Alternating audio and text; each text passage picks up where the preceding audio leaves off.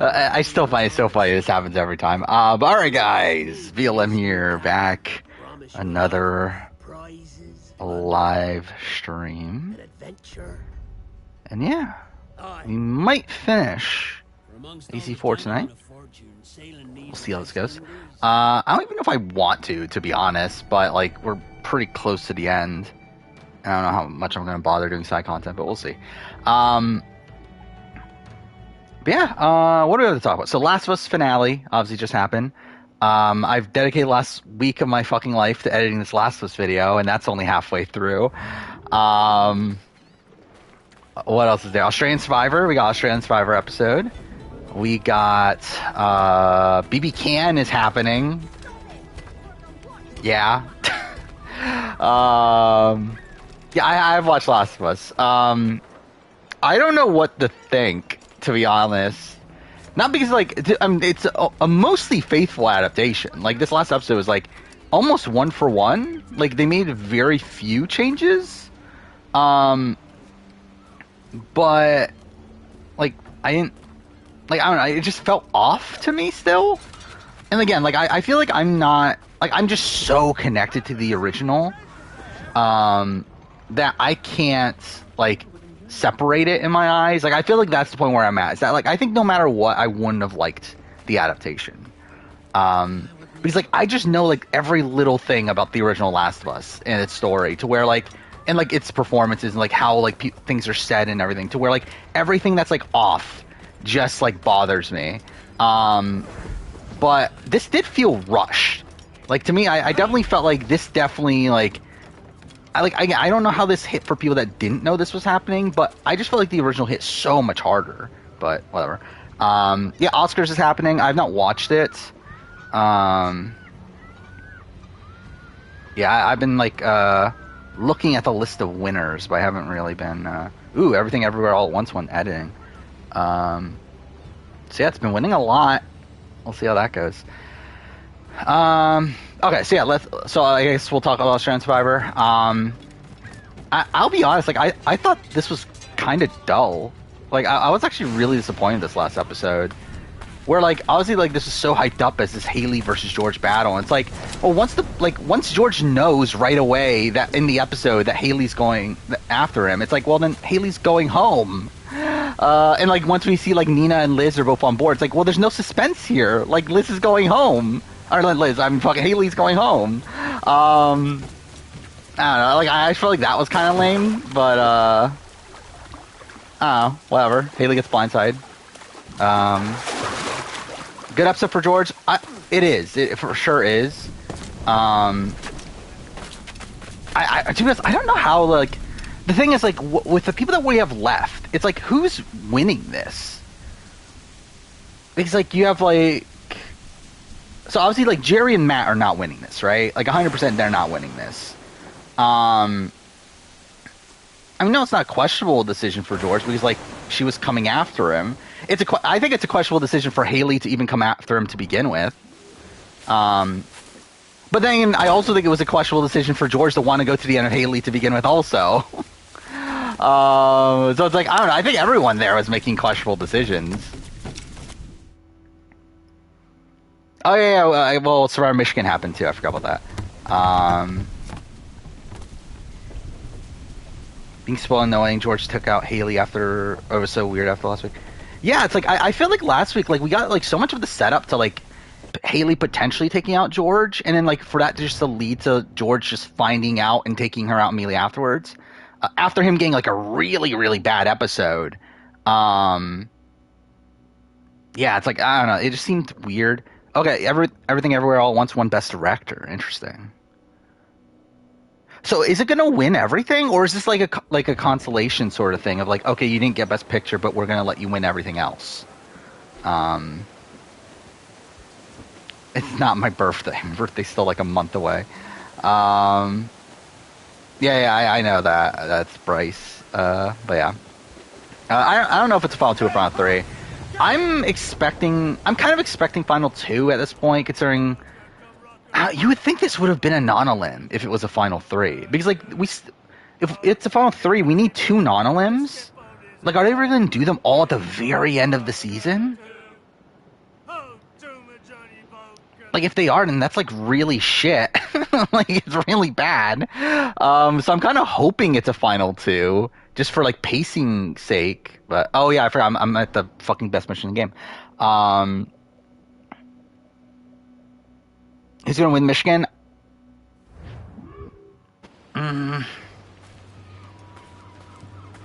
I think I'm still going to say Leia.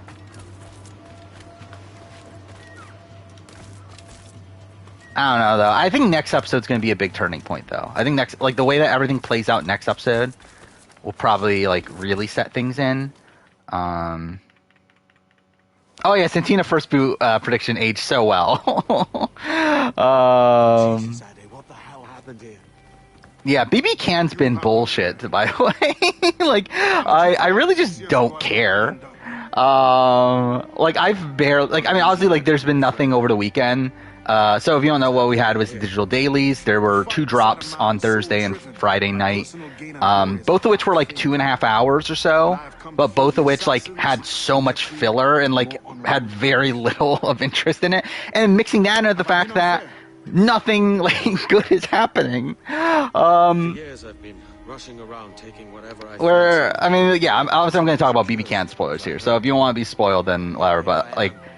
Zach's fucking running the game? That's the point that we're at? The fucking bros are running the game? Like, we're doing this again? Look at the course I've run. Like, I really feel like this is, like, the main detriment to having a cast filled with, like, recruits and people that haven't played, or that haven't, like, watched the show. Mary. Is that they're all falling for, like, the same bullshit we have in, like this is the exact same thing happened in BBCAN 7. Same thing happened in BB12. It's like, again, it's like just like a little bit of research would have told them that, hey, if these guys are hanging out, they're probably working together. But whatever. I think this season's gonna be pretty dull early on. I think it might shake up later. Especially once the bros start talking to her. Which I will say, like, I mean, it already feels like there's sort of fractions between the bros. Where I believe Ty...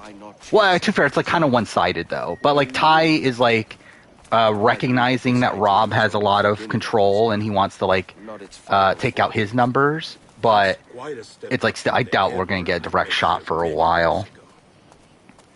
It's like the pretty boys, but they're all Mark, pretty much. I can't believe Zach is fucking running the game, though. So what do you think? It'll take some getting used to. Yeah, there's ads on the dailies, too.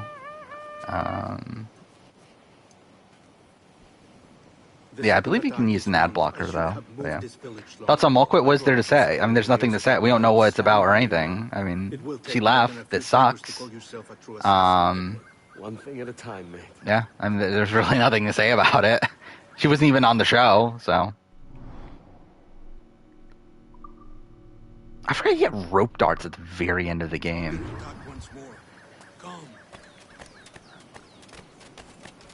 But yeah, I mean, like, essentially, like, it seems like this bro line's just gonna run things early on. And they're certainly running this week. So it's Zach, Ty, Rob, Hope, and Jonathan. Where it seems like Rob, Ty, and Zach are, like, the 3, like, main players in that. Well, like, Jonathan's kind of just, like, sitting back. Though he's obviously still very well positioned. And then Hope's kind of, like, being weird. Being, like, super paranoid and everything, but, like, he's fine. Yeah, Vanessa is so mommy to me.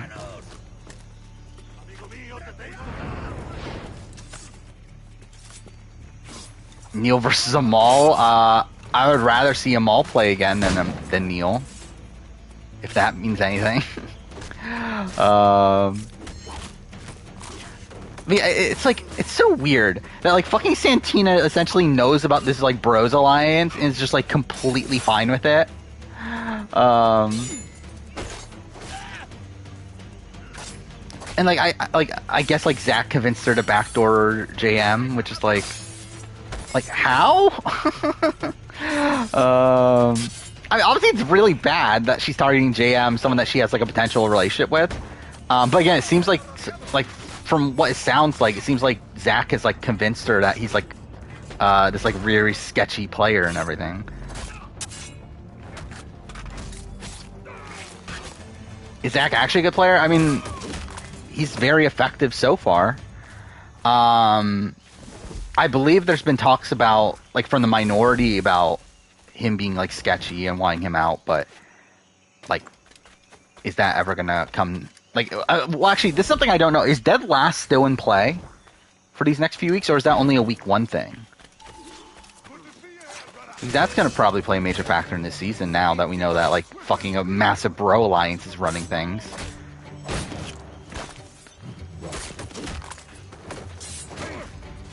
But, I don't know, it seems like Zach's very effective, at least, so. I mean, he seems like a very questionable person in terms of things he talks about, but, he's playing well so far.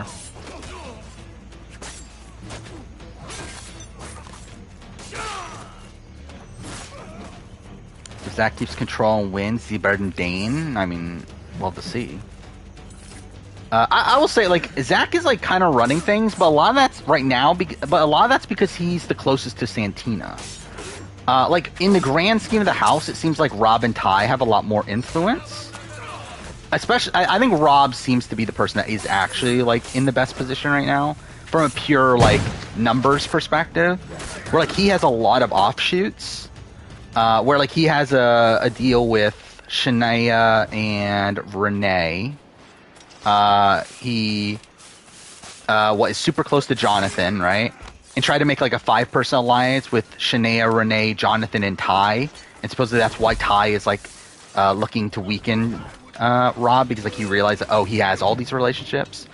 It seems like Rob's like the one that's like, again, he's kind of like Gino essentially, but probably like slightly more active. Where like Rob's at least like talking to people.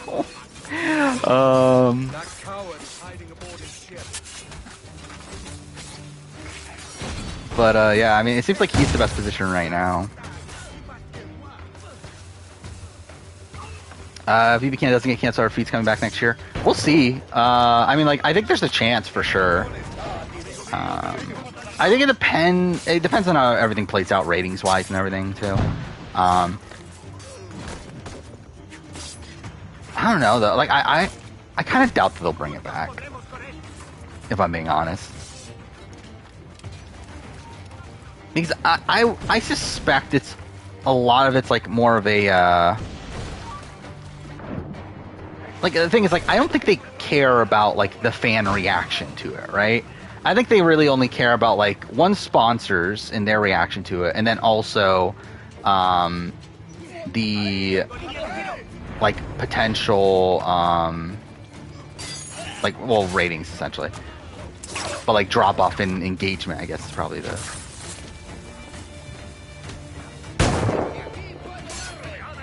Oh yeah, I just need to kill the guys in the beach. I haven't seen any ratings for BBCAN. I don't think it's going to make a difference, really. And I think if there is a drop, I think a lot of people will obviously say, oh, it's because of the feeds, but I don't think it's the case. I think it's simply that ratings were going to drop. Considering, like, last season was actually the lowest rated season of the show. Outside of the first two, obviously. Because those were on a different network. But it's like, it's not like the show was in this, like, really great position to begin with. I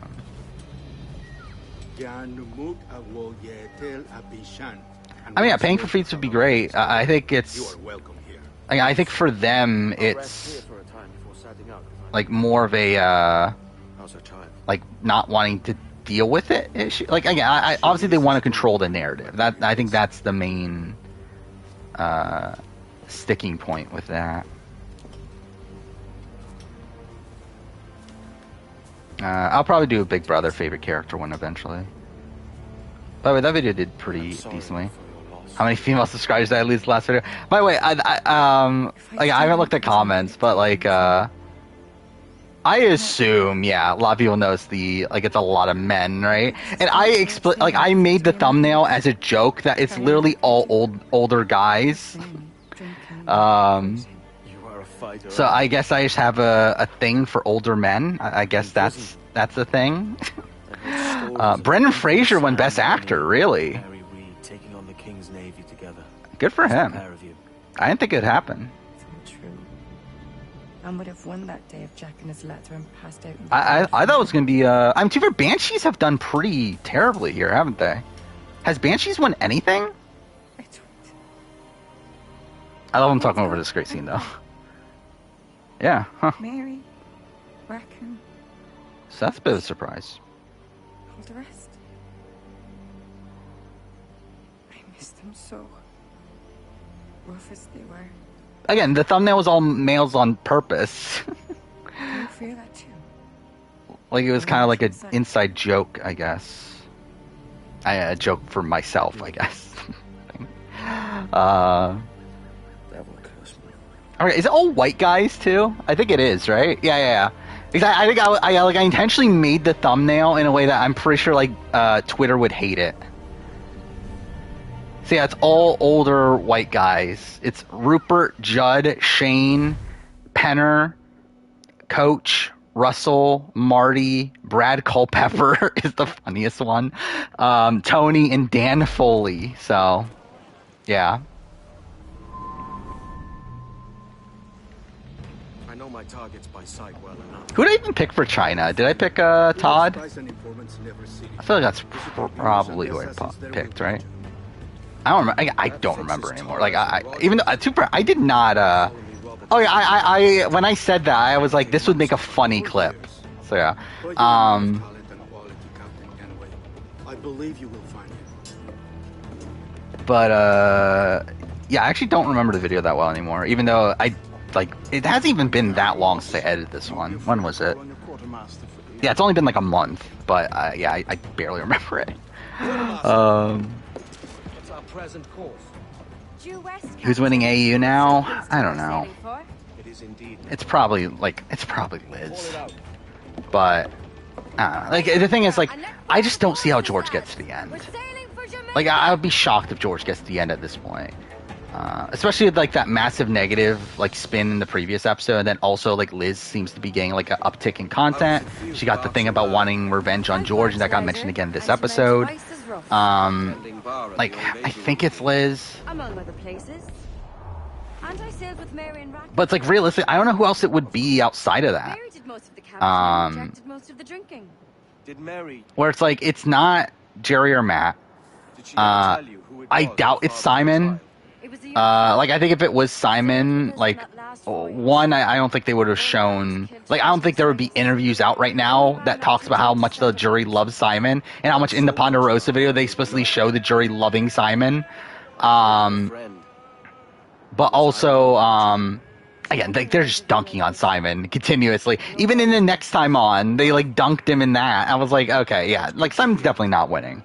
And then it's Nina, it's make a sliver of a chance, but her beginning, the start of her season was just so rough. I just feel there's the content's not there, right?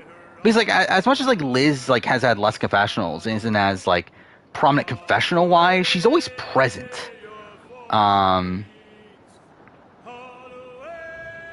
So I'd say I think it's Liz or George. I think right now I'm probably leaning Liz. Just because, I doubt George gets there. But also, by the way that the jury talks, the fact that they're, rooting for Simon, it's is it even a guarantee that George wins if he gets to the end? Who loves Simon in the jury? Everybody. They all literally say, we love Simon. They all did an interview. There was also an interview that came out that was after the Shawnee boot. Where I guess there were journalists at Jury Villa and they interviewed them. Each one of them said that they're rooting for Simon to win this game. Is this the Woods Rogers mission? It is, right? Yeah. Michelle Yeoh won. Good. I'm happy about that. What are we down to? Okay, it's just Best Picture now, right? Yes, Everything Everywhere won, 3 acting categories. Is it going to actually win Best Picture, too? Because, like, I would say, like, if it won, like, Best Director and like, a couple other awards, then I would say, like, okay, it's probably just, like, a consolation prize. But, like, at the point where it's, like, literally winning everything, it's like, how's it not win Best Picture?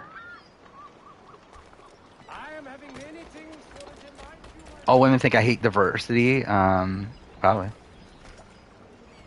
Amy Simon's winning. They showed the interviews where they have a choice. They would have a choice with the jury villa. Like, they don't have the show, like, them, like, outright saying that we love Simon.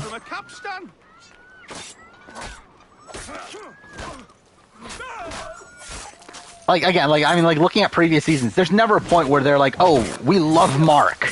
Like, if anything, it's always like, oh, Mark, Josh, they're running the game, whatever. It's never explicit like, oh, Mark is the only person that can win. I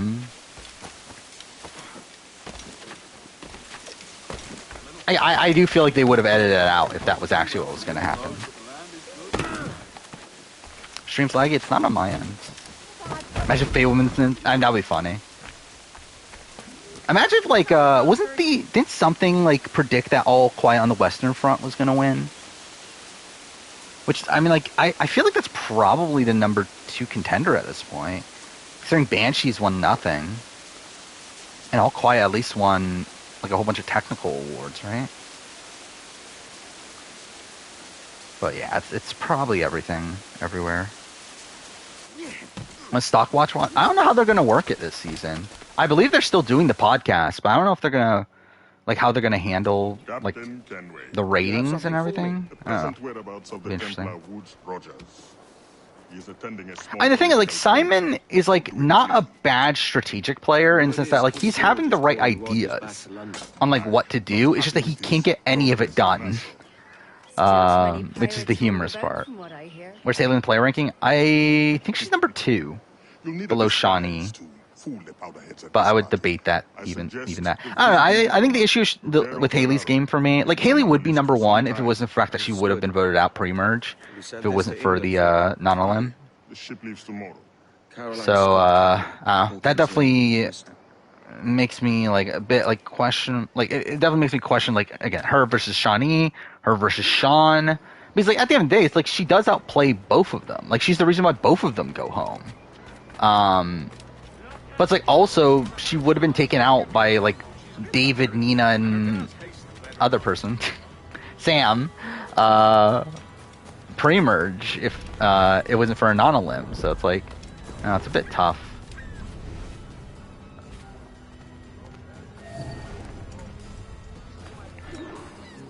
Is Simon the Devon of Survivor AU? Probably not. I think he's...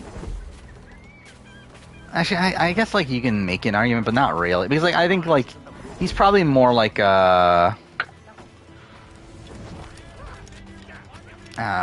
like, a doofusy guy?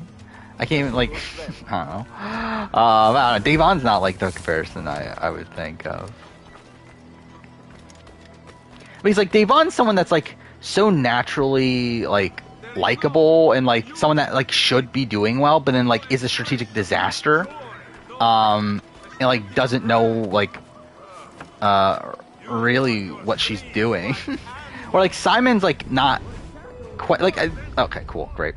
Whereas, like, Devon's, like, someone that has good reads, but doesn't know what to do with them. It's, like, different from, like, Simon, who I think actually has, like, good strategy. It's just that he doesn't know how to put those, like, plans together. It's like Devon can't even get to that point where she can create the plan.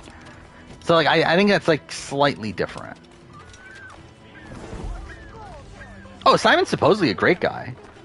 Like, you hear all the alumni talking about how much they love Simon. Like, you even have some saying that, like, George is not a good guy, but Simon is, so... I feel like Simon's probably a good guy. James Hewling, I think maybe that's a good-ish. No, because, like, James Hewling, like, doesn't really have any, doesn't have that good of strategy, I guess. But it's probably a better comparison though. Everything Everywhere 1? Okay, that's good. I'm happy with that, even though I haven't watched the movie. Actually, how many Best Picture winners have I watched? I think I've only watched Banshees and Top Gun. James Ryan, I think maybe that's a good comparison. James Ryan could fit.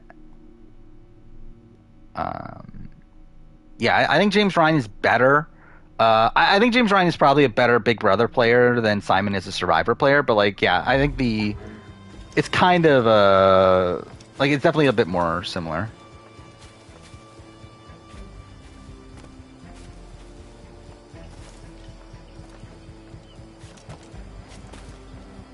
Who's Sally in that?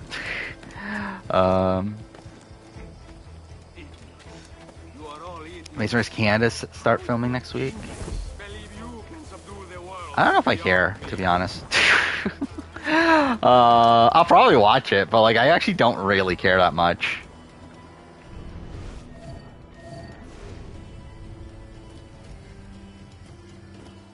Weirdest movie to win Best Picture? Yeah, I mean, I hope it's like a.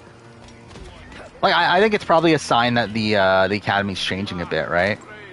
That they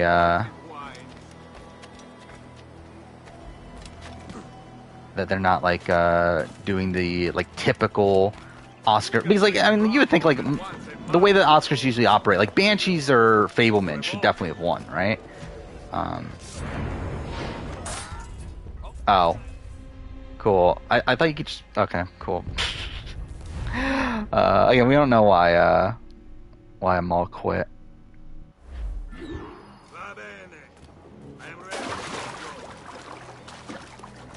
Yeah, Academy's getting younger. I think they're not going for like the traditional like biopics or like dialogue heavy sort of films.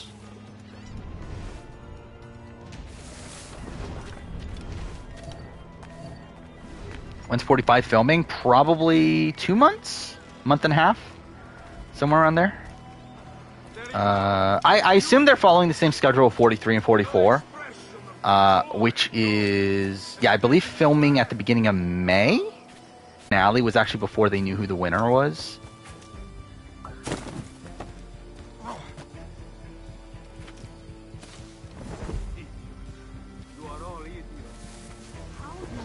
Stream dead? It's...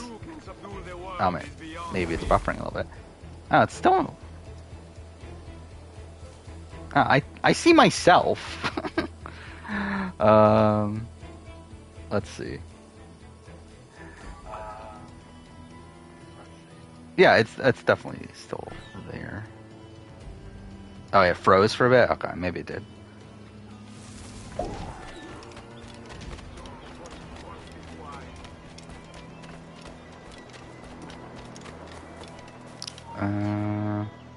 March movie winning. Yeah, it was really early in the year, right?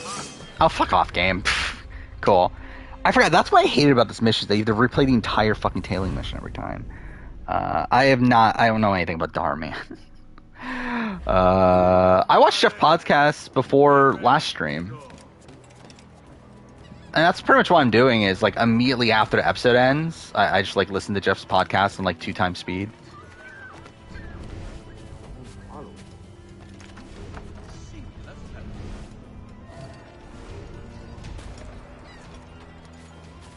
No, not this. No, the mission that we did before this was the best mission in the game. From a narrative perspective, I should clarify also. Not from a gameplay perspective. Yeah, this one's shit. Fucking Ezio is the guy that we're fucking tailing. Thoughts on Elise from Star South Pacific? She's there. It's pretty boring. Yeah. And there's not much to say. That was Forgettable Time Change? Not really. Like, I knew... So, I believe, like, a month ago or so, I found out that the day... Because, like, I took off... Like, I didn't work today, by the way. I had today off. Because I took it off for... Well, one, I just, like, had extra days, but also I was like, I'll watch the Last of Us finale. When it airs. But, Yeah, so like when I was doing that, I kind of realized that it was daylight savings time, but then I kind of forgot about it until like a few days ago. And then yeah, I'm kind of fucked right now. My sleep schedule is so fucked because I've been staying up till like 4 o'clock in the morning working on this Last of Us video, which equates to 5 o'clock in the morning yesterday. So I definitely need to fix that. I'm gonna try to fix it this week. We'll see. Fix it to a degree. I mean, like, probably move it back to like 3. Who can drink rum more than once a month? Dios mío. It's revolting. Wait, how do you have to do this again? Like, I'm pretty sure I was supposed to do in the haystack there, right? Bastard. Now I am lost. A preposterous deceit is. Can I not switch weapons?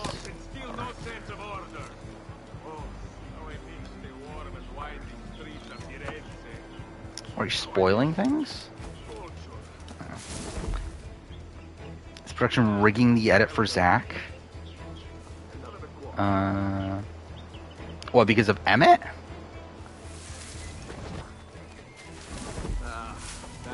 Like, I doubt it. I don't think I've ever done it this way before. Okay, cool. I'll do this again.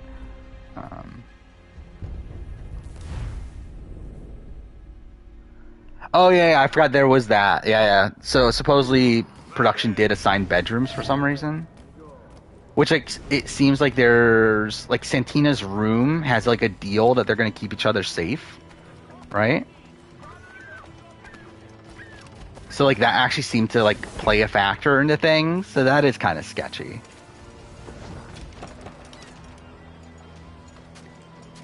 Again, Bryce, I would prefer if you didn't do that. Yeah, and all the bros are in the same room. As well. But it's also like, why would production want that? It's like production wouldn't want all the bros to run the game. So it's like, I think it's just like incompetence from like Big Brother, right? Yeah, BBCAN11 had high ratings. I don't know if it was necessarily because of, I don't know, like I really don't get like ratings for Big Brother because like the worst seasons have good ratings, and like my assumption is that it's because of the storylines, because it's like it's easy to like it's easier to tell a coherent story when there's like not much else going on, and through that people become more attached to it. But yeah, I don't know. Imagine this becomes the best raid season of BBCAN. Praise God for imported wine. Okay, let's actually try to do this properly this time. Who can drink rum more than once a month? Oh, fuck off! Okay, well, okay, he's coming back, right? There we go. BBCAN7 edit was mostly accurate. The big thing was that Anthony wasn't in it as much. But yeah, like, it didn't, like, make up storylines. It didn't, like, go out of its way to, like, prop up a certain person, like, for things that they didn't do. But it did, like, leave out Anthony, though, which is obviously an issue. But it was, like, pretty accurate as a whole.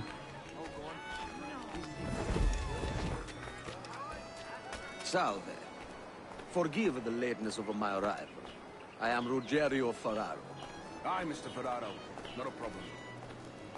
Then they showed Mark more positive. Maybe they did. I don't remember anymore. Maybe, actually, yeah, I think maybe they did. I think they made him seem like, I think they, like, rationalized some of his, like, weird, like, HOH stuff, right? So maybe that was a bit also off. But to be fair, I think that's, like, how any Big Brother show would do it. I don't think that's, like, necessarily like a BBCAN only thing. This is Bryce doing work for me? What is this?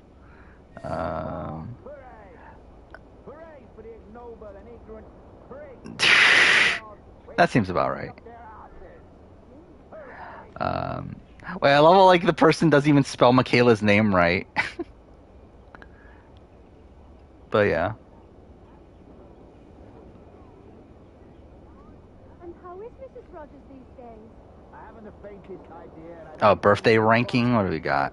We separated almost 5 years ago, and both our lives. Heidick, James Clement, Eve. Thank God we got Eve in here, and then Christy. Well, obviously Eve's number 1.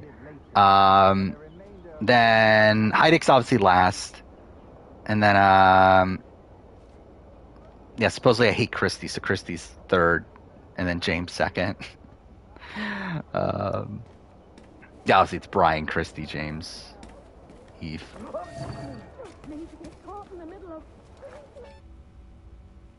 He was a privateer. The music played. How That is was it weird. Sailors only trying to make their way in this world. You couldn't possibly understand my motives, cretin. Remember early on, Anthony called Mark the brains of the pretty boys in the art. Was that a thing?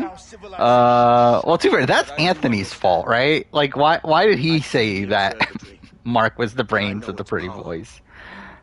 Use that device to spy and Like, he just, like, shouldn't have said it. And too bad, it could have been, like, a line fed to him, but still. It's like, I would have refused. To ensure justice, to snuff out lies, and to seek truth. I hate Christy so much, I forgot her name. I guess so. needs that power. Yet you suffer the outlaw Roberts to use it. No. If I had an eye tattoo, I'm taking it or back. Eve tattoo, I like how I read that as And if you eye. tell me let's stop the man. Obviously, everyone has an Eve tattoo. Who doesn't love Eve? Everyone watches Survivor and loves Eve. Here at the edge of a blade, I find Only one that finds Carolyn obnoxious? I think she's fun so far. I could see it getting grating, potentially, down the road, but, like, I think I like her role so far. Principe. Always found it funny the way he says that. Fair Play, Michelle Schubert, and Shan. That's actually, like, a solid group, isn't it? That's Fair Play, Shan, Michelle, but, like, Michelle's not even bad. Michelle's actually a pretty, like, decent player. Oh, well, I'm or not. Oh, yeah, you have to get detected, don't you? Or okay, or maybe you don't. Jackie, Bruce, Nathan, Amal. Well, Nathan. Well, I guess Jackie we got in another season too, didn't we? But I don't know, Nathan was more fun on his original season than Jackie. So Nathan, then Jackie, and then who the fuck is Bruce and who the fuck is Amal? So I guess Bruce got like 2 confessionals, barely. So I would say Bruce above Amal. By the way, Amal literally got zero DRs. So yeah, not looking good for her. Yeah, funny that I believe number 1 confessional getter right now is Renee. Grab your kid and sailing for Africa. Which is like so no, Neil never got a confessional either.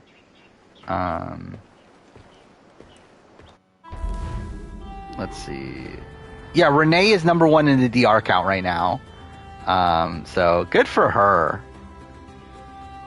Then number 2 is a tie between Shania and Zach. Yeah, Renee has 11. Shania and Zach have 10. Claudia has 9. By the way, Claudia won the fan favorite award. I did find that funny. She won safety for the week. So that was random.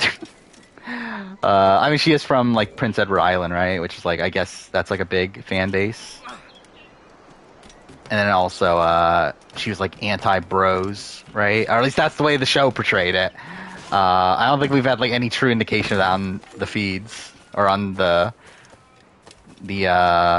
fuck's it called? The digital dailies. Because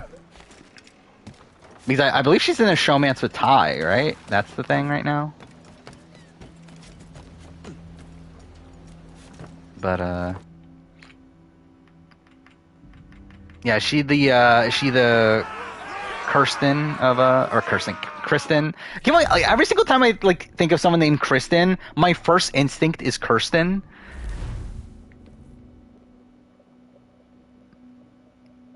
Yeah, is she the Kristen of the season, I guess. Yeah, height difference is pretty big there. She's like, what, 5 foot, right? Yeah, PEI supremacy. Started rewatching Ghost Island. Why?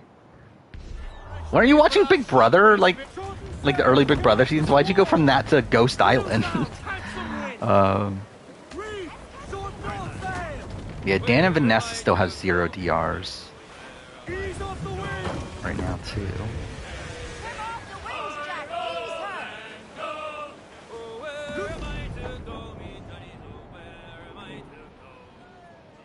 Oh, what, Ibrahim versus Jason?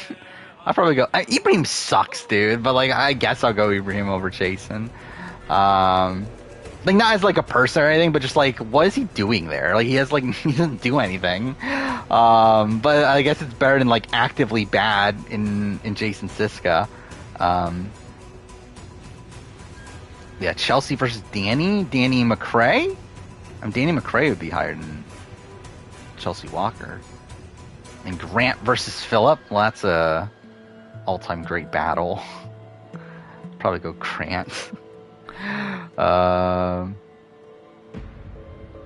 Kelly has the most professional challenge. Yeah, she does. At 14. Which, yeah, almost all from the second episode.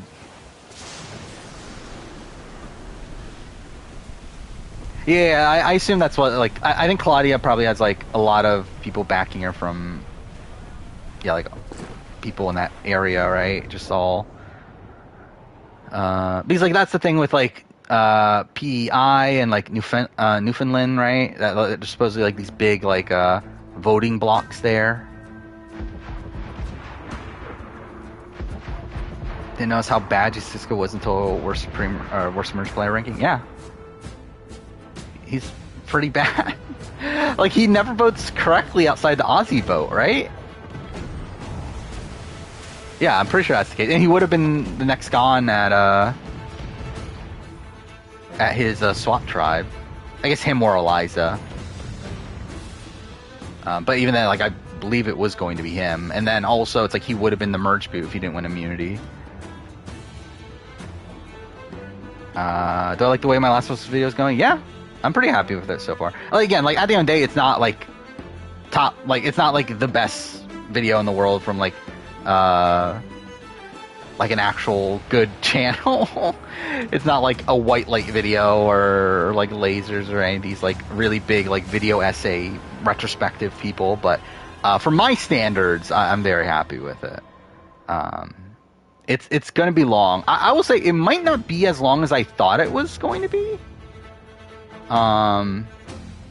We'll see. I mean, like, I believe I'm nearing the halfway point in the original audio. Like, I've recorded like so many addendums, like so many like extra things I added into. Where again, the raw audio from like just the original recording sessions was 8 hours and 14 minutes, I believe.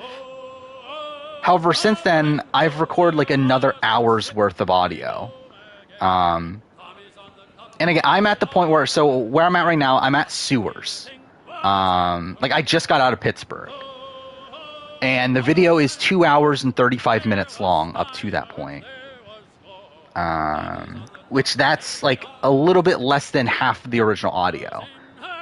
Which means that if you like essentially like double that, that would put it at what, like 5 hours and 10 minutes?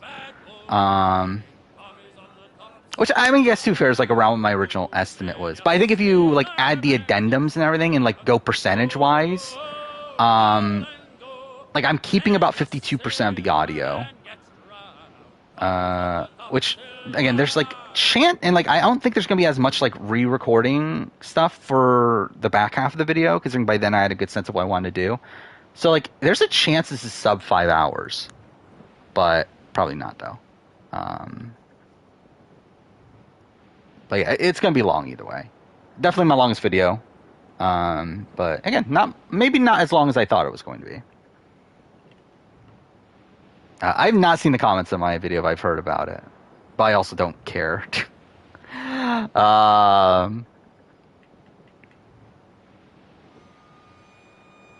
You ranked 182 seasons of reality TV. That's a lot. Love that I casually share on my channel because it's not good. Like, I've been saying this on stream for like forever. I don't look at my channel as good. Like, it's not. Like, it simply isn't. Like, I don't think the content I make is that good. Like, I mean, I think outside of like the fact that it's like my opinions on things, like the actual like production of the videos is really shit.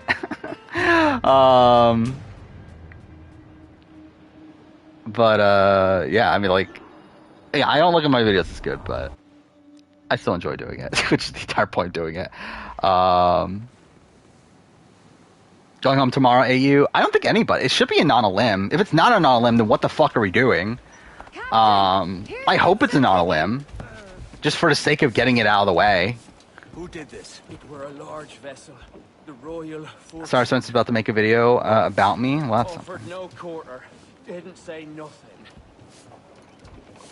I get like, like most of those were. I mean, the thing that's funny is that, as I said, like part of it was a joke, because like I got to the point where like I realized like a lot of these were like naturally older men, to where like I intentionally kind of made it by the end of it to where like I just picked more of those. But yeah, whatever. It is funny.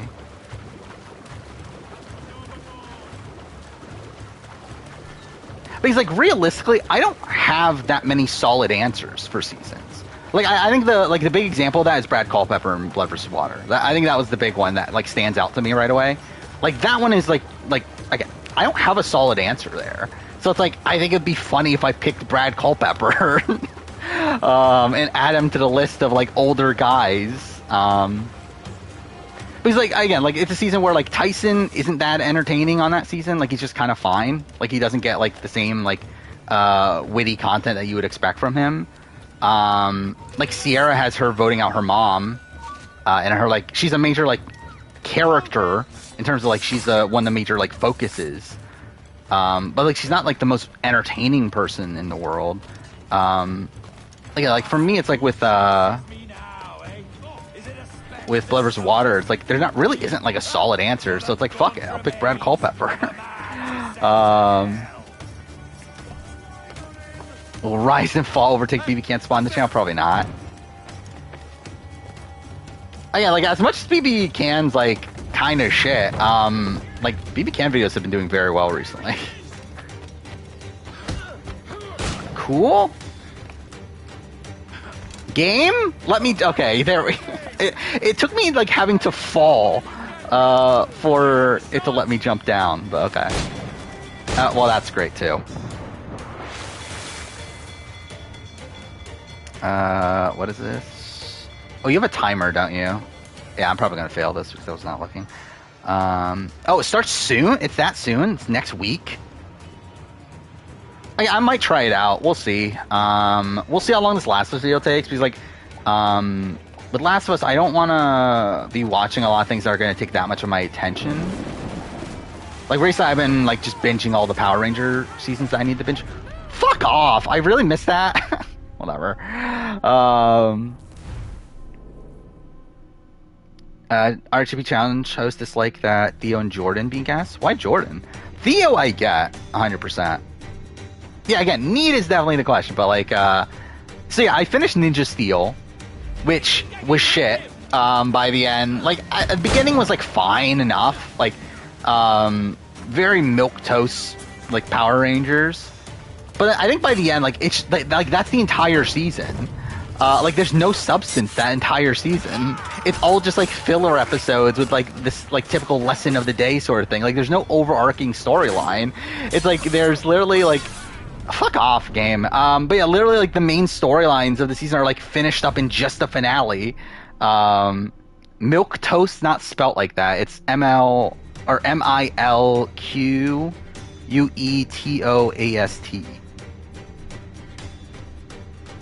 Meaning feeble, insipid? I don't know what the word is. Either way, feeble or bland. Yeah, this is Assassin's Creed 4. This is towards the end of the game. This is, what, 2 missions away from the end?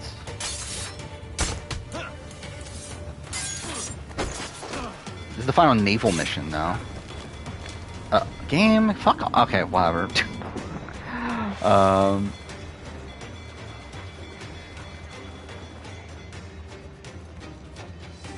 I feel like people say milquetoast. Not often. But, like, I'm pretty sure, like, people on RHAP have said it and stuff. So I'm pretty sure people use the word. I'm pretty sure it's Rob that says it, to be fair. Melby quit a Fox reality show? That's a shame. Is that surprising in any way? I did not love this last AU episode. I thought it was fine, but like I thought it was okay. Why did I even do this? Let's restart. But yeah, I really thought they. I thought like all the suspense was just kind of sapped away right away. Where like I just thought there was no chance it was not going to be Haley going home. And like I felt like there wasn't really much like substance to her actual downfall either. Where like it doesn't really feel like it's a situation where like there was anything she could really do at that point. Like it's not like, okay, Haley's making a mistake and at the end and like that's like her big issue. It's like, well, she's already kind of fucked from her last episode. It's like there's nothing that's like happening here that's like gonna affect anything. It's like at the point that Liz and Nina both want her out, it's over. Like there's literally no way that she stays. It's like there's 7 people in the game. Like George has Jerry 100%, and then if Nina and Liz are on board, like there's no suspense.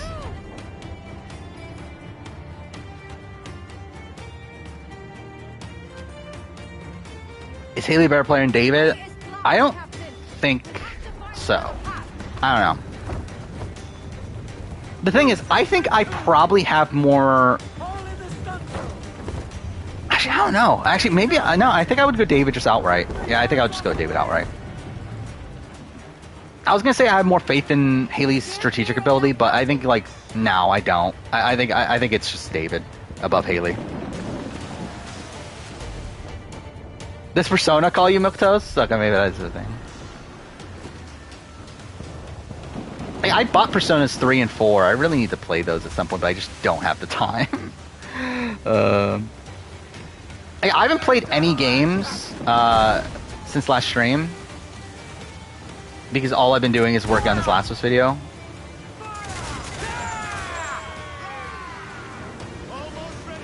And watching Power Rangers in the background. Oh, yeah, okay. You mean like the levels and stuff? Maybe that is one. George better than Haley and David? I don't... Maybe. If he wins, I think like the conversation stuff later. If he doesn't, I don't think so. Just because like to me, I just think there's too much inconsistency in like how George plays the game.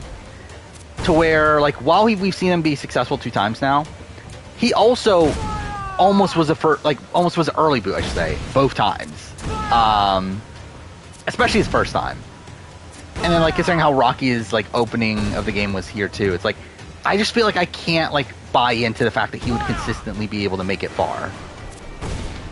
Where like with David, it's like I don't see how David goes home like before like the late merge phase at this point. Or late pre-merge phase. Oh fuck. I'm fucked. I didn't realize I had no mortars. Well, this is great. I might have to redo this.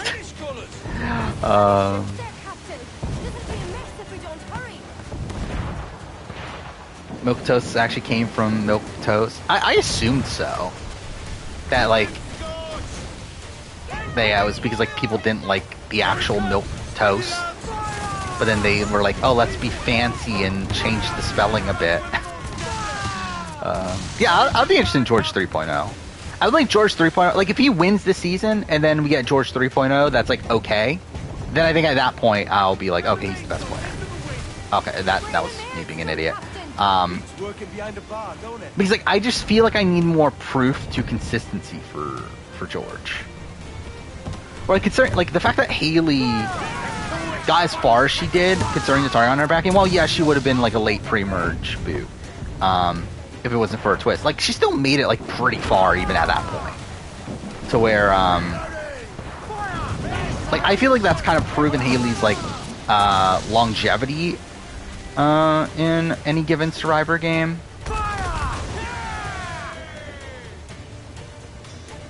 And then obviously like David has like 2 like merge appearances, so 2 merge appearances like with also like facing a lot of adversity both times and still making the merge. Where yeah, like George, I don't know. I just feel like there's like something still like a little bit missing.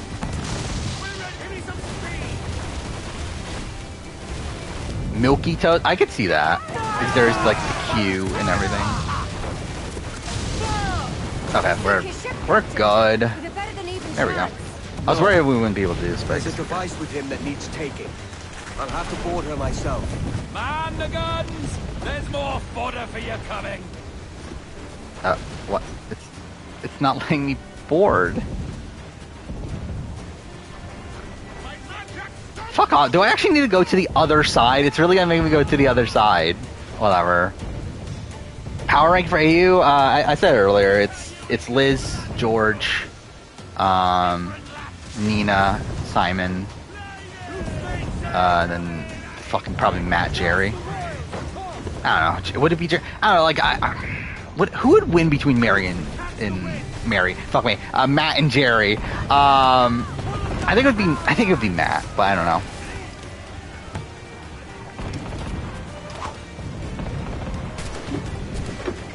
Actually, I find that I forgot about that. That was something that was weird to me in the Ponderosa video.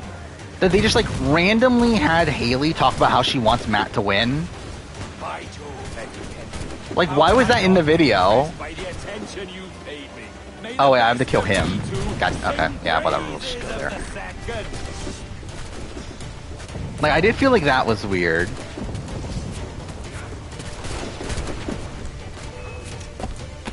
I mean, the thing is, like, I think Jerry's played better than Matt. Like, at the end of the day, it's like Jerry is this, like, very loyal person that's, like, I think because that, like, people just look at him as, like, a massive, like, goat or whatever. But, like, I think Jerry's played a better game than Matt at this point. Because, like, Matt's essentially the same fucking thing. Just also, like, got on the bandwagon later. Okay, cool. That was me being dumb.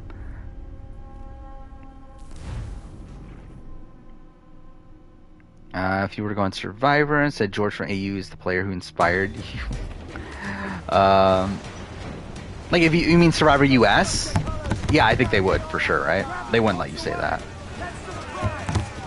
I'm too. They wouldn't even let fucking James Lim say that he wants to, that he is the most like Parvati, and forced him to say Yule.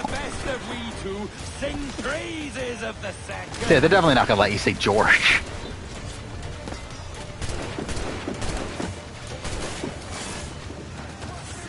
I mean, Matt was in the majority, kind of. Like, I mean, he was in the majority in the sense that he was like in the majority, but like in terms of like how ingrained he was in the actual power structure, it doesn't seem like he was that ingrained. Like it definitely feels like you had this like Sam, David, Nina group. Like it always felt like he was kind of on the bottom of that guy's group.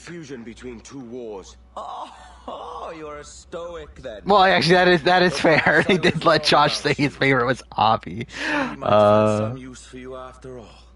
She, of whom do you yeah, I mean they were like, well, at least he's trying to refer to a Survivor US person, so we'll let that slide. I had hoped to find her, to see her again, to open the door of yeah, it's a question that this guy's not on the show. It's like you would think this guy that thinks that his favorite player is Avi from David vs. Goliath, you would think that guy would be on the show a lot more.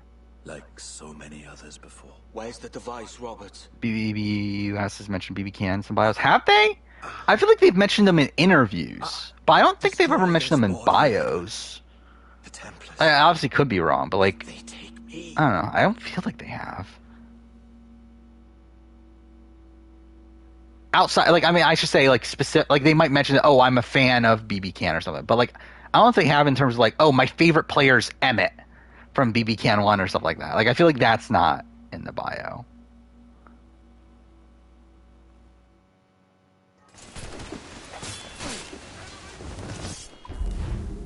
Okay. I feel you only want to see George come back if it's US versus AU.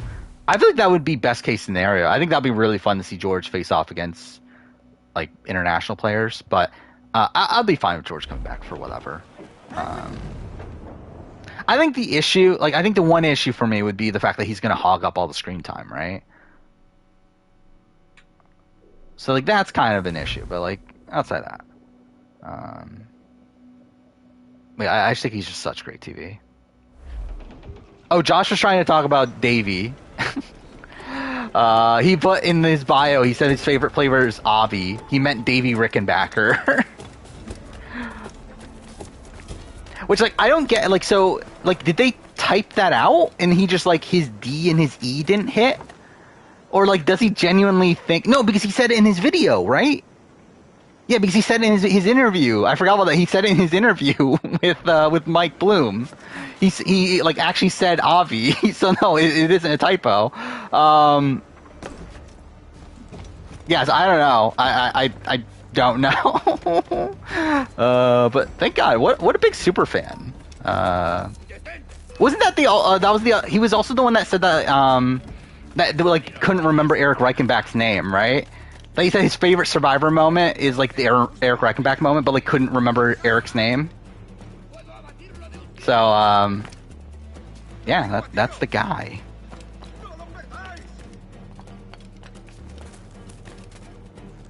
I think it depends on how George's run goes the third time would be the determining factor on like if it is stale or not.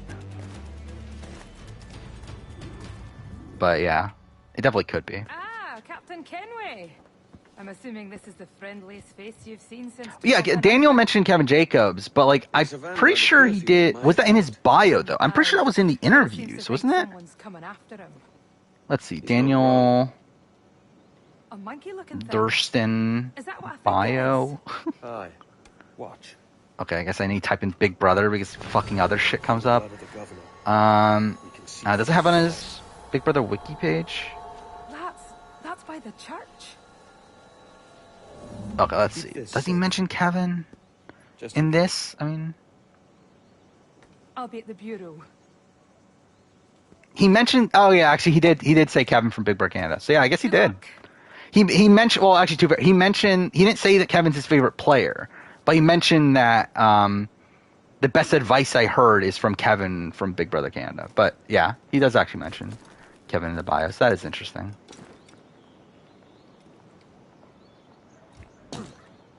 Assume Josh says he's a big fan, so it's like I would have assumed so too.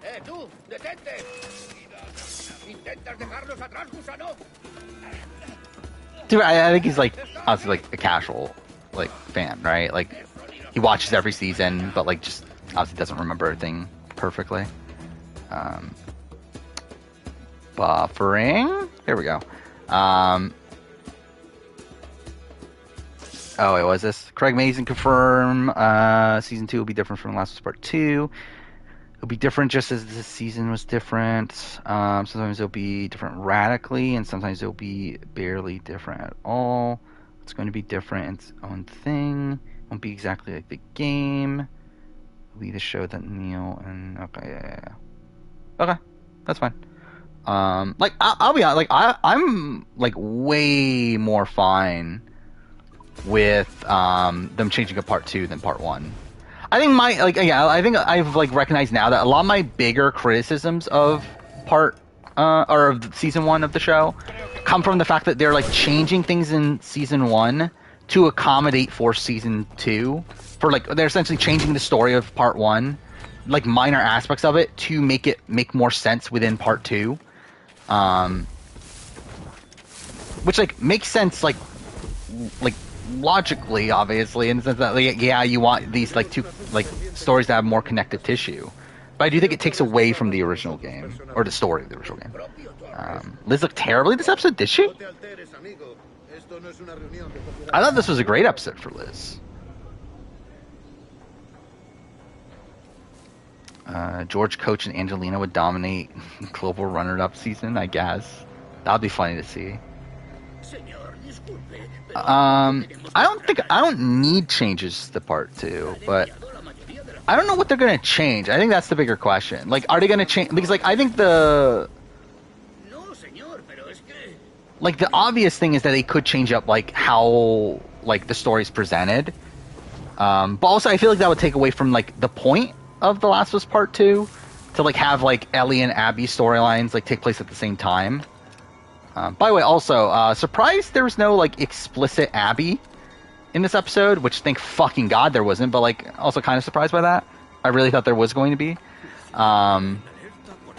Where I already seen like people thinking that like, okay, the person that was running away is probably going to end up being Abby, which I could definitely see that, but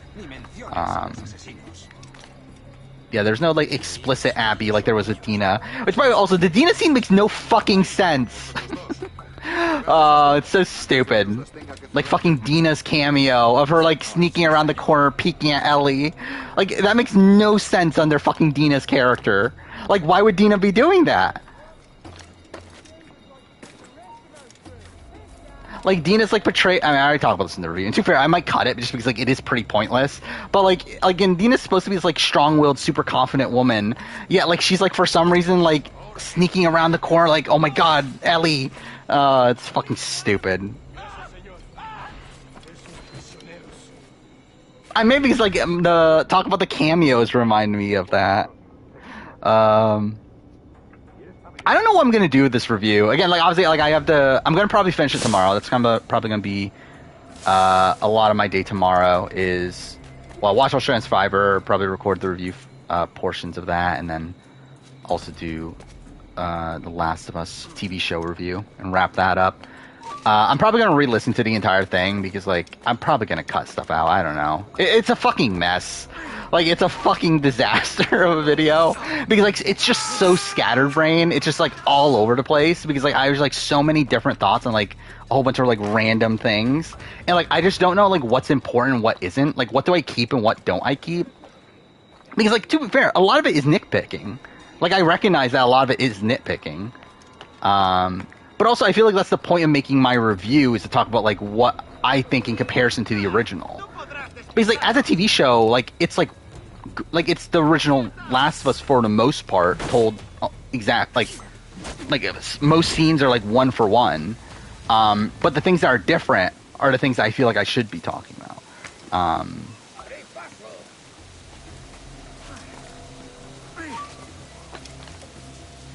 But it's like the question is like, do I talk about like every little like difference that bothers me or what? I don't know. Because like again, a lot of it is just like kind of minor like thematic things. If I'm complaining about the Dina scene, no one will. Yeah.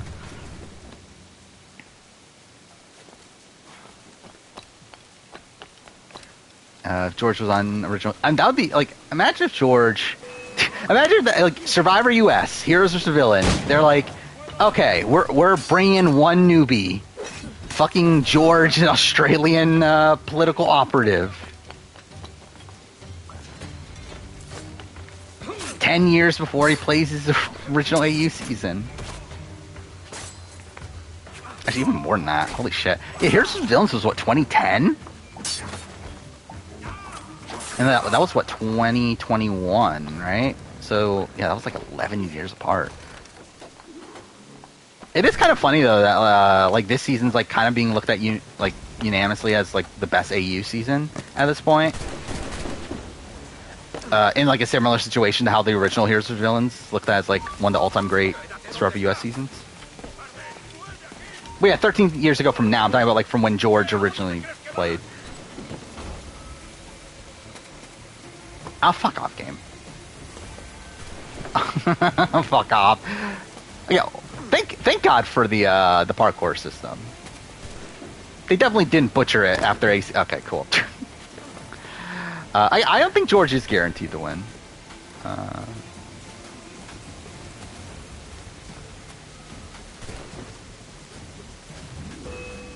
Okay, game. Yeah, again, I think if he were to win, or I think like to be guaranteed to win, I should say, is like I think like he wouldn't have had that like really negative episode the last time. And like I don't think there would be this like what the fuck? Why didn't it work that time? Whatever. But also I don't think there would be this setup to like Liz like down the road taking out George. Where it's like, why even add in this storyline of like Liz wanting revenge on George if it doesn't end up amounting to really anything? Like, like knowing Australian Survivor, they would just purple her. Like, they don't give a shit about her if that didn't amount to anything.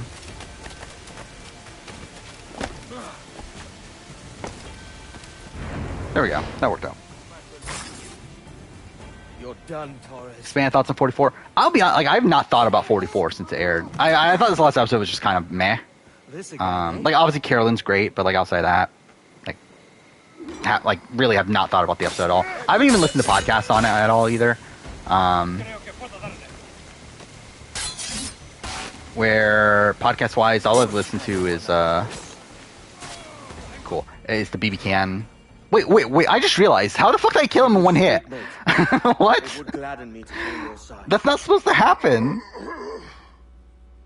Like, you're supposed to do this like big boss battle thing of shooting him with. Okay, whatever, fine. Yeah. PS5 version's broken. I thought the 44 premiere was fine. Like, I thought it was good by the end of it.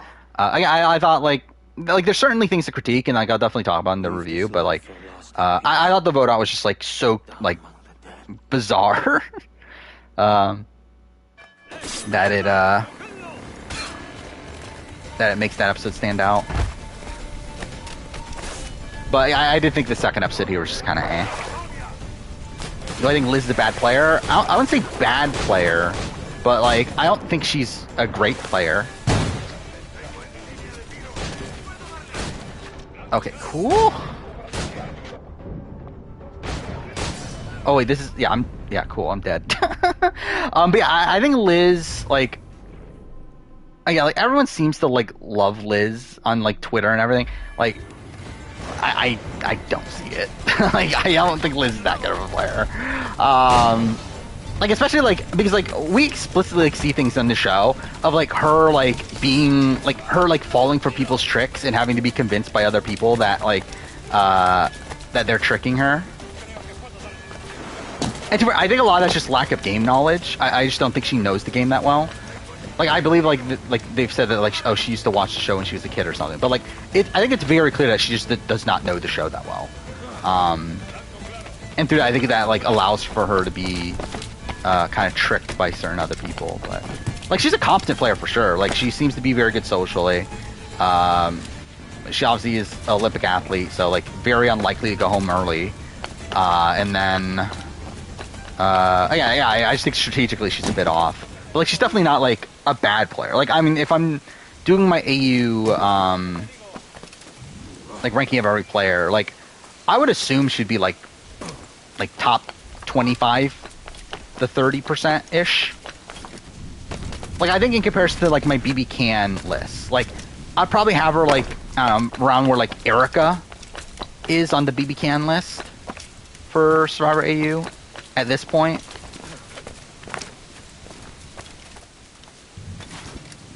Okay. That looked fucked. I think Danny is the merge vote, potentially. But I also do feel like a lot of his content so far has been, like, very circumstantial. Oh, okay. I think, like, Franny or Matt kind of seem like merge boot material to me.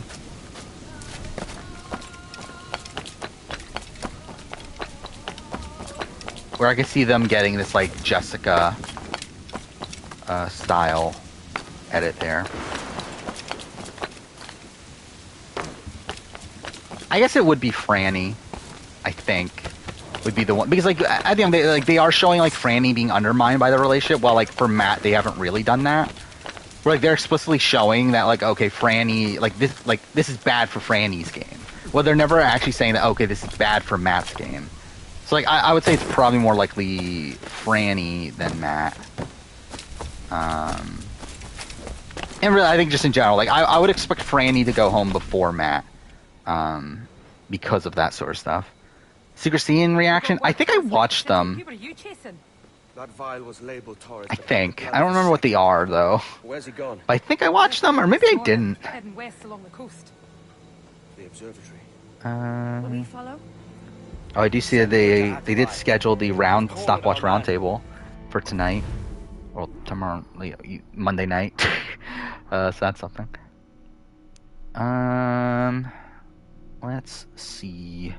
Did I watch them this week? Well, I know I didn't watch on stream, but like I feel like I did watch them. Yeah, I did watch them. I don't even remember what they are anymore, though. Oh yeah, it was just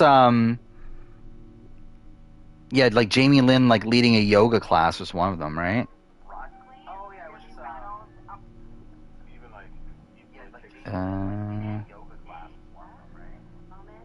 Oh wait, I just realized my own audio is still going. Whatever. Yeah, I did watch this one, and what's the other one? It's on Soka. It's like so early in the game and everything, but just so happy. I did watch this, but I have no memory of what this scene actually is. Oh, it's just them getting tree mail. Okay. Yeah. Wait, also, like, where did they getting tree mail as a tribe? Like, I'm pretty sure, like, didn't they, like, don't they not allow that typically? Like, isn't tree mail a thing where, like, production, like, specifically tells, like, 2 people to go and get it? But, I guess not here. I didn't vote in the Stockwatch. Oh, is the poll up yet? Torres doesn't know I have it. Again, like, the tough thing is that we have so little information. I'd like him to know I have it, just before he dies. But I did make a power ranking. I did make a power ranking on Friday morning, after that first daily. I don't remember what the ranking is, though. Where is my spreadsheet?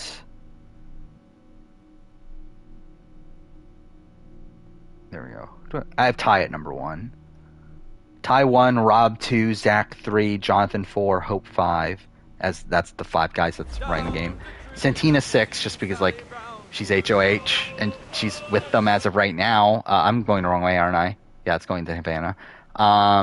This is the final mission, isn't it? Yeah, it is. A splinter in my side. God damn it. This is like this speech in this fucking mission I like memorized for like years, and I feel like I don't have it memorized anymore, so that's good for me. Yeah, and Shania is 7 because she seems to be with the bros, and like not being targeted or anything. Claudia 8 because she has safety and also seems to be protected by Ty. Daniel 9 just because like where the fuck is we know nothing about Daniel. Like he hasn't been on the digital dailies like pretty much at all. Like there's really like nothing to say about Daniel's game, so good enough to be number 9.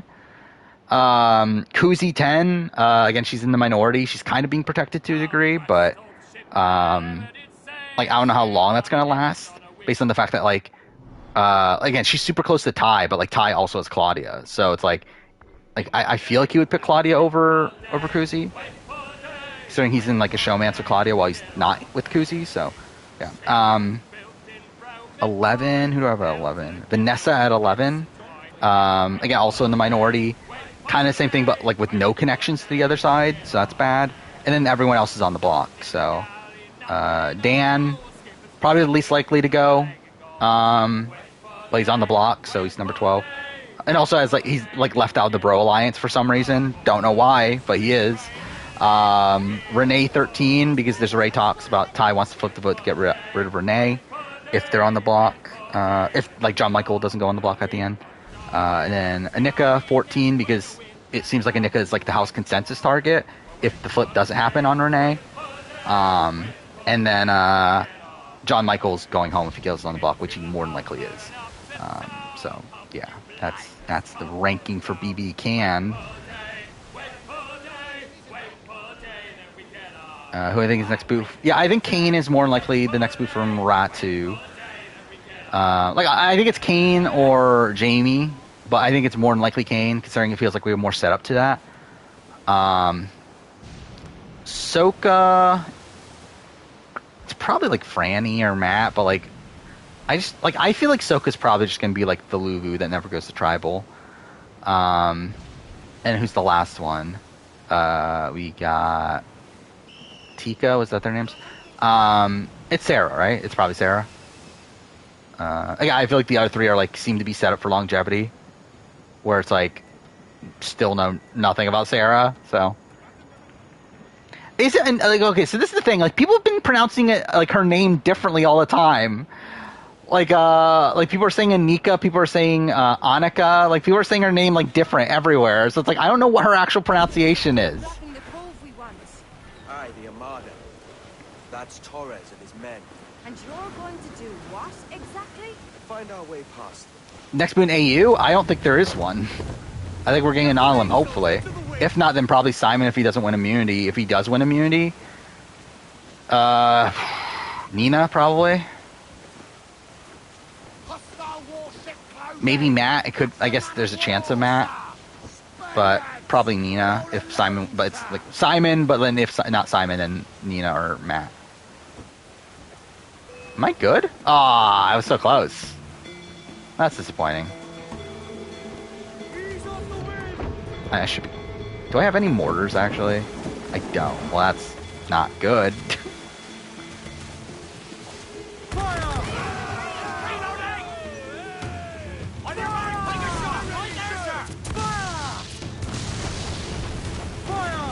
Possibly the tribe swap of 14. Where are we at right now?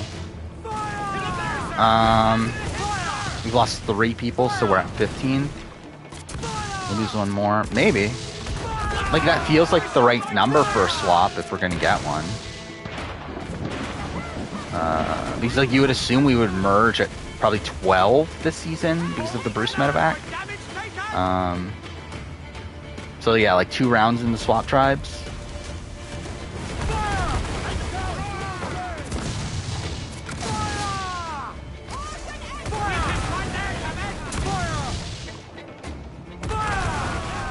I'm kind of fucked, I think.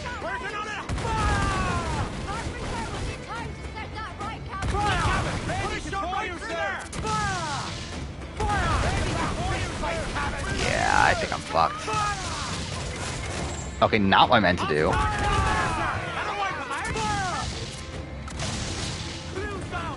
Ah, damn it. Not because I'm so close, too. Oh, wow, I actually got it. Oh, I didn't need a board. Fuck off. Alright, I guess we're going to do it now. I don't know about split tribal. I haven't heard anything about split tribal. I've heard about swap, but I don't know about split tribal. This production... Yeah, I did find that weird. I will say that. I did find that weird that, yeah, there was the, like that grouping of like portraits that are in the house, and like Helena is one of those. Oh, did I not board? Oh, maybe I didn't board. Okay, I guess we're good. Yeah, I did find that weird that she's on there. So yeah, maybe production does like Helena. Maybe she's a lock for BBCAN11. Remember when that list came out? Like, when was this? Like, I remember I was playing God of War. So this is probably like around Christmas or so. No, it was after, probably like January. Remember when that list came out that was like the most random list of returnees? And like people were actually believing it? And like, I believe Helena was on that list. But like, it had like fucking Eddie, and it had like a Corey from BBCAN11. It had like a whole bunch of like random people, and like people were thinking, oh my god, this is real. And too bad. Actually, Eddie, I could see like a possible second chance, but like they're not fucking bringing back Corey.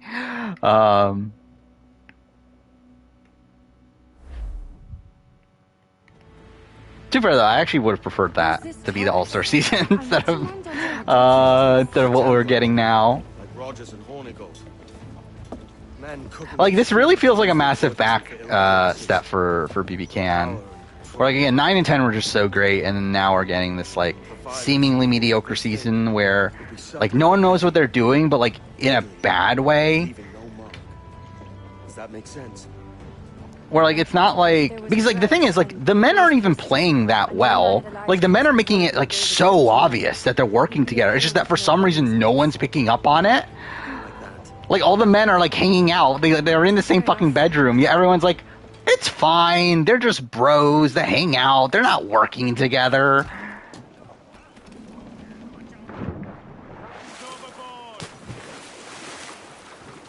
Claire's the entertaining version of Chanel, potentially. I mean, like, Claire's barely been on the show, though. But I do think that's, like, kind of a similar archetype, at least. No, I mean, being Nicole Franzel, BBCAN's realistic. I mean, like, what is there to compare between the two?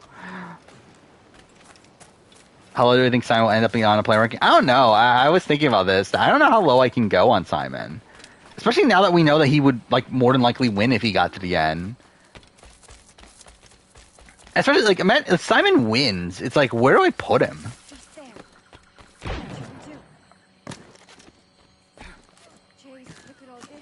But, like, even if he's, like, the next boot, it's like, I don't know where to put him. Like, is he lower than, like Sam? Because, like, that's essentially where the list is right now. It's like, Shawnee, Haley, Sean are all, like, pretty close at 1, 2, and 3. And then, like, there's the next tier of, like, David, Flick, and Sam. Like, is Simon above or below that group? Because, like, I think I can definitely say, I think he's worse than Haley, Shawnee, and Sean. But, yeah, I'm not sure about that next group, though. Because, like, at that point, it's like, he survived, like, so many more rounds than them.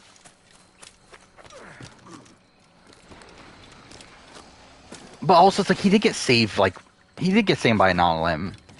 Like, back in the Frazier boot. Or not non-limb, but got saved by, like, a random fucking immunity getting thrown in. Whatever, saved by Twist. And then... Oh, we're only an hour and a half into the game. Or into stream. Again, this is the end of the game. Yeah, well, it was an hour. Or wait, it was Fuck, I just completely lost track of what I was thinking of. Oh yeah, so yeah, he got saved there.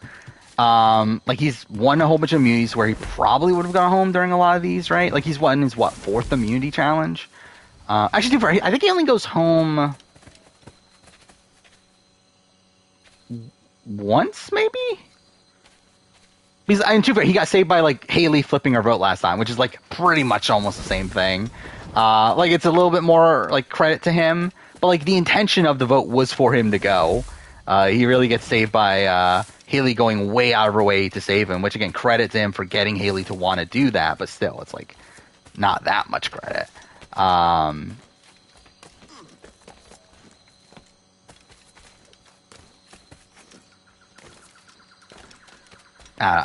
think I'll have to think about it, but like I think highest he can be out of the boots so far is 4. But I could see him landing even like as low as like 7. I'll tell you all when this is finished. Yeah, he didn't need it this time because Haley was going to go anyway. He just need Haley to not win it, right? Actually, if Haley wins it though, does she still? Well, I mean, I guess there were no numbers. Oh yeah, I forgot. But that's something I didn't talk about with this episode too. Also, the reason there were no stakes. Nina's vote didn't matter. Like the show keeps on hyping up how much like, oh, Nina's the swing. It's like Nina's vote doesn't matter. They don't even need Nina's vote. Like if Nina, like even if Nina goes and votes to the other side, it's a 3-3-1 where like Matt's more than likely going to vote out Haley over George. Stand watch here. It's like it doesn't matter. Like none of this matters. Like obviously Haley's going home. Like why even bother trying to set up anything? As if like something else is going to happen.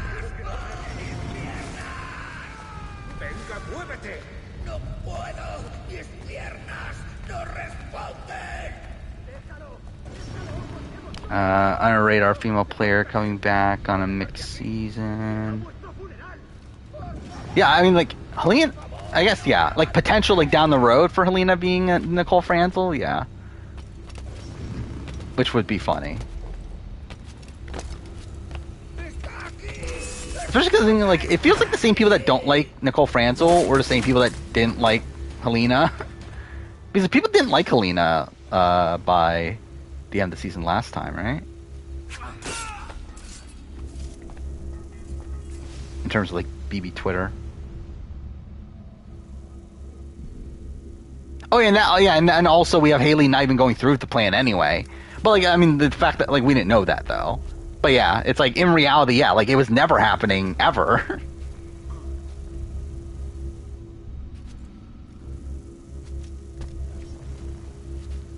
Imagine if Gina won BBCAN11, that would be boring. But yeah.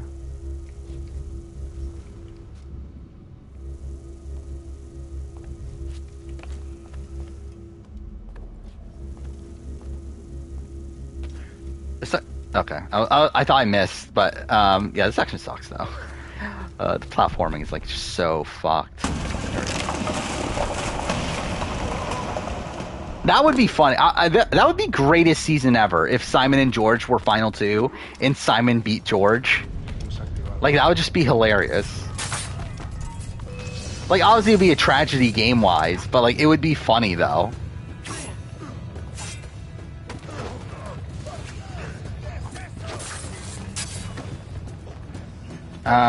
Is Hope a likely pre-jury boot? Probably not. I mean, like, yeah, the current power structure has him in a very good spot.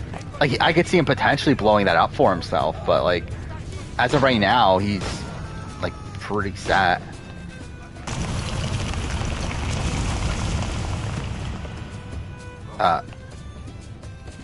There we go.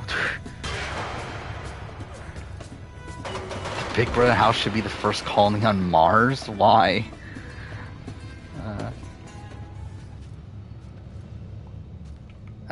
Feel you were accurate on BBCAN. Oh fuck! Okay, I was not looking at the screen. But yeah, feel like you're accurate on BBCAN11, heading down the path of being forgotten season. Maybe. I mean, again, it's only week 1, but yeah, it's not looking great right now. And again, the big issue is that like none of these people are fans too. Like the only fans on this season are JM and Daniel. Fuck me, it took me forever to remember his name.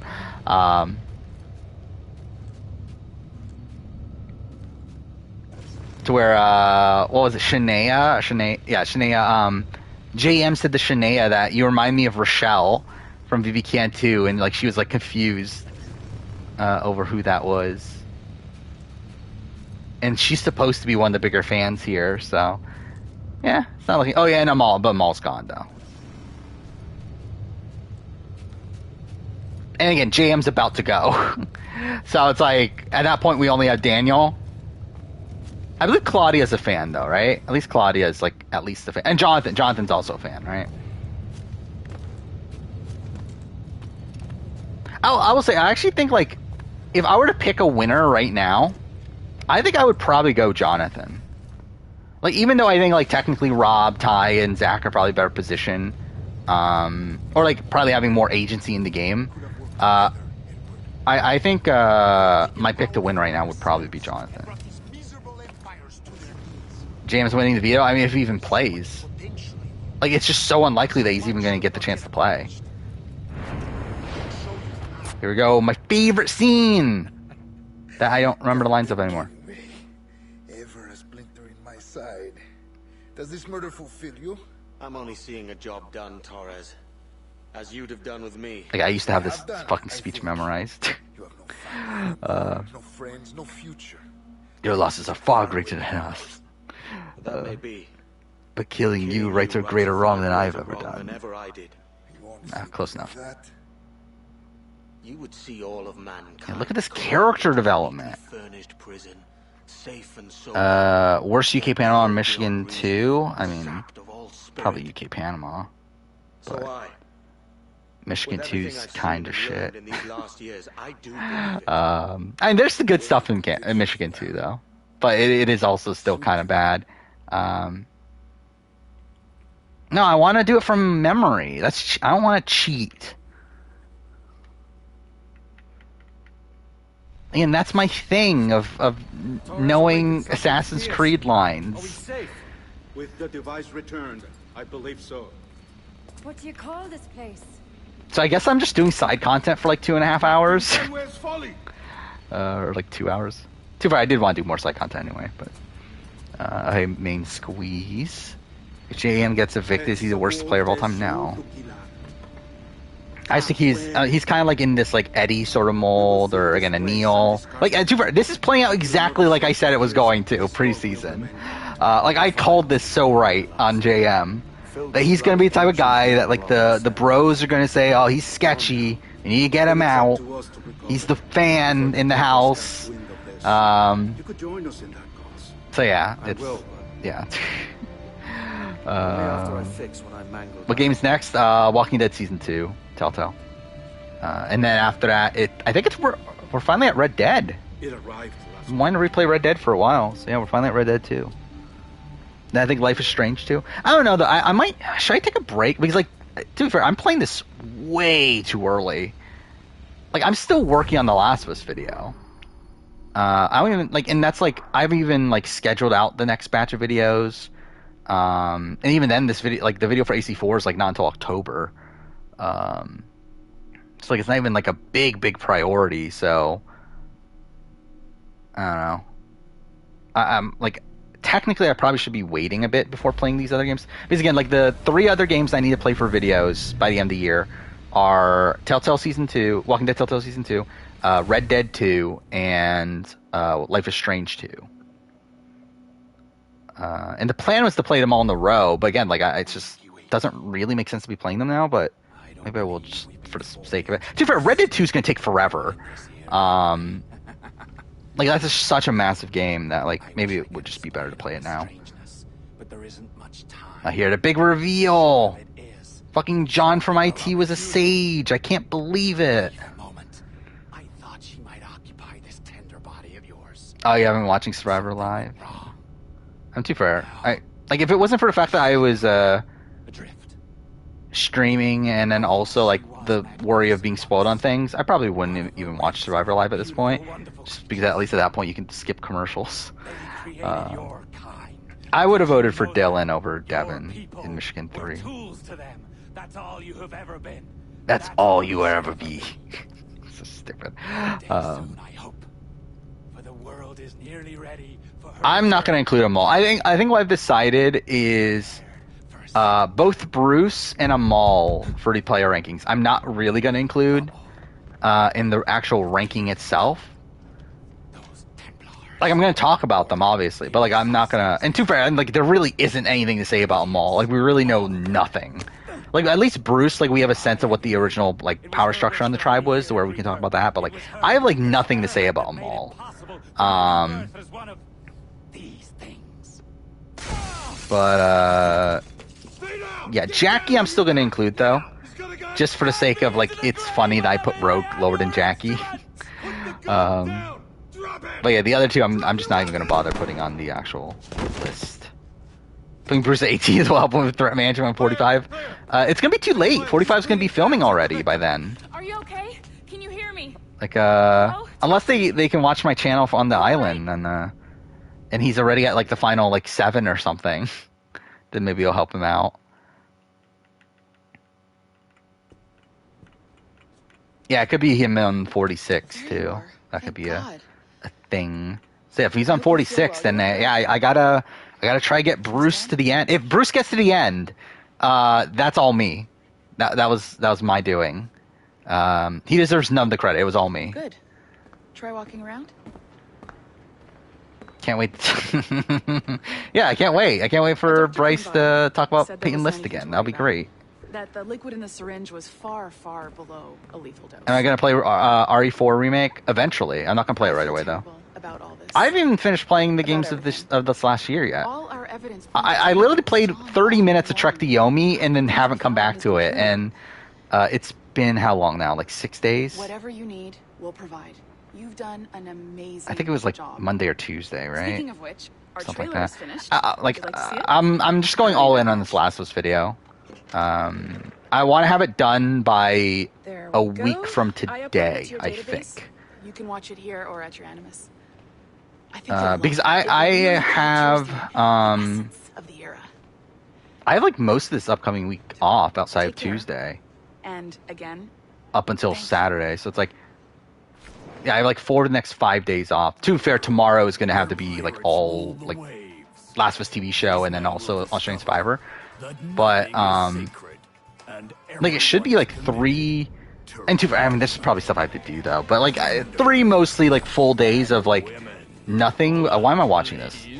Yeah, I'm not watching this shit. But yeah, like 3 like full days of me potentially working on the video, and then like probably like a half day on Tuesday, half day on Saturday. So I don't know. I'm hoping I can get it done. I want to get this fucking video done. That way, I can get to scheduling next batch of videos. I'll do the not stream, but like the recording. I don't know what you call it, but the thing I did last time, or like I record my process. That should be fun. And yeah, we'll be working on the next batch of videos. So it'll be fun. Would I play college? Would have played College Survivors thing out at the college I went to? Maybe. I might have tried at that point. Like I definitely. I think at that point that was when I still would have wanted to do Survivor and stuff. So I might have, but there wasn't any. Too far. When I was in college, I graduated. Wait, is that right? Yeah, I graduated when Survivor Michigan started. But our goal must be to scatter right? our operations. Is that how that works? Wait. 29. No, I graduated. No, that's actually not right at all. It's yours as you see fit. Edward, Captain Woods Rogers survived. Yeah, okay, that's not right at all. I graduated the semester that Michigan 4 filmed, I believe. You have my word. Yeah. So, maybe they're like, yeah, I went to like, if I was in like University of Michigan and like, I don't know, maybe I would have tried. Then I couldn't be on All Stars though. I couldn't be on All Stars. Sailing for London for shame. Few months. I'd be a hopeful man. Yeah, like Maryland would have already happened. Yeah, because the people in Maryland are older than me, so. England's the wrong way around the globe for an Irishwoman. Basically, even Anders is older than me, I believe. Like the host of like the second series. So like, yeah, like that's definitely I haven't got that kind of like conviction in my during heart. my college career. I'm pretty sure. You? In time, aye. But yeah, Survivor Michigan was good. I thought this last episode was really good. I haven't rewatched the episode, which I have been doing with the episodes beforehand. Again, I've just been doing all in on Last of Us and watching Power Rangers in the background. You're a good but and if you learn to keep yeah, it was good. Good blindside. Seems to be setting up some really great stuff. I did listen to the podcast, the after show, and like supposedly this wasn't like so. The editor said that there's still 2 more votes coming up that are like all-time great votes. And he said this back around the merge, I believe, or like after the Jackson stuff. And like supposedly this wasn't one of those. So I don't know. It makes me excited for the rest of the series. I'll be honest though, my like overall like attachment to it has significantly gone down. Where like obviously I was like really into it during the pre-merge, like to the point where I rewatch all of Michigan. But yeah, I'm at the point now where like obviously like I've already rewatched it. And then like I've started watching other stuff. And then now we have BBCAN going on, Survivor going on, Australian Survivor, Challenge World Championship. Like there's just so much going on that like Survivor Michigan's definitely like not been my priority anymore, but it has been really fun. Yeah, I mean he's definitely hype. Like I think he's doing it like because there's been a lot of negativity surrounding it recently, where there was a stretch of and even now, like even with this like blindside here, it's like there's still like some negativity on like, oh, it's the unlikable people running the show. But there we go. Finished the game. Again, talking over one of the best scenes in Assassin's Creed history, but yeah. Can I skip this? I can't. Cool. I feel if we got a Genius US, I would be interested. I wouldn't expect it to be good, but I would at least be interested in it. But yeah, Queen Bree is still there. I wouldn't expect for long, though. like I don't know, like Bree's been severely under-edited this season, and I think she was her first season too. But the editor said that like it was because she just didn't have that much footage for some reason.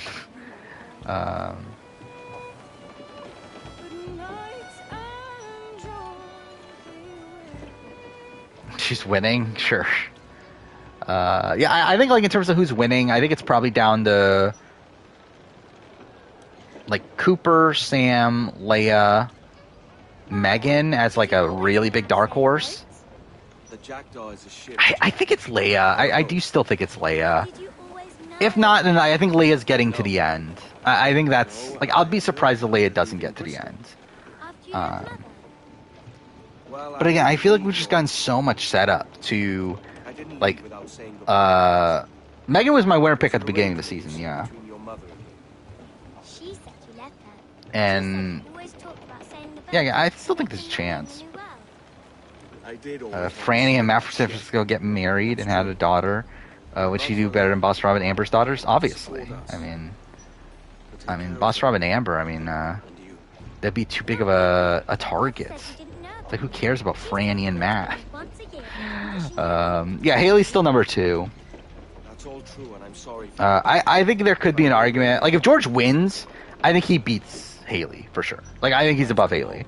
Even if he doesn't win, I think there's an argument. Well, you were busy. That's what I think. But as of right now, I would still say it's David Haley. What is this? Oh, Last of Us multiplayer. I've not seen anything on this. Boat. I see no boat here. May come to PS4. Okay. Oh, actually, no. Now I think about it, I did see this. I forgot about that. Yeah. This was like a couple. Or was it yesterday? Either way. Yeah, actually, I forgot about it. I did see this. Like, to be honest, I don't really care. But also, it's like not that big of a surprise it's coming to PS4, considering it's built off of Part 2, which was on the PS4.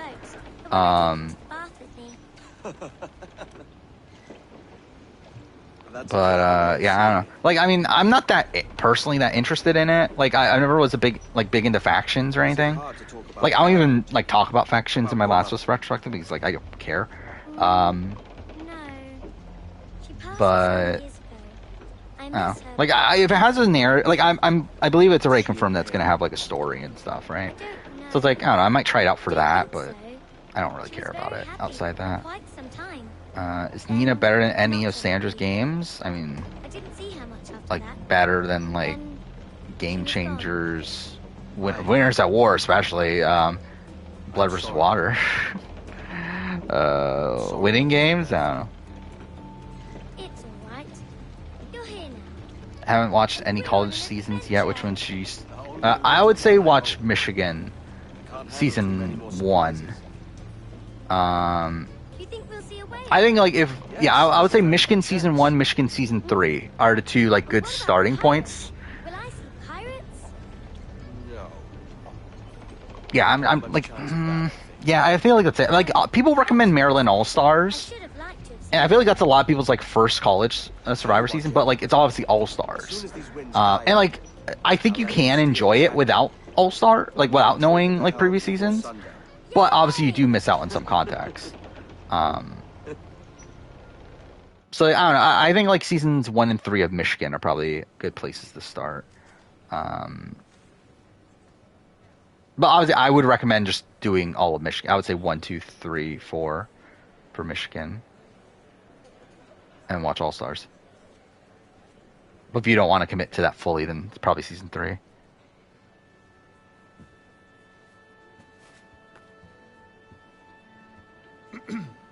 Like, I think season 3 is probably the most, like... May I introduce myself? Jennifer like, Scott, if you please. I think it's probably, like, the actual best season to start off on. But it's also, like, it's still season 3.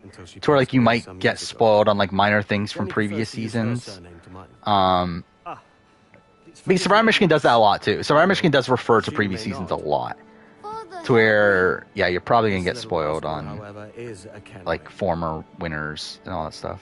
What's wrong, Nathan? Watch Michigan 2. I mean, Michigan 2, like, even the like even the editor admits that, yeah, I didn't really know what I was doing, like because like he never watched Survivor before.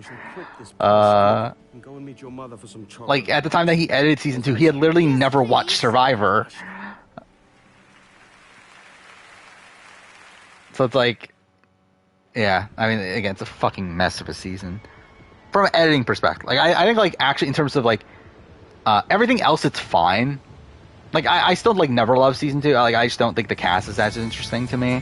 Where like it feels very college Survivor-y in the fact that it feels very like amateurish. Like it feels like a lot of people there are like really hamming it up and everything, and like making like a joke of it all. Like it doesn't feel like a very like serious season at all. Where like seasons 1 and 3 are like legitimately great like seasons of Survivor, or of reality TV, if you will.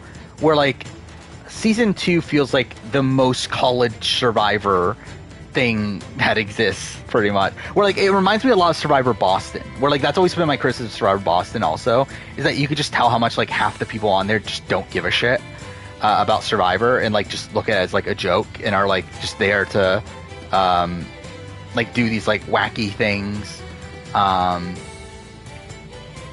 So yeah, I like that's kind of why I think of season 2. It just feels like very like amateur-y to me. Okay, let's do some side content, I guess. You think Haley would do better on potentially? I think that like I think Haley, I would probably have more faith in blending in to any given cast. However, I think I probably have more faith in David's strategic ability than Haley. Where I think this season in particular kind of shows that like Haley's not like the greatest strategic player in the world. Like I think she's a bit like a bit too like big move heavy at points where like because like I do think her move to get rid of George is really dumb. Like I really do not think she needed to get rid of George, especially this early. Like I think like maybe wait until Final 4 or something, because like George is not winning Final Immunity. Like you could take him to Final 4 and cut him at the end, but it's like why do you need to take him out at like 8?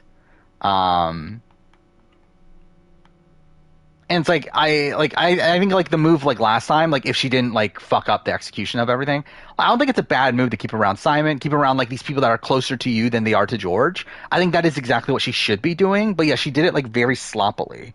And again, this is the exact same thing that happened her first time around. Where like she made these like really like because like her move to like split the vote on Danny and then pissing off Danny coming to merch, that's also really dumb.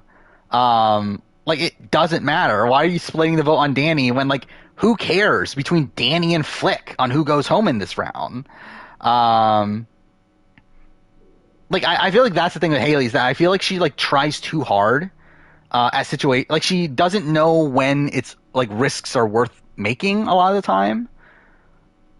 Where like I feel like with David, as shown by how boring of a fucking game he played in All Stars, I think has kind of shown that. What am I doing right now, by the way? Did I finish Havana? I don't think I did, right?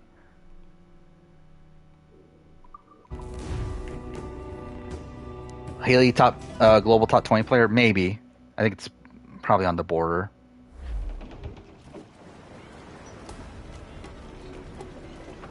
In fact, you're going through the same dilemma in your org, yeah. I think like the way that Haley plays very much feels like the way that someone would play an org. Where like it does feel very like game body, but like not fully like recognizing like the effects of the moves that she's making. Is that it? Okay, there we go. Game. Dude, the PS5 version is so broken. Imagine they got Sandra Here's with villains. That would be fun.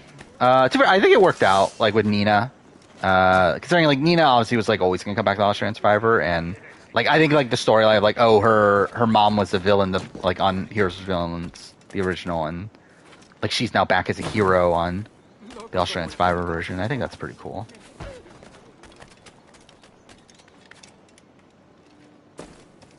Yeah, I mean, yeah, casuals think David played a crazy game in AU. The problem is that he didn't. He played a really fucking boring game, but he really hypes it up in the confessional as if it's this big crazy game. Where it's like, at the point that he gains control, it's like, what move does he make that's crazy? Like, probably like the Jackie round, where like Jackie goes home. Like, he does do a lot of good play there, but like also it's like because he fucked up the previous round. Managed to nab a pickpocket. Sly Boots had a map. Where it's like, really, it's like, yeah, he does play like a very like kind of planned game. Blindside Nick, was it like was that a big move? I mean, like, I don't know. Against who? Me. Especially at that point where like Nick had already lost Phoebe, he was on the bottom. Like, Weapon stores to catch up. Let's waste no time. yeah, that's why I clarified. Like, once he was in control, yeah, him doing the stuff with Phoebe was definitely crazy. But that was at a point where like he was still kind of on the bottom and starting to gain some traction. And the same thing with like him and Matt Rogers, that stuff too. But again, that was like all like, and that's why like I've always like never subscribed to the fact that David is like this like extremely dominant player, like all-time great dominant player, because like his first half is extremely rocky. It's like his second half is fantastic. Where like outside of the Zach vote, he has like full control the entire time. The only criticism there would be the fact that he goes to a final three where neither of the two there are taking him more than likely. But also it's a situation where he's the most likely to win final immunity, and like makes it so that's that situation. But it's still like, even that, like, it's still flawed.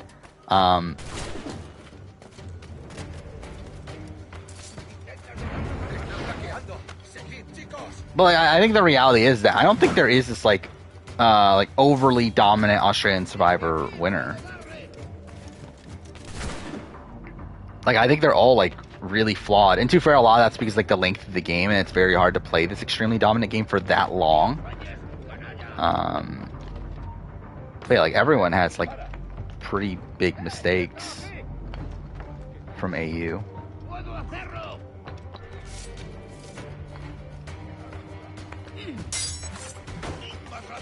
I believe they actually, speaking of Ubisoft patching games, I believe they patched Syndicate finally after like 3 years or whatever of Syndicate being like completely broken on PS5 to where like it's literally unplayable because the game like flickers.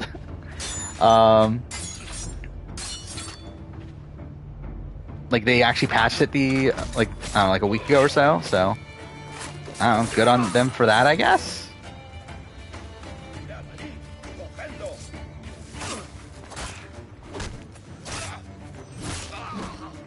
Yeah, and twists definitely play a factor, too. Both as a pro and a con for players.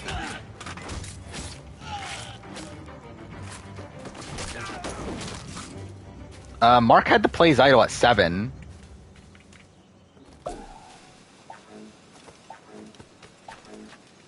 And he had to play it successfully. Like, they literally like put the votes on him to flush his idol out.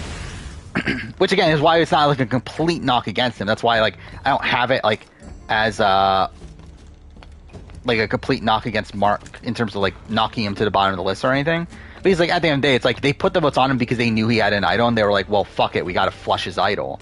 But like still, like they did put the votes on him to flush his idol at 7. Like that's obviously something that Mark didn't want to happen.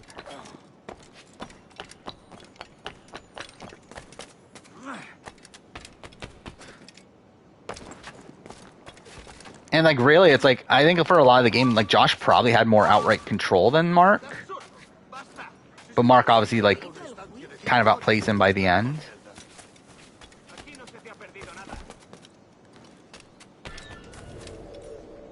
I think Jeff was pissed at Claire. I don't know if he was actually like pissed, but he definitely probably was like I don't know, like surprised, I guess, that like they would let her sit out. He's like, I don't think Jeff cares anymore. About what is that guy doing to the random woman? Wait, why are they grabbing these like random? Wait, they're courtesans, aren't they? Or like the equivalent in this game? But why are they even here? Where'd Simon rank if he wins? I mean, last as a winner, like winning game, probably last. like below Christie. Fuck.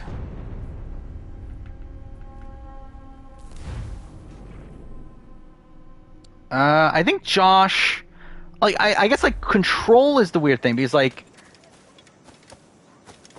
I think there's, like, it's like certain points in the game where, like, Josh didn't necessarily, like, get his way, for sure, but, like, he was always, like, in the majority, or at least in the know of what was going to happen. Yeah, like, outside of Final Four, and... I forgot, what happened in Final 5? Something weird happened in Final 5, right? No, actually, it was like, oh yeah, he's good there, right? It was Mark, right? That, like, it was going to be a Mark vote, but then, like, Mark tricked KJ into, like, splitting the vote or whatever, and then, yeah, either way.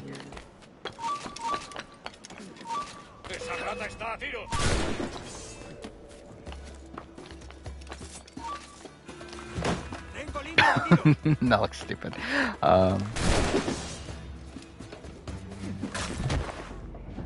Just being pissed at Claire reminded of him bagging on Abby for saying out. Yeah. But yeah, I don't think it's like a thing of like, oh, he hates Claire because he's like pointing this out. I think it's more like, oh, this is like interesting that your tribe's like letting you not compete or whatever. The guards are treating civilians how Ubisoft treats their fans. Not even their fans, their employees too. So probably even worse of it is the fact that they treat their employees that way. If Keith won immunity, like Keith Nail, he'd be pretty low. Like I think like up there with like Fabio, or down there with Fabio, I guess.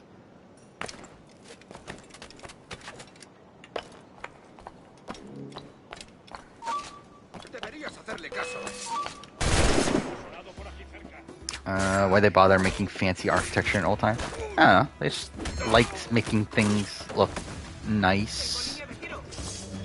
I always liked Havana in Assassin's Creed. I mean, too fair, it's like, in comparison to like other Assassin's Creed games, not the greatest, but like, this game, it's definitely the best city. I love how I'm literally doing the exact same thing again. Because I'm literally on the same like scaffolding at a point where like everyone else is shooting at me. It's like I'm pretty fucked if they're gonna shoot at me again.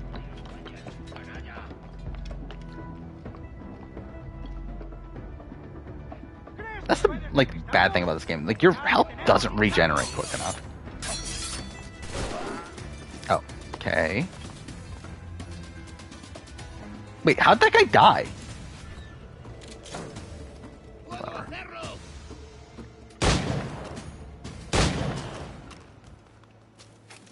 Yeah. Worst move made by a winner in the 2020s? Nah,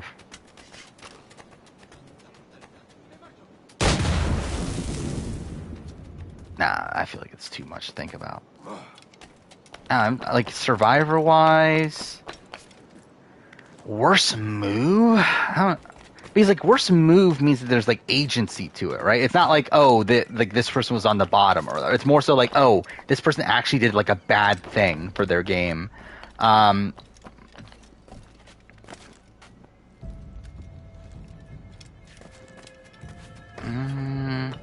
don't know, nothing with Survivor's, like, super sticking out. With, like, Marianne, Erica, Gabler. Like, Ty...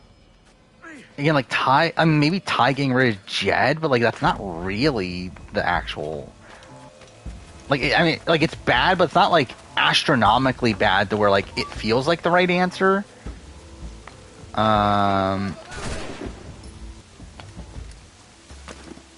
Okay, yeah, Marianne helping Lindsay, I guess that's pretty bad. Or, yeah, Lindsay would have beaten her.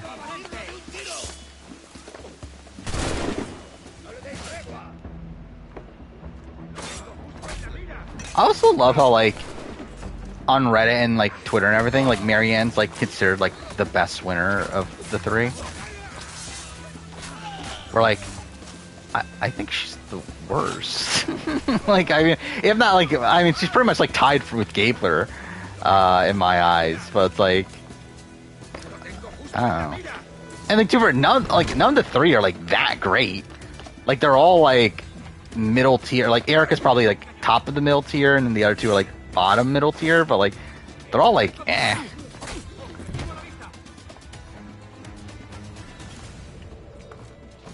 But I guess that's just BB Twitter for you, or BB Twitter, Survivor Twitter. Either way, reality TV Twitter. Maybe that's the way to phrase it. Game, can you let me fucking pull out my gun, please? Okay, it won't. Cool.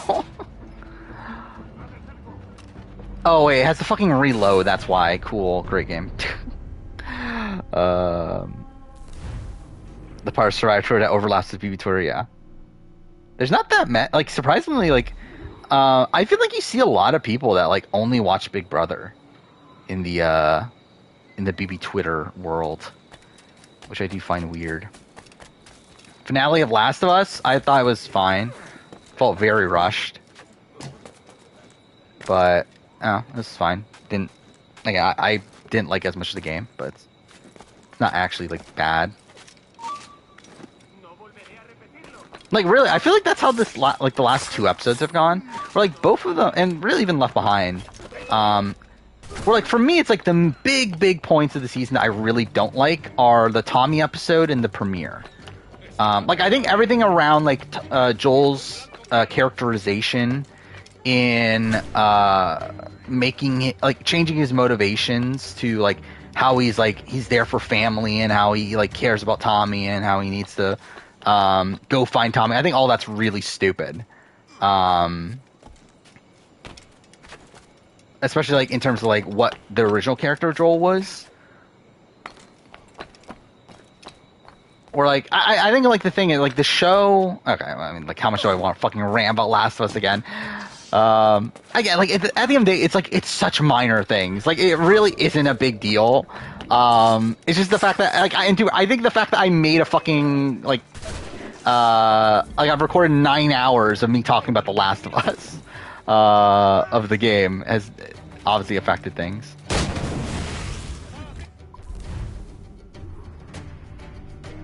It's 20th anniversary of 10-2. It's kind of insane. I remember I wanted to do a 20-year anniversary on 10. 20-year anniversary video on 10. And I just never got around to it, obviously. But yeah, it's like, it's been 20 years since 10-2 now? Yeah, I know Twitter doesn't like me, but I also don't really care. To be fair, like, even YouTube doesn't really like me that much, so it's like... Again, I just don't look. Yeah, I've seen Haley's Jury Villa. Yeah, we've talked about the Simon thing. I mean, I get it, obviously, in the fact that he's, like, an underdog, and they like rooting for an underdog, especially these, like, people who aren't, like, super, like, strategy heavy. Like, really none of these three are, like, these big, like, game bots. So, like, it makes sense that they'd be rooting for Simon.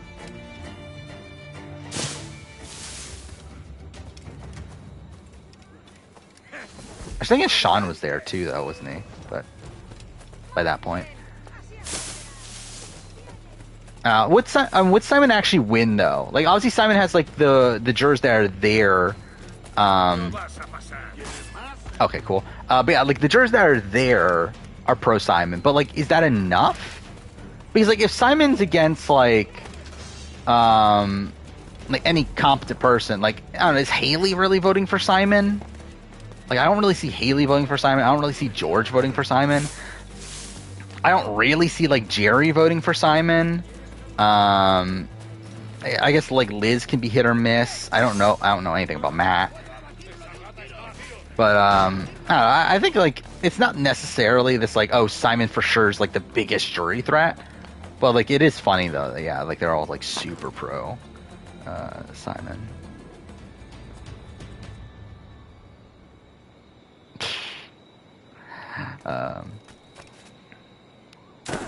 Yeah, I watched the Twitter thing. But yeah, what's Shawnee's thought? Shawnee's, like, the biggest pro-Simon person. I guess to that effect, that probably means Liz would vote Simon, right? Like, if Shawnee's voting Simon, then maybe Liz would vote Simon. Because that's Liz for you.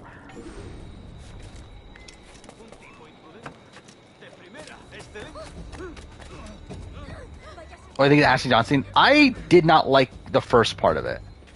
The second part I'm like more fine with because like that's stuff we knew about in the game. The thing, okay, this is the thing I really don't. I don't like the explanation of Ellie's immunity. I think it's really stupid. I really don't like just the concept of them explaining it. Like it doesn't matter. Like it's like the same thing like earlier with the Jakarta scene and everything. It's like okay, it's a fine scene, but also like it doesn't matter to anything. Like who cares? Like this is like just okay. They're expanding upon the like the lore of the franchise, but like it's stuff that doesn't matter to the actual story. It's like all you're doing is just adding more fluff to the narrative. And like this is stuff that we were like the second Marlene scene, like that stuff we already knew. Like the only thing different here is the fact that Anna was infected, which like that's there to obviously explain like why Ellie is immune. But also it's like again, you didn't need to explain why Ellie is immune. It doesn't matter why she's immune. Like I guess they I guess they tried to make the like Firefly's decision a bit more rationalized. Wait, what am I doing? Actually, why am I even doing this mission? I just realized I'm not even doing a mission. Yeah, it is funny too. Yeah, they're like focusing on like why she's infected when like there's almost like no infected in the show, which like is not like a major criticism to me, though. I do find it kind of funny that like that's kind of what the show is like hyped up as like oh it's the new Walking Dead or whatever, and like there's like almost no actual infected in the show. But again, when you take out like the gameplay bits and everything, like there's really like not much of a necessity for them.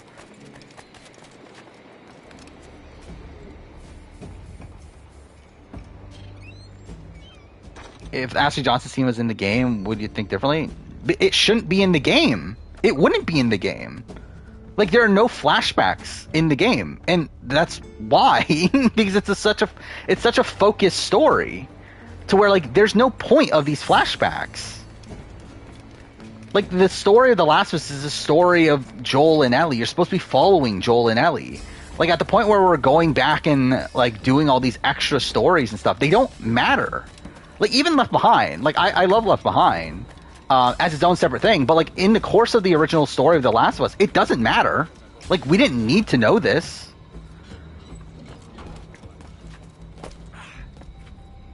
Like, I think really the show is just like, again, like it just overly inflates the story. Yeah, I didn't know that. Yeah, Laura Bailey is one of the nurses, which is cool. But I thought Ashley Johnson did well in the role. I think the issue for me is that like I couldn't stop thinking it was Ellie because it just sounded just like fucking Ellie. Edward, we've reduced that. There'll be more infected next season. Why though? I feel like the infected are less important to 2 than they are to 1 from a plot perspective. And you circle around. Because like 2 literally like the entire plot has nothing to do with infected. Like part 1, at least there is this like through line of like the immunity and everything. Like part 2, like they really don't matter to the plot. So it's like why are there more infected in part 2? Still think Troy Baker should have been Abby's dad. That would have been hilarious. Actually, they should have done that. I wish they did that. Actually, I never thought about that until now. That would have been great. If the guy that Joel kills to that eventually leads to his death is got played by the original actor that played Joel.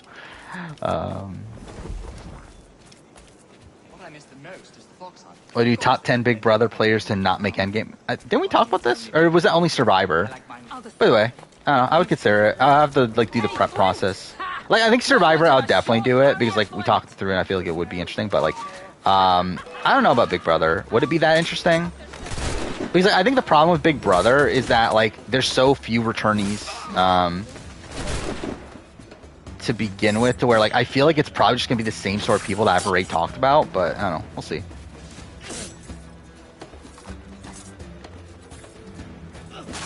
What is this?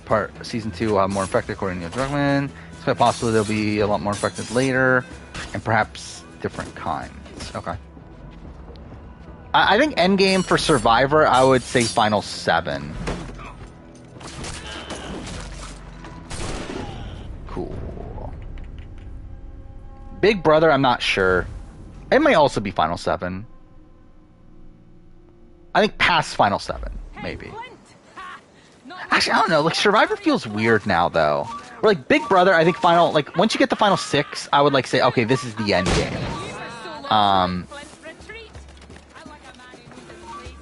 But, yeah, like, with Survivor, though, like... I don't know, it's like... No, actually, I think I would still go, yeah, Final 6. I think like if you make it to Final 6, you're in the end game.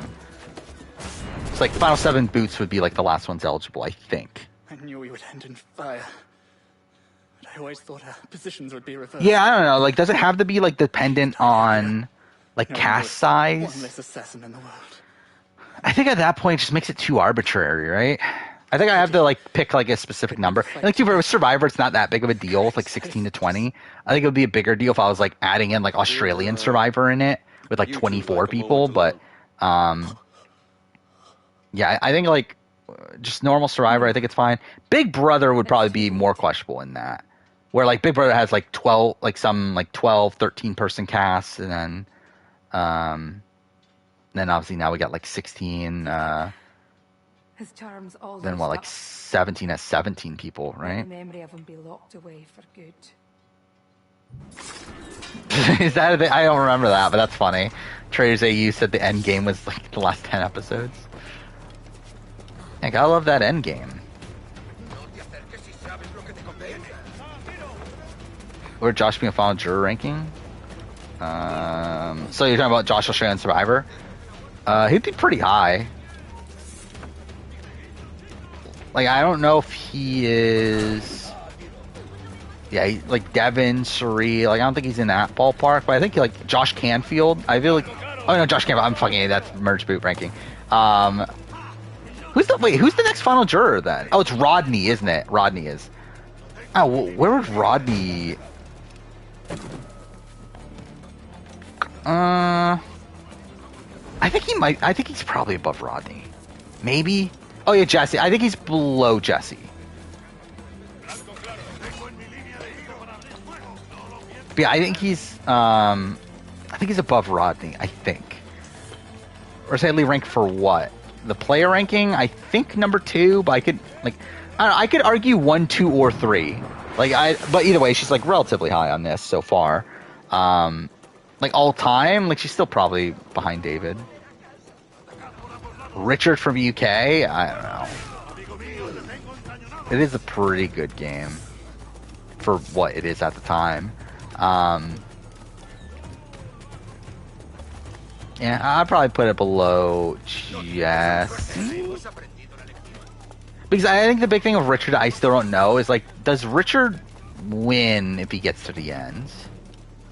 I guess he does if he gets to the end of Jackie, right? For sure. But like, does he win if he like if he convinced Charlotte to take him to the end? Does he win? I think it's close, right? Means like Charlotte should have 3 locked-in votes. Actually, no, 2. I guess it's only 2. He wanted to go to the end of Jackie, but Charlotte won final immunity, though. It's like he was trying to convince Charlotte to take him. So, like, if she did take him, would he have won? Or would he have still lost in that situation? Again, I think it's pretty close. I think my initial assumption was that Pete would have voted for Charlotte, but I think, if I remember right, during my retrospective, I realized that Pete would have voted for Richard. And it was like someone else.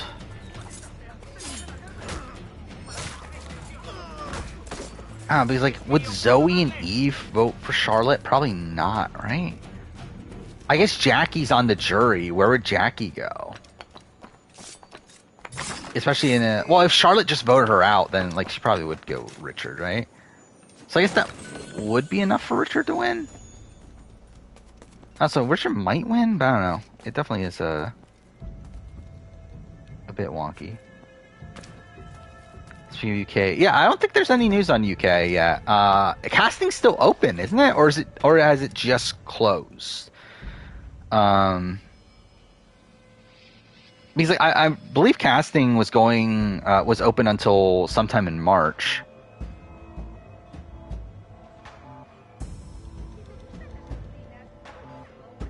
Yeah, I don't see anything new, but it's probably still a bit away. Again, I was kind of hoping it would be like during the summer,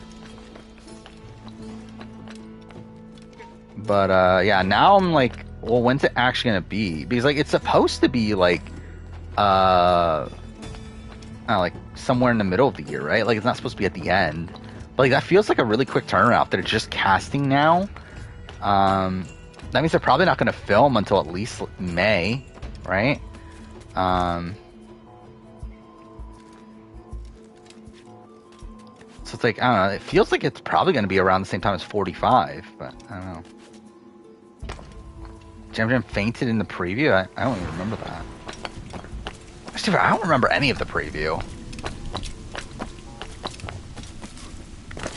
Yeah. Actually, no, didn't Kane get... I feel like Kane talked in the preview, and that's why I was thinking, like, I don't know. And, like, it wasn't like, oh, Kane's going home. It was more so like Kane was getting like, a good moment. I was like, oh, that kind of seems like they're setting up Kane going home.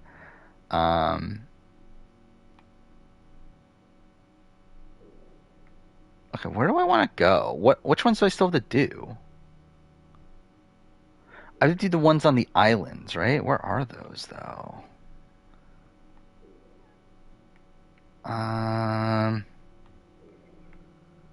So that's the issue. I don't remember where this mission is.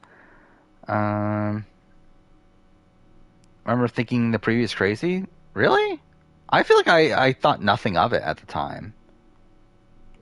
And that's why I don't remember anymore.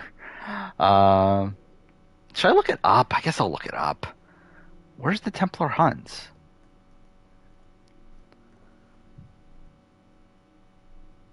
Cayman Sound. 327, 334. 327, 334. 327. 334. So it's this. Oh, I haven't even been there yet.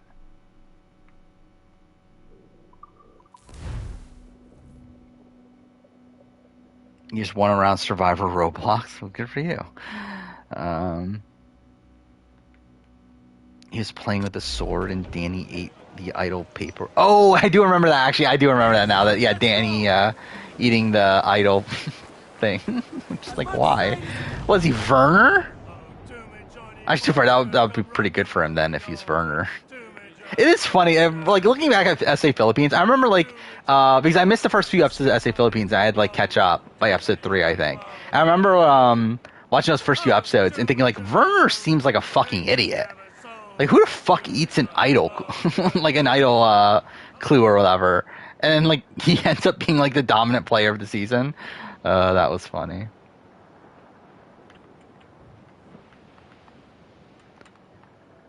Yeah, what an insane time that was when Survivor SA Philippines was airing. Where like you just heard everyone, not everyone, but you heard a lot of people on social media talking about how like crazy of a season it was. Careful, Edward. Actually, really, if it wasn't for SA Philippines, I probably wouldn't have ever I might not have started the channel if it wasn't for SA Philippines. Because SA Philippines is the reason why I went back and watched all the SA seasons and rewatched the UK ones.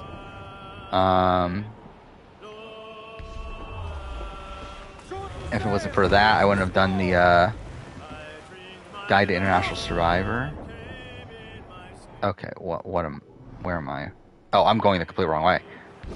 Actually, I might as well mark this one here.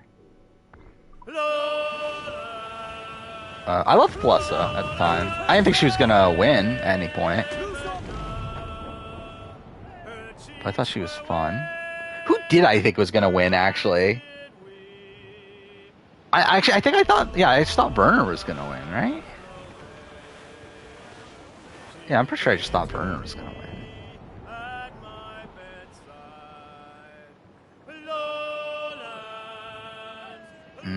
this might be bad. Okay, it is bad.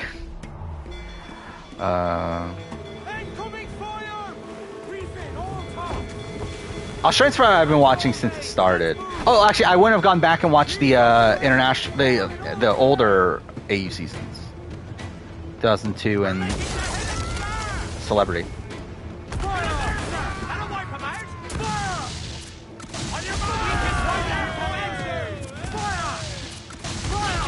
But yeah, I've been watching the Network 10 series since it. Oh well, this is kind of bullshit. But yeah, I've been watching that since it started. Well, I remember listening to like the Know It Alls podcasts for those.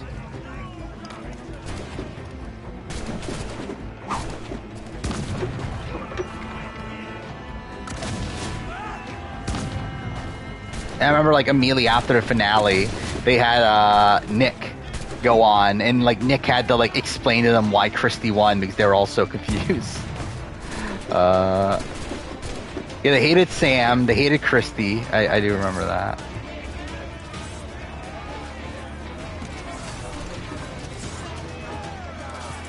Yeah, I believe Rob hasn't finished an AE season since then. I mean, he mentioned that in his. I've been listening to the Rob Checkup podcast they've been doing about Australian Survivor. Because this is the first like Australian Survivor season he's actually finishing since the first one.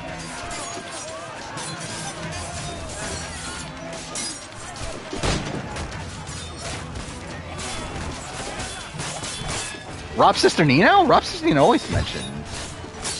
I guess with Survivor US not anymore, right? With modern seasons, but I think like just in general he does. Especially when we're talking about like pre, like, when was the point that he got like super connected?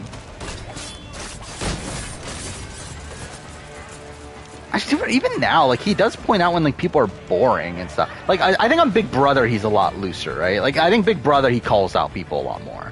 I guess Survivor he doesn't really anymore. Even then though, like this last episode, he was talking about how like Helen was like essentially a nobody. So I don't know. Currently talking with the person I split the vote on last round about taking out your number one. Well, good luck.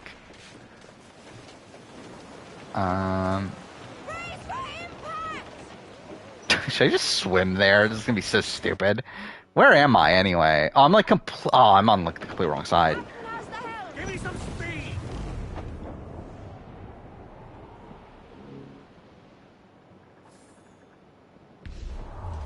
Didn't Erica decline doing the deep dive? I don't know, did she? Like, her and Rob are in good terms. I believe at least. Like, I mean, like, I know that, like, she, like, sent a cameo for Taryn after he won and everything. So it's like, I don't think they're on, like, bad terms.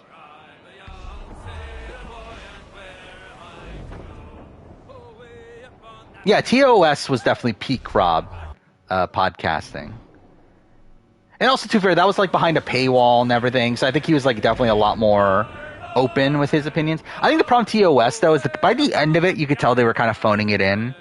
Or like I think like TOS like up to like I don't know, like maybe Karamoan is pretty great. But then like after that, I think you could tell that they were like just really rushing it because they were getting extremely close to. Oh wait. Oh, I'm on the wrong side. TOS, the Evolution of Strategy. It's a podcast series that Josh did with, or that Rob did with Josh Wigler, where they rewatched every season and did this like massive like retrospective of every season from seasons 1 through 30. It was before Cambodia.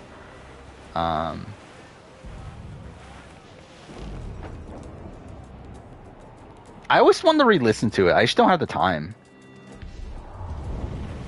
Like, I'm barely keeping up with, like, current podcasts, let alone re-listening to TOS. To be fair, I did re-listen to the Survivor Historians not too long ago, but even then, I gave up at Guatemala, even there. Too far, all I needed was Pearl Islands. That was kind of the point of it, was to listen to Pearl Islands again. To remember the stuff about Pearl Islands for the retrospective. Return on land, sir! Can't even listen to US anymore? Why?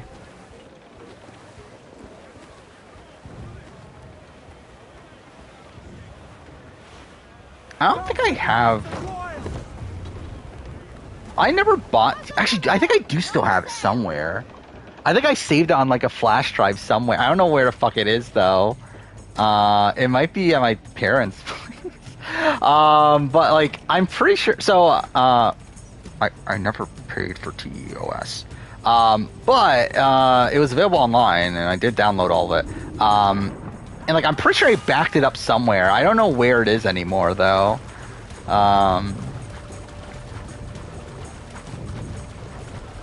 I might try to look for it eventually. How much is TOS anyway?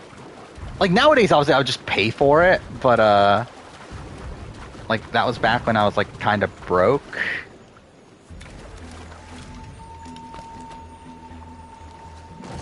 Person quit their job to go on Survivor Washington.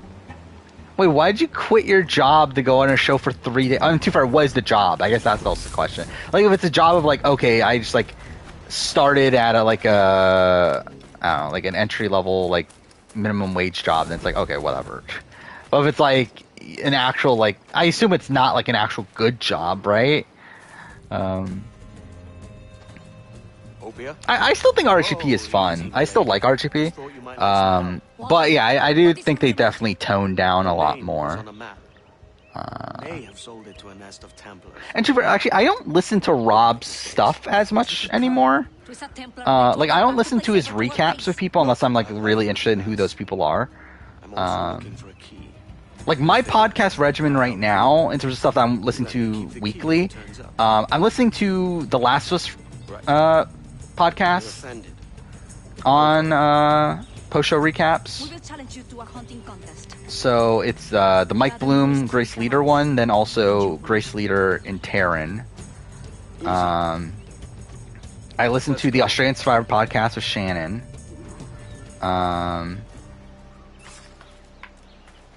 What else did I listen to? So the Check Up with Rob for Australian Survivor. I try to listen to Know-It-Alls. I still haven't even listened to this one yet. I barely got started. Where am I at right now? I did listen to the Stockwatch podcast with Claire. I was on watch the BBCAN stuff. I listened to everything. I might. So I'm looking at the stock. So this week, there's Taryn did his with Hannah Chada. I might listen to that. I don't know. It's super short, actually, isn't it? Hour and 20. Anyway, then Rob did his with Mike Turner. Seems kind of random. Oh yeah, I listened to Jeff Probst's podcast. Dude, I don't even consider that podcast. That's like literally me just like listening to it at like 2 times speed immediately after the episode. Where like to me it just like feels like part of watching Survivor instead of me like going out of my way to listen to a podcast. Oh wait, I love how like I'm supposed to be doing a race here.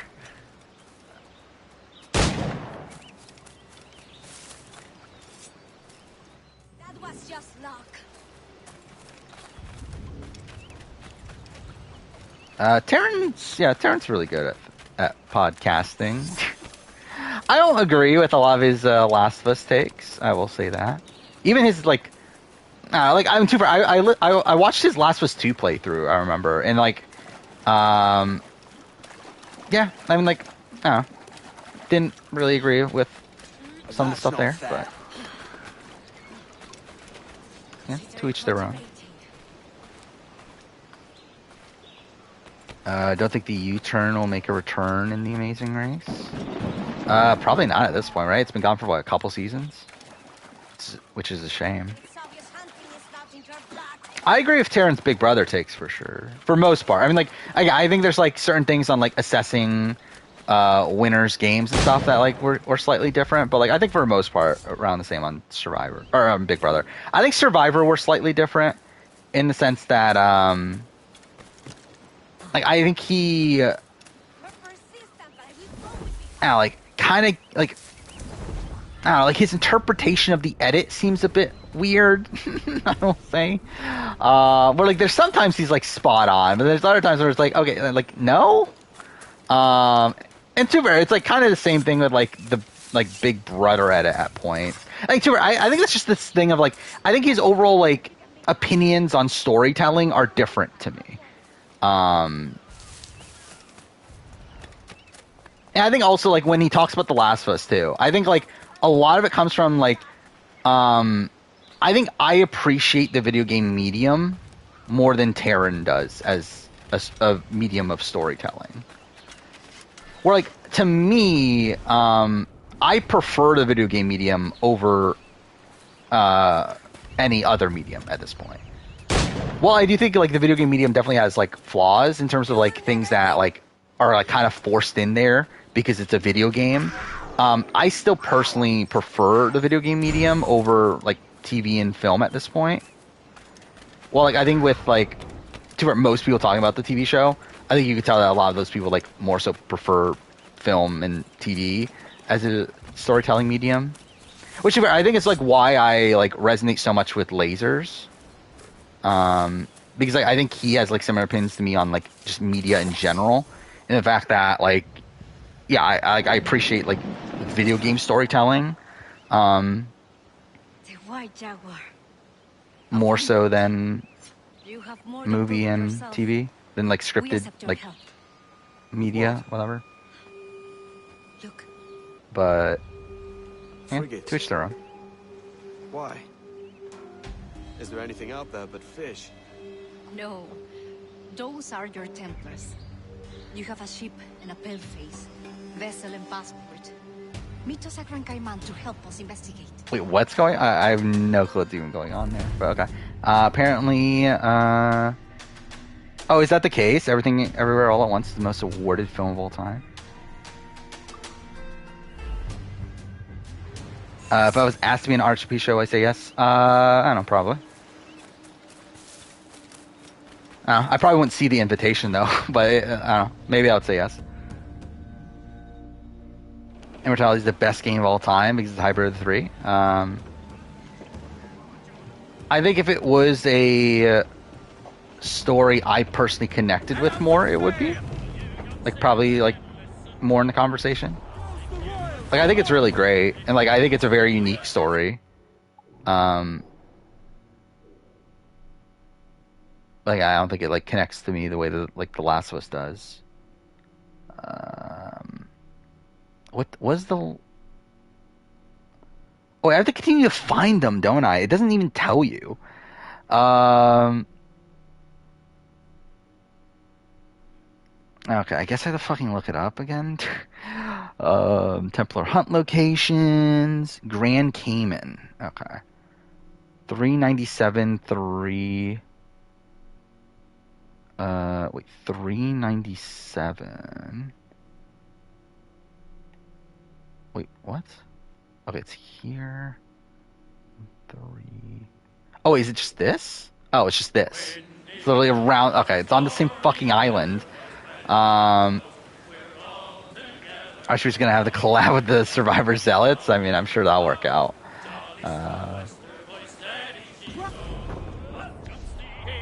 But again, like, I don't think anyone on RHP knows who I am except for Mike Bloom, and even he's like not someone I expect would be too big on me. But... And like, to be fair, also, it's like it's more so a situation like if I was asked, I would say yes just because like I was asked, but like I don't really want to. like I don't necessarily want to be on an RHP podcast. Like, it's not really like something I strive to do. It's like the same thing with collabs. Like, I don't really want to collab. And to for most collabs, I would probably just outright say no anyway. But I do think there's like specific things I might say yes, but also it's like I don't really want to do it. So I don't know. Alshay and Gus have been 42 people. Has it been all 42? Like, I know Omer, Zach, and Marianne have been on there, but also like they're like three of like the biggest like RHP personalities at this point.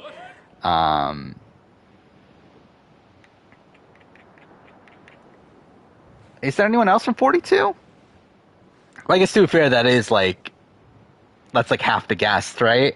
Or I'd be on a podcast about The Last of Us or Survivor Kageon, The Last of Us. I don't know. Like, actually, maybe Kageon, just because like I feel like on The Last of Us I might come off as like a bit of an idiot because like I feel like for The Last of Us like it takes me a while to like piece everything together of my thoughts because like I feel like with The Last of Us I'm so like scatterbrained on everything or like I have so many thoughts that I think it comes off incoherent, which is why I think the TV show review is a bit of a mess. And like even the review for the retrospective for the game, like that's why I have like so many things I have to add after the fact, is because like there's things that I forget or like things that like new things I pick up on. Like there's like more things I'm like adding as I go along. Well, like with Kageon, I feel like I'm a lot more solid on like what my opinions are there, so I feel like I can come off like more coherent there. Nick's been the only AU person that's been on. To be fair, that's kind of why I enjoyed listening to it, because I at least like know these people more. Because like I would rather listen to like Marianne, Omer, and Zach on a podcast than like Josh from last season from Blood vs. Water, or like I don't know, like some of these other random fucking people. So I don't know, I think that's why I've been, because like usually I don't listen to every podcast. Usually it's like kind of a similar thing as to what I do with Survivor US at this point, of like only listen when there's like a guest I'm like interested in. But I've literally listened to all of the AU podcasts. Yeah, because it's been Mike Bloom, right? Mike Bloom, Nick, Zach, Omer, Marianne, and is there one? There must be one more, right? But either way, yeah, it is not the most diverse grouping of people. A KJ podcast. Has there been a KJ podcast? Who's the most authoritarian Survivor player? I'm probably like Boston Rob or something, right? Imagine if I said yes to Russell Hanson's top 100. Again, that's why I probably would have said yes if I knew what it was and saw it in time. But like I think that's like one of the few things I would say yes. But even then, again, like even then, it's like I don't actually care like about actually being in it. Like I don't really want to be there. It's more so I'm like kind of saying yes just because like it feels like something I should say yes to. What would I say no to? Almost everything. I don't really want to collab. Like I don't want to do these like random, I don't know, random other video ideas.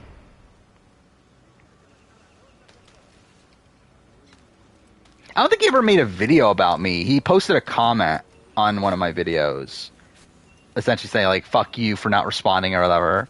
I don't remember what video it is.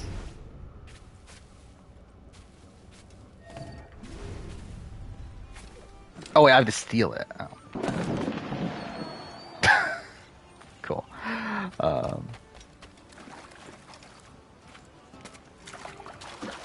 This game's fucking dumb, dude. Why can't I climb that? And of course I can't climb that either. I guess this? There we go. Which player do I want to talk about? I don't know, who's in the top 100? I feel like I wouldn't want to talk about any of the good players. Or like they like all-time great players. Like I would want to talk about like some of the more random ones on the list. Especially because like, it's not even a gameplay list, right? It's like more so like a legacy list. It's like I feel like I would want to talk about like I don't know, like Brad Culpepper. I don't know who would even be on. I feel like I would want to talk about like random people. I don't know if Brad Culpepper made the list. Probably not, right? Yeah, like my first instinct was Dan Foley, but like Dan Foley's not on the list, right? So it's like, imagine if Dan Foley is in a top 100 Survivor player list. Tommy, maybe Tommy. Actually, Tommy, I would like legitimately like support Tommy. Like that would be like a thing of like, okay, I'm actually gonna like actually prop up Tommy. We fought and lost, but the leader did not live to enjoy his victory. You think this woman is related? If she is... Rodney? I don't know if I care enough about Rodney, especially now that he's like not super PC. I did not know Sierra voted out her mom. Maybe that's why I should have talked. I should have talked about Sierra voting her mom. I should let everyone know that. 'Cause I'm sure no one knows that, right?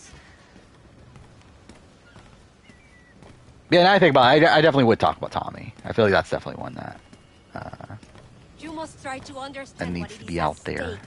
I've got some idea. No. Rodney drinks his own urine. I feel like that is something I did see, right? That he did talk about that. That he like that's like good for you or something. Wasn't that a thing? Yeah, he's PC.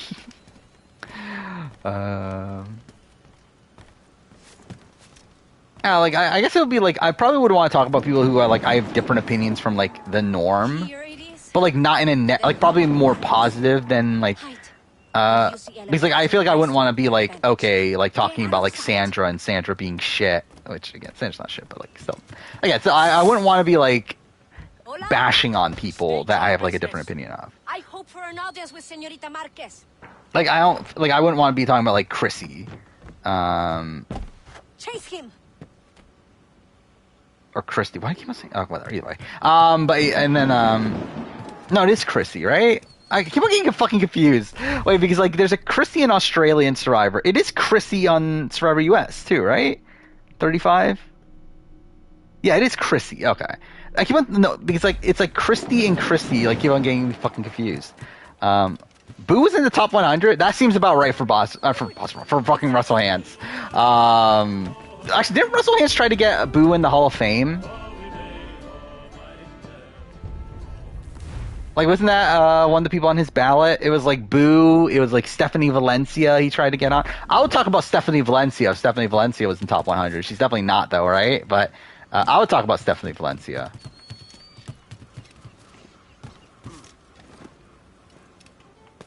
It's pioneer of the Spy Shack, I guess so. He didn't brand it, though. He needed to brand it.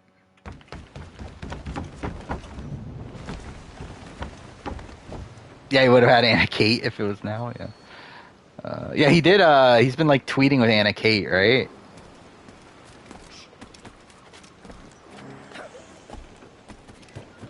Pretty Prettium got to choose who he talked out. How'd that video even... Like, I never watched the thing. Like, is it, like, only one person talks about each person? Or is it, like, Like, I assumed it was, like, a collaborative sort of thing. But, yeah, is it, like, only one person... talks about each individual person. What's everyone's leaping ability in this game? It's Assassin's Creed. Like everyone can parkour.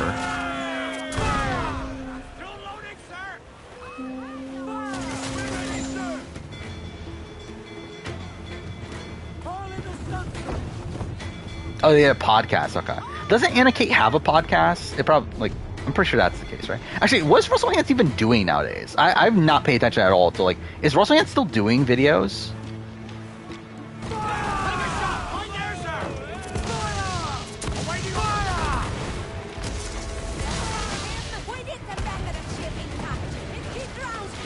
He's not posting about the season? Is it too woke for him? I'm sure that's the case, right?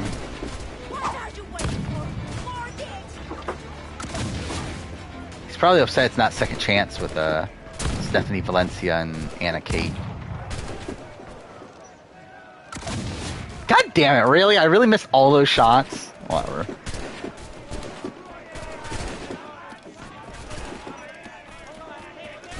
Oh yeah, he at least talked about the 43 finale. I'm sure he's the big Gabler guy, right? Actually, who did Russell Hantz like in 43? I would like to know that. Like, who was he high on 43?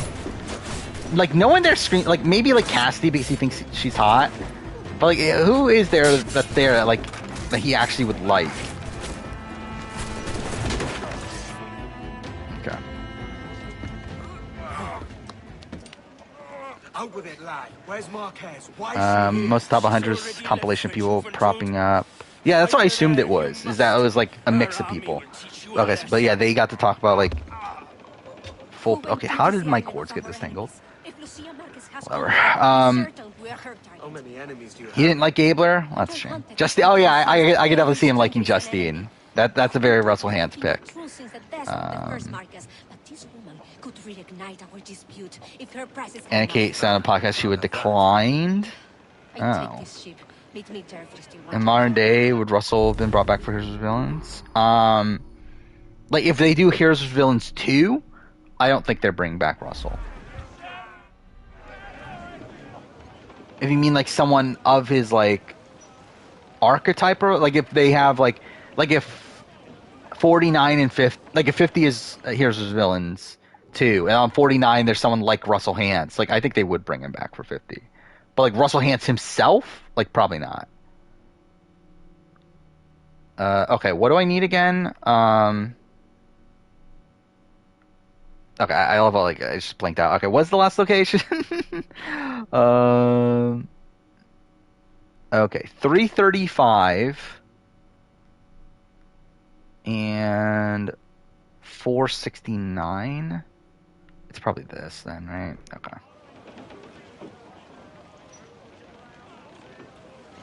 No, Bradley's not going to be on Australian Survivor. Again, Australian Survivor, I think they're going to try to get, like, the big names. Again, I think, like, Richard Hatch, Johnny Fairplay. I'm going the wrong way. I'm an idiot.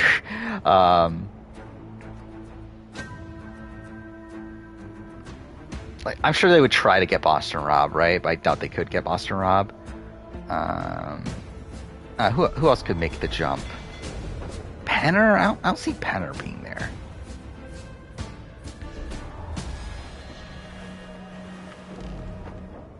Maybe Suri. I think Suri would say yes to anything, right?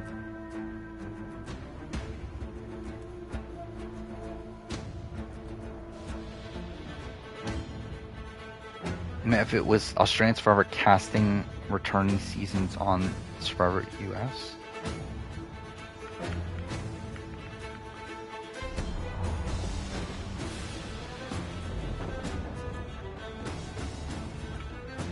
I don't even get what that means. Wait, alright, this is Russell's top 100. Troy Zann's number 100. I'll talk about Troy Zann. I'll bite the bullet. I'll talk about Troy Zann.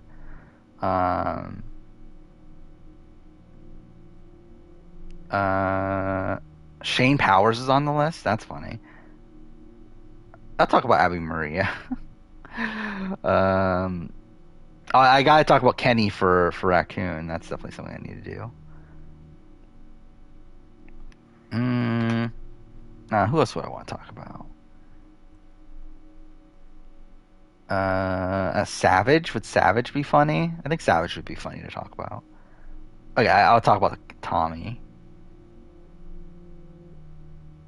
And the fact that Ben is higher than Tommy is funny. If it's Legacy, I guess it makes sense, but actually, Brad Culpepper actually is on the list. I didn't really. Okay, I'll talk about Brad Culpepper. Should I talk about Bob? I think that'd be funny. Funny he didn't put himself at number 1. I believe it wasn't just him, right? It was like him and like a group of. It was like him in a panel. Aris is number 43. That seems way too high for Aris. Especially if we're doing Legacy. Let's just skip to the top. So yeah, Tony's 1, Parvati 2, Rob 3. Wait, where's Kim? Kim's 11? I'll talk about Kim.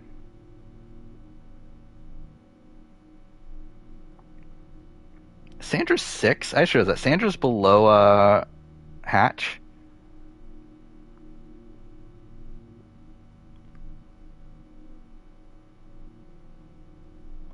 I think Rupert would be interesting to talk about. Vesepia is number 34. That seems high-ish.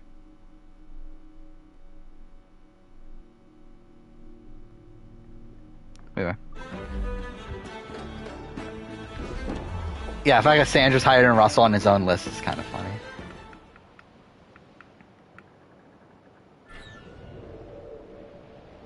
Would Bradley be the type of player Australian AU production would bring back? I mean, like, so what do you? So you mean like if he was on Australian Survivor, And like, would they bring him back? Like, maybe, but I think that he would also get a very different edit to where they would like hype him up a lot more, right?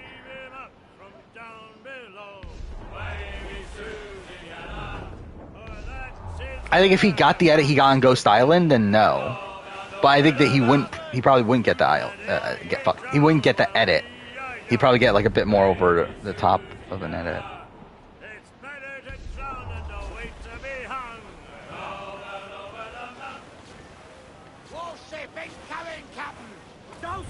Ah, damn it! I was about to like let go, so I didn't have to fight this one. Whatever.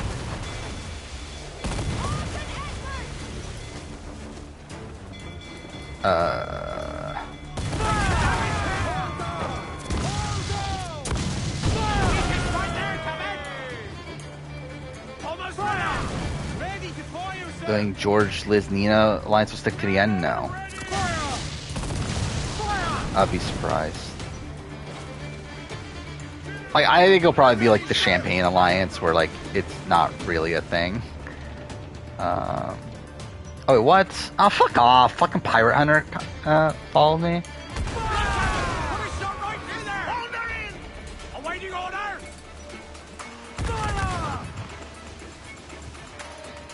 I'll see you later, biggest party. What time is it? It's 2 o'clock.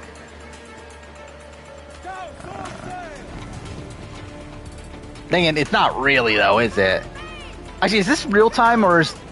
I don't even remember anymore. Like, is this the real time? I think this is the real time, right? Or like the other one was daylight savings time. So I guess it is actually 2 o'clock. Oh, either way.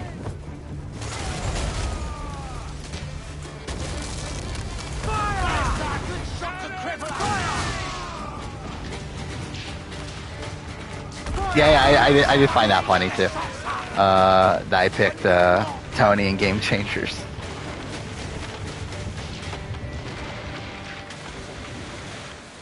To be fair, when I think of Game Changers, I think of the premiere and I think of Tony. Like, I don't even think of the rest of the season. Like, fuck the rest of the season.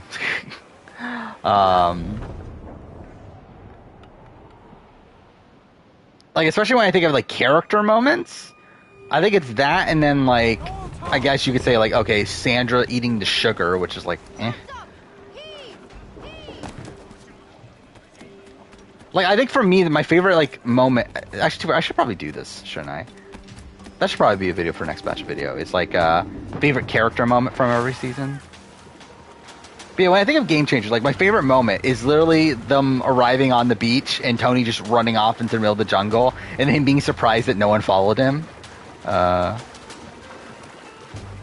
that's always been my favorite moment of the season. Think of Sandra when you think of Game Changers? I don't, personally. I think of Tony, then I think of Sarah, then probably Brad, then, I don't know, maybe Sandra out there. Maybe Suri, actually, who's Evangeddon. Actually, even then, like, Zeke and Barner.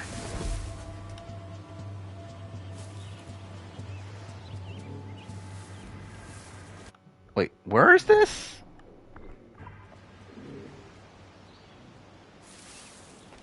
Is it up there? Is that what it is?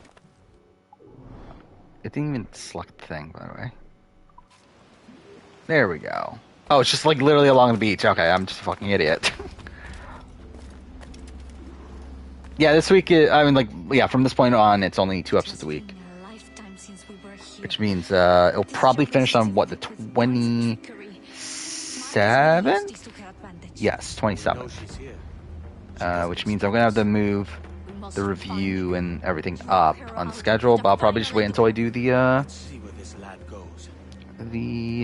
thing. The recording thing that I definitely have a solid name for, where I do scheduling stuff.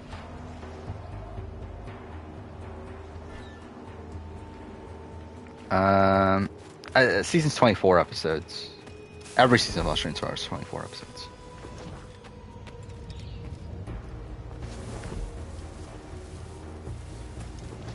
Which is why, again, I think next episode has to be Not a Limb, right? if it's not 9/11, then like I don't get how they decided to pace this season.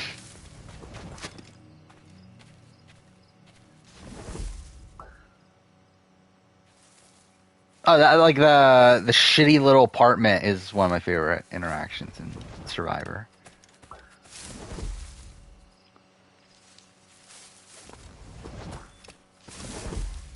Where I tried to fit that line, like I had a line where I mentioned Ethan's shitty little apartment in my Heavy Rain video, but then I realized, oh wait, he doesn't live in an apartment. So I was like, oh, it doesn't work, does it? So I was like, oh, okay, I guess I have to edit it out.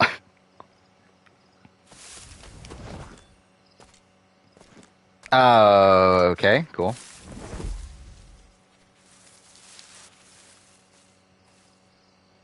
Like, it would be better if it's 22, but like I think it is 24.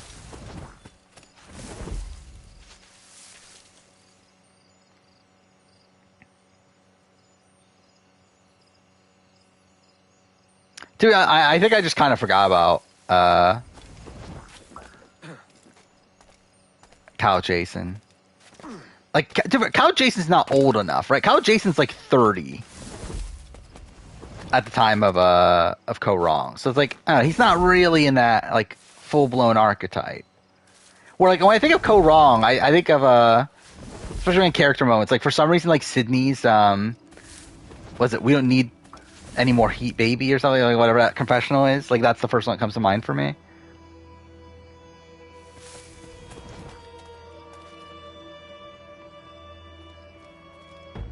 You thought Michelle was an old lady at the time? She was like 23, right? She's like 23 or 24. How old is Michelle now, anyway? Like, she's like, what, 30... 33? She must be hiding. Let's take some action. She 32? Yeah. Yeah, she's 32. Yeah, you thought she was 35? Oh, I never would have guessed her being 35.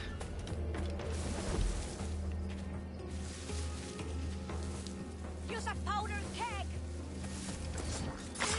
Nope. I guess I will now, even though it did nothing. You're 12 when you watched it? That's insane to me. How old was I? I was like 19 or 20, right? How old was I? I didn't go wrong. Oh, okay.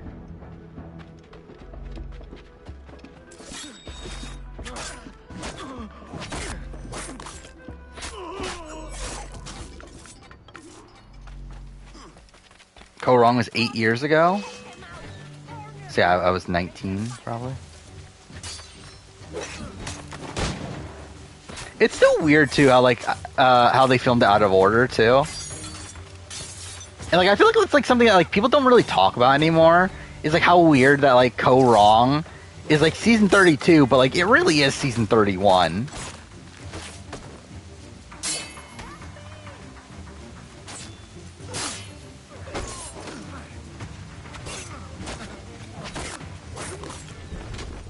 You're an intense Sydney fan? Yeah, I was a Michelle truther back in the day. Michelle's my winner pick for not aesthetic reasons, and then yeah, that's when I got into Edgic and everything. Mainly because I wanted to believe Michelle won.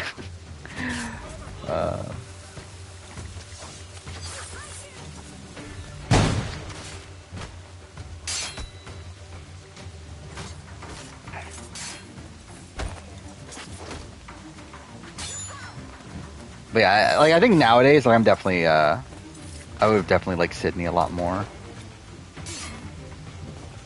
Like at the time, like obviously, like I thought she was a fun character and everything, but like I wasn't like a massive Sydney fan.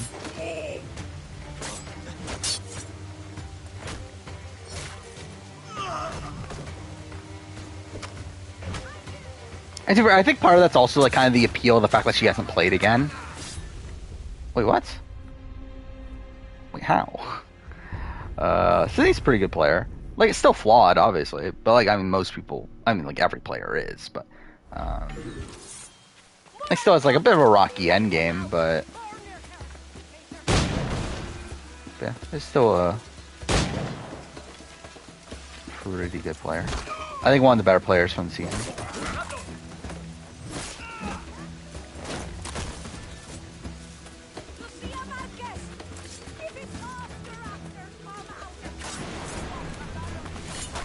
There we go. So I think you don't need to see Sydney play again. I think I'm kind of fine with where her legacy is right now, but also it's like I ideally would have liked to see her play again. But also, like, I think her legacy as like a really solid, like, one-time player is also pretty good. There we go. No. I think I was spoiled on Game Changers, so I knew Tony was going out in the premiere. Father saw such potential in this island. Like, I was just happy that it was like as fun as it was. Industry, freedom, all of it squandered. To be fair though, I was like watching the entire episode, like hoping the spoilers were wrong. But yeah, obviously they weren't though. You believe we wasted freedom of feeling freely? Alright, was Game Changers like fully spoiled? I don't even remember anymore. Like I know it was spoiled for sure, but like was it like a full boot order sort of thing?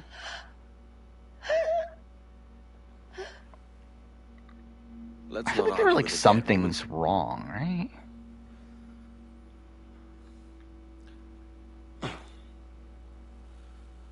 Here's my prize. Can't imagine what people who spoiled Winners at War felt when they thought it was gonna win. Yeah, that is a funny thing too. Is like the spoilers of like did people like just not believe it when they saw that like Tony won like an all winner season? Oh, wait, that was the last one? I thought I needed one more. Oh, okay. I guess I got the armor. Was I happy to see Sarah play again? No. I didn't really want to see... Like, I mean, like, I wasn't, like, Sarah... Like, I don't know, I wasn't, like, completely opposed to it, but also I was like, why is she on Game Changers? Like, if it was, like, Second Chance 2 and Sarah was on it, I was like, okay, whatever. But yeah, like, Game Changers? Like, probably not. Actually, I want to look at the Game Changers cast. I want to see what, like... Yeah, what were my reactions at the time to the Game Changers cast? Let's see.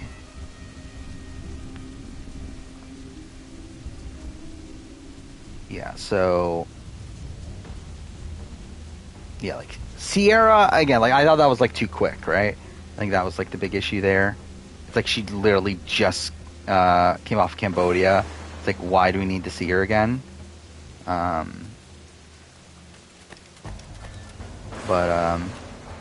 Like, it wasn't, like, a bad pick in general, and, like, made sense within, like, the Game Changers theme, but still, it's like, yeah, did not need to see Sierra back.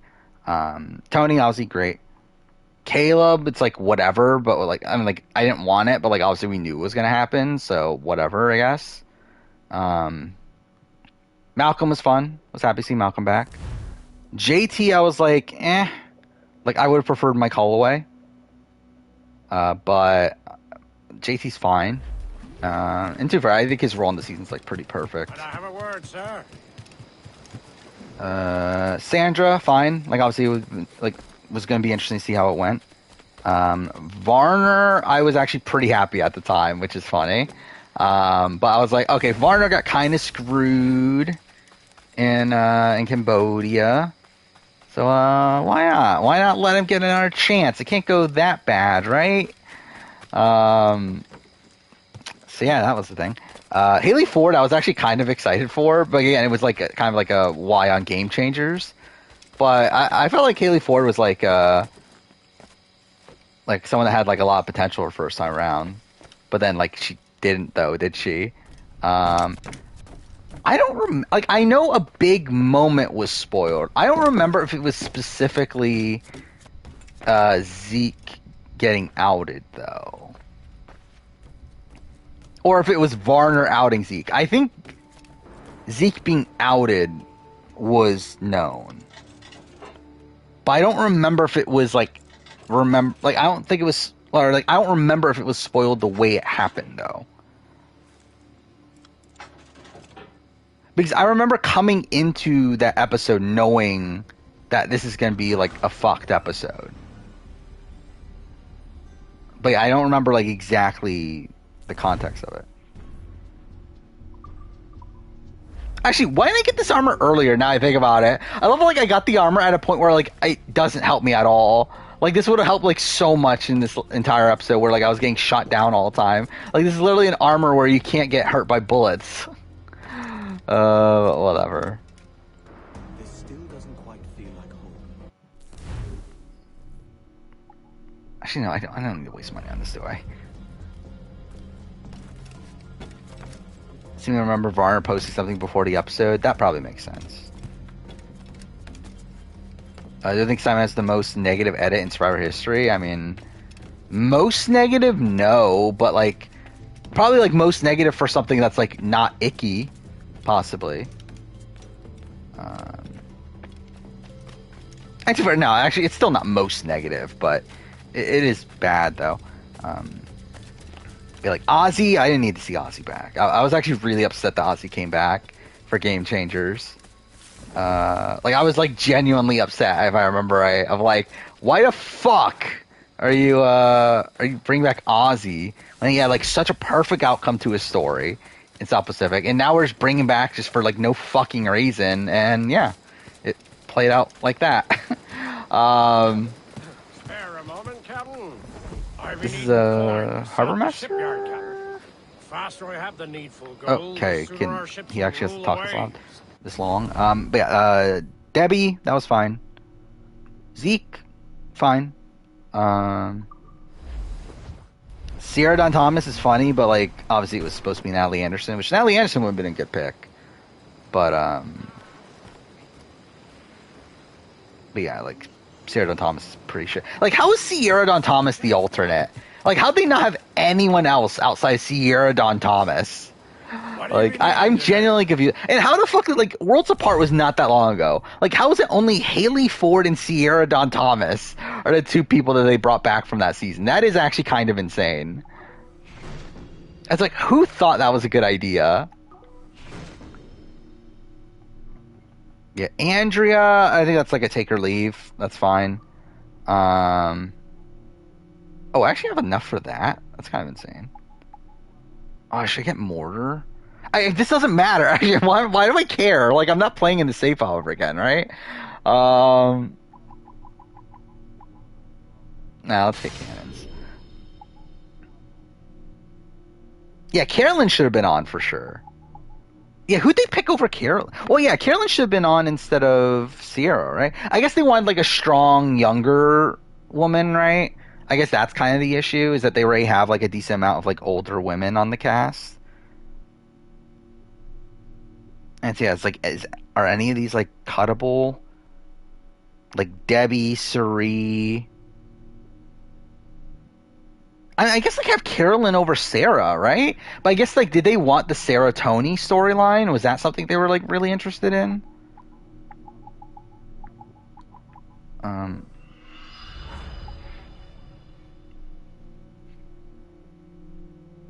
Should I get that? I guess this doesn't. I don't know why I even care. Like this literally does not matter. Anyway, Michaela, that was kind of a fine pick. Like obviously she was like a big. Like had a big exit, so that's fine. Suri was obviously great. Happy to see Suri back. Aubrey was great after Ko-Rong, but like just did not think she would have any chance. Ty, yeah, Ty was good, fan favorite. That's fine. Troyzan, I was actually happy about Troyzan. I was a big Troyzan fan. I loved Troyzan in One World back in the day. So that worked out. Brad Culpepper, I was happy about that. Like, yeah, I thought Brad Culpepper kind of got underserved his first time around. So I was like, this should go well the second time, so that'll be fine. And then, yeah, Sarah Lucina, I was like, eh. Why are you just spamming fan favorite game changer or whatever? But no, she's not a fantastic casting choice. She's a fucking shitty casting choice.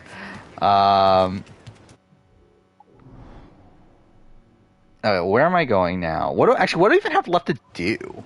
Like, there's nothing It's like, I wanted to do Templar Hunts. That's done. I guess I'll just, like, randomly just do... Yeah, I guess I'll just, like, explore Havana and shit.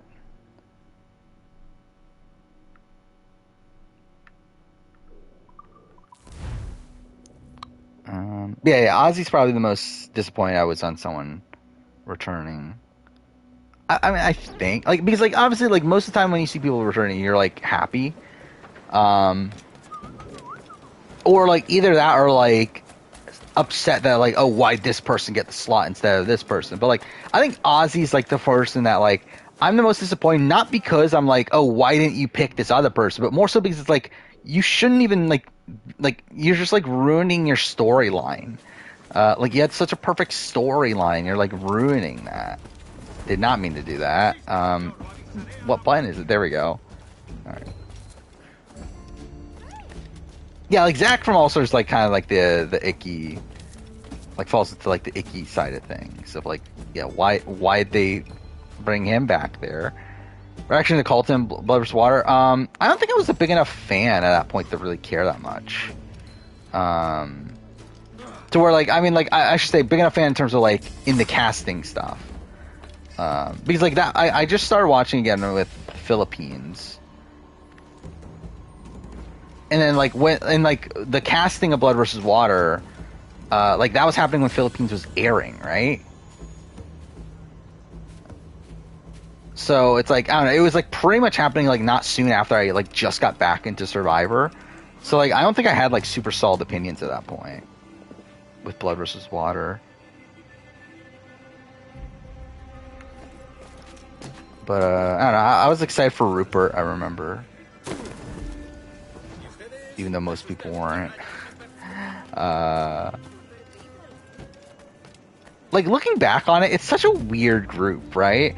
But, like, I mean, I think that's kind of the appeal of Blood vs. Water, is that, like, you have these people who have... Because, like, I thought it was before, why I think Blood vs. Water works with returnee seasons.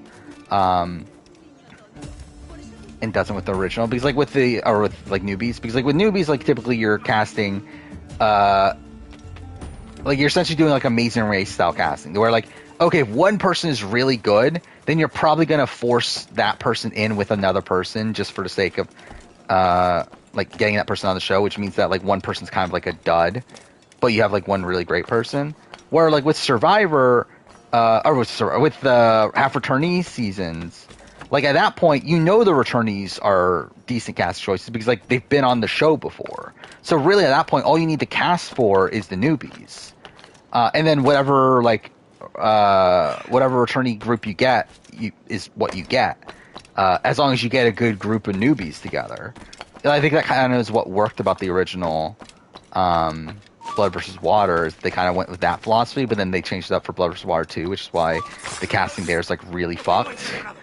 And again, it's a great season still, but like it kind of like feels like it was a great season despite of itself.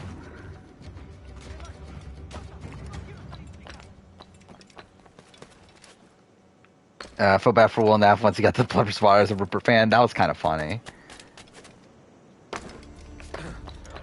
I still think it's a shame that Will Neff never got to finish Survivor. Not because like he actually cares, because like I can assure you, he does not actually care about Survivor. But I do think it would have been fun to watch his reactions to like watching his reaction to Tony winning Winners at War would have been really funny.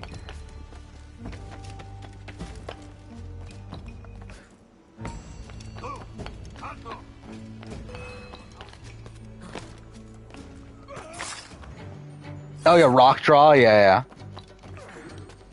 I'm both like if he ever watched Malicious Acts, I think that would have been fun too. Who would even like on I think that's kind of the weird thing though, is that like who would even like on Modern Survivor?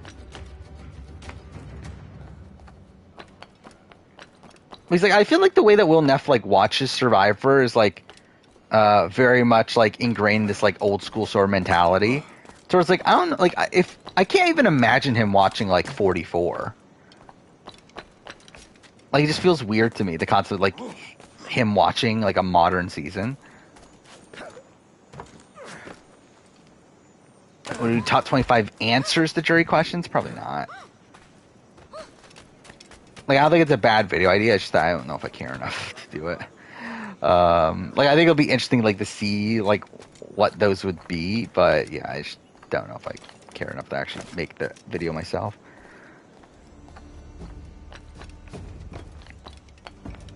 Oh, I guess John, yeah, he probably would like Jonathan, right? I kind of forgot about that.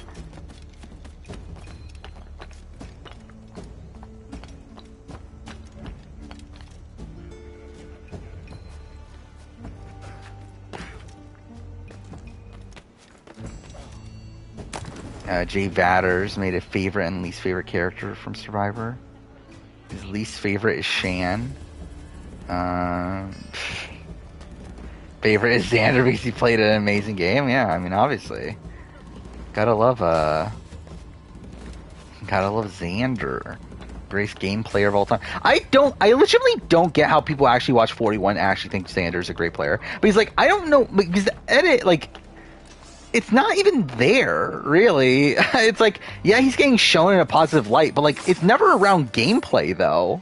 Like, the only time it is when he does the what's it called? The knowledge is power. Like, that's the only point where like he's actually being shown as playing like a good game. So I don't get where like all this talk about like Xander's such a great player came from.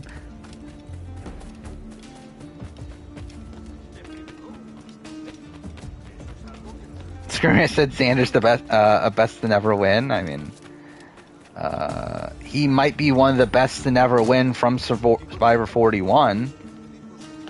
That also probably isn't Ricard or Shan or Deshaun or Danny.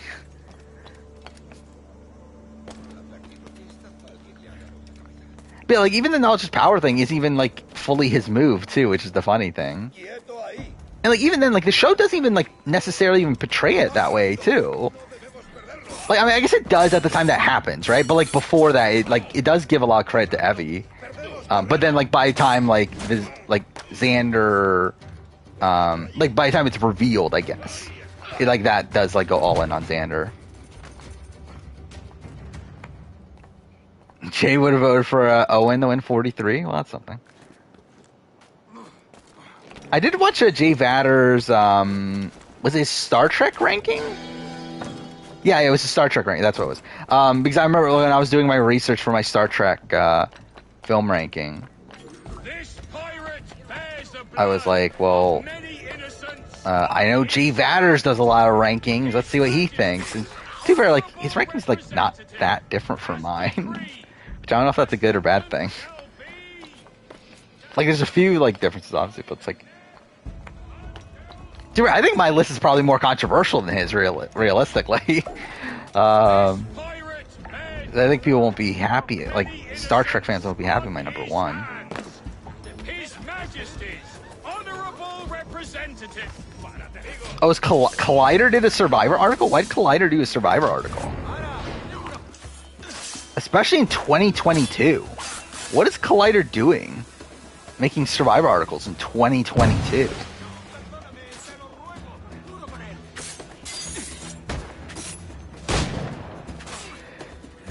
Okay, Rob is there. Ozzy is there. Suri is there. Okay. Amanda Kimmel, fine. Also Hans, fine. Malcolm, fine. It's not that bad of a list. Spencer. Joe, okay. Joe and Ozzy are like the two question marks so far. Aubrey, fine. And then Xander. I mean, really, it's like the Golden Boys, right? Like, that's like the questionable ones. Xander, Ozzy, Joe. Again, I agree with Malcolm, but like in terms of the other three, it's like, yeah, those are the ones that are like, why? Just finished Survivor Michigan season 1 for the first time. Overall season, I adore it. Again, I just rewatched it. What was that, like a month ago or so? I still love it. I probably like. I think there's probably like some like slower points than I remembered, especially earlier on. Like there's definitely like the Jess boot, and like there's rounds like that where like, okay, this is maybe not the most riveting stuff, but the entire post merch is fantastic though. And yeah, the outcome is really fun, even though, again, not the best gameplay in the world. But to be fair, I don't expect the best gameplay from Survivor Michigan. And to be fair, when there is the best gameplay, it's usually bad. So it's like, I want like crazy, like messy gameplay. And I feel like that's kind of I guess like emotional, like I mean, like I think that's what Survivor Michigan like really excels at, is emotional storytelling. Where again, like the Liz boot, I still think it's like an all-time great. Like not even just like Survivor Michigan moment, but like moment in like reality TV history. I still love the Cam and Matthew, but like that's like I remember that's what got me like super into Survivor Michigan. Well, I remember I was watching like the early episodes. Okay, this is really good. It was the Cam and Matthew boots and like how expertly the Tarowski played that.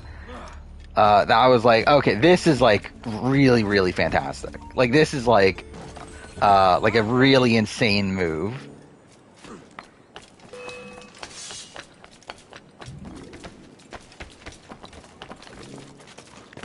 I wish, like, I mean, like, again, it's like, it's a weird thing too, because like, it's something that can only happen on College Survivor, right?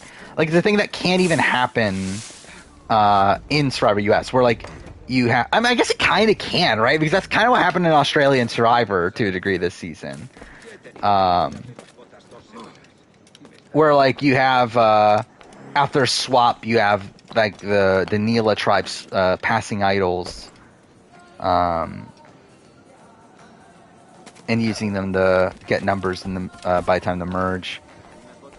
All for that to go to naught, and them having to go to rocks anyway, and then them losing the rock draw. Again, it's so fucking great. Gotta love Survivor Michigan. I mean, I like Alex Stahl, and Tarowski too. I think they're both fantastic characters. I think they played the game in a really interesting way. I think Thal like really just gave up his game at the end for Tarowski though, which I really don't love.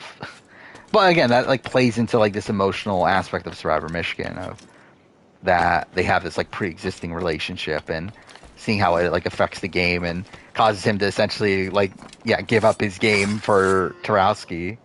I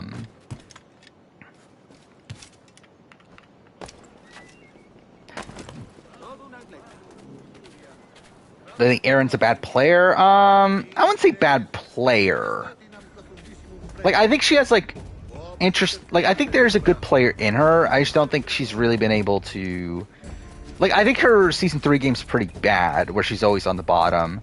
And then even at points where she's not on the bottom, she's, like, trying to play for, like, someone else to win. Like, she's really playing for Brady. And, like, All-Stars, I think she was just given a really bad shake. But it's not all bad, though. Should Mitch have kept his deal? No, obviously. But, like, either way, he loses, though.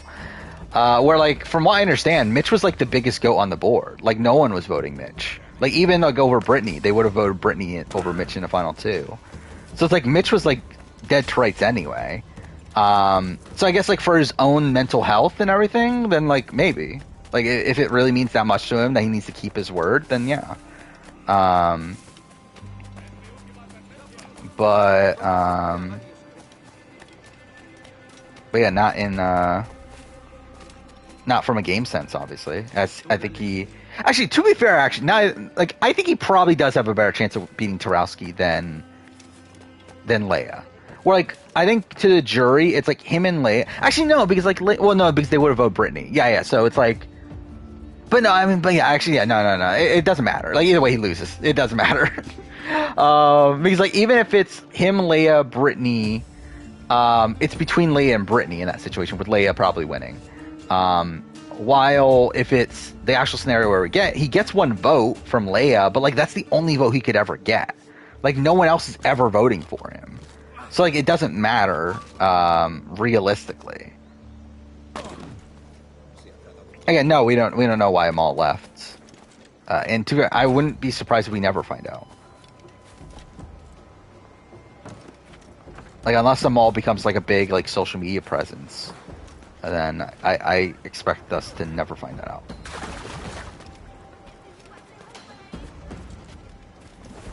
She had terrible reads on the game. Aaron thought she was a good player when she got voted out, which kind of annoyed me.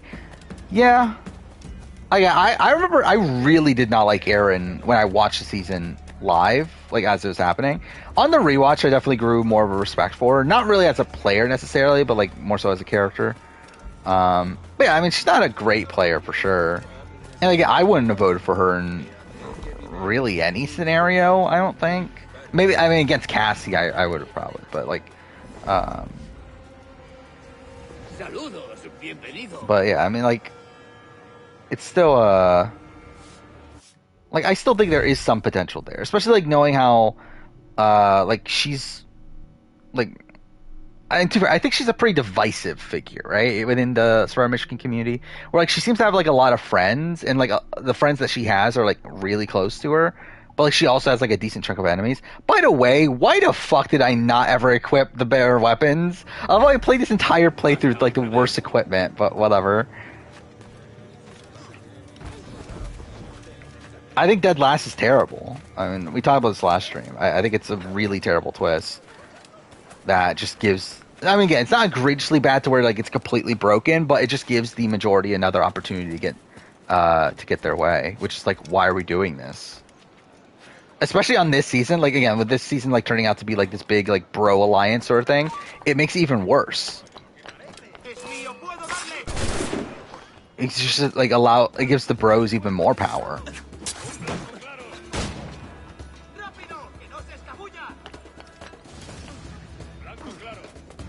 Top 2 for AU right now, Liz then George. But that was also what... Actually, no, I think I had Haley too, right? But yeah, right now I think it's Liz. Like, I think it's a weird winner at it, but really it would be a weird winner at it for anybody but George. And even George, like, it would be weird in the sense that I feel like he's been, like, way more undermined in that last episode than, like, any other winner has recently.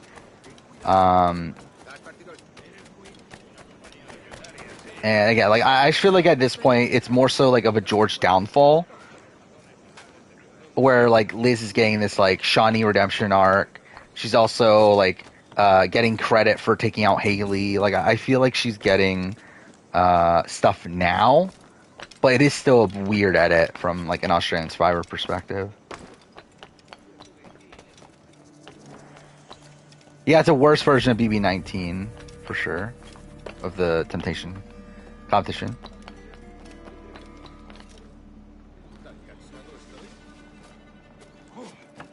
And even there, though, that was like also a situation where like the person in the minority could win immunity, though. So like that's what made that better, is because like at least there was a chance of the person on the bottom winning immunity. So like while yeah, it is a situation where the minority could go on the block. One, again, it's a choice of the minority to go on the bottom, but also there's the chance of the minority winning immunity, to where that's like a better case scenario. Yeah, there's 2 digital dailies. I believe what it's going to be is that it's going to be on every weekday. So only 5 of the 7 days, which is funny considering the weekends are when everything happens. So the fact that we're not getting digital dailies for the weekends is fucking stupid, by the way. I love how I even talked about that all stream. That's really stupid. So essentially we're going to get digital dailies for the stuff that doesn't matter. Or like it's going to be like stuff for when like already the vote is already like locked in. But whatever. But yeah, it's been mostly mediocre. I haven't actually like full out watched any of them. Like skimmed through one of them. Yeah, it doesn't seem great. I did listen to the Terran podcast about them though. BBCAN11. Right now it's the bros running the show. It's Zach. Zach, Hope, Jonathan, Rob, Ty. They're running the show. They all have side alliances. It's essentially the Brigade or the Pretty Boys. And everyone, and like the fucking other people don't think they're working together because they're just bros. They're gonna be hanging out and not talking game for some fucking reason. Like, I really ran around this early in stream. Like, this is just a cast that like no one knows what they're doing. Like, even the fucking people running, like even the bros, like they're being way too obvious of the fact that they're lined. Yet, like no one is picking up on it.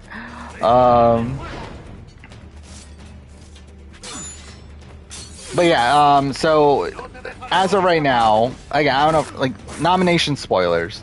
So Renee's obviously dead last. She's on the block. Santina is working with the boys.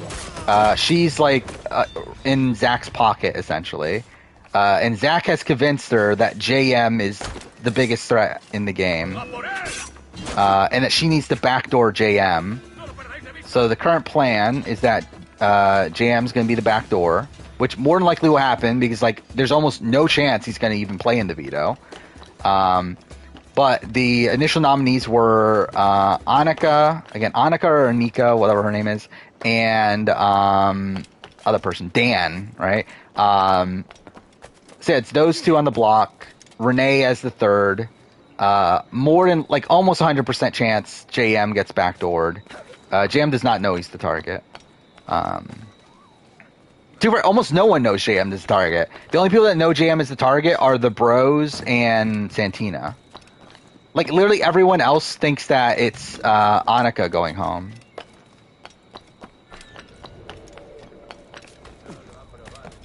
I think Claudia could have a JC Linsor run, potentially. Yeah, Claudia's in a showmance with Ty. She seems like one of the more game-savvy people here, but she's not, like, that well ingrained. But also, it's like she hasn't, like, to be fair, a lot of that's coming from the show, right? Like, we haven't really gotten much of that in the digital dailies. Where, like, we had this, like, really weird conversation with Santina, where, like, she tried to work with Santina, and Santina just gave her nothing. Can Simon win? Probably. Like, can he win as in, like, if he gets to the end? Yeah. Is he going to get there? No. Shanae's not necessarily a flop. I mean, she is, but she isn't. Like, I mean, there's a... Like, I don't think she's dead to rights in terms of winning. I don't think she's dead to rights in terms of, like, down the road doing well. But, like, as of right now, she is working with the bros. But also through that, she's safe. She's probably, like, the safest person not... Like, that isn't a bro. That isn't Santina. So, at least there's that. I don't know if the bros are necessarily sexist. They're just working with people that are like them, which is typically how most, like, things work, is that you work with the people that you are similar to, which is why you try to add diversity into things to make it so that there aren't too many people that are similar to you, so that you're kind of forced to work with a varied amount of people. But they decided to fucking cast a whole bunch of bro-y guys this season. So it's like, obviously they're going to work together. But also, with the season not having many fans, no one's picking up on the fact that all the bros are working together. Because, like, they're literally just doing the same thing as, like, all these other bro alliances, yet no one's picking up on it.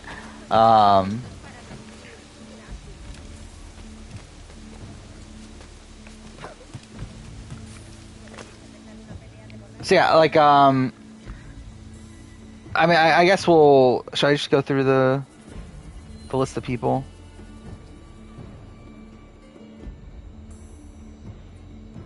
Okay, so again, I have a power ranking. So, like, all 5 of the bros are at the top. Yeah, so John Michael's obviously the most likely to go home. Again, also, the reason why he's not likely to play in the veto is because we're in BBCAN, where only 5 people play, right? In the veto, because, like, normally it's 6 in the US. Obviously, HOH doesn't play. However, there's 3 people on the block already, which means that there's only 2 slots for people not that aren't already going to play. That, like, there's only 2 slots that are going to be picked, right? However, so already that's, like, a really bad chance for JM. That's what is that? 2 out of how many people is that? 12. So, like, that's already, like, not great. But then also adding in the fact that, like, there's player's choice and no one's gonna pick him. It's like, yeah, it's pretty fucked. Anika. Okay. That's like. Okay. Wait, what was I saying before? I know I said Annika at one point. What was the other one I was saying? By the way, Anika. Okay, let's say Anika. right now, so essentially the two. Okay, so the three guys that are running the show essentially are Zach, Ty, and Rob. Zach is running this week, where Zach is the close. What is going on? Masterpiece. But yeah, so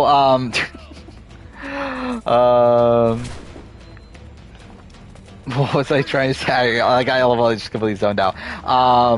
Okay, yeah. So the Zach is running the show. He is the person that is the closest to Santina. He's the one that convinced her to take out JM.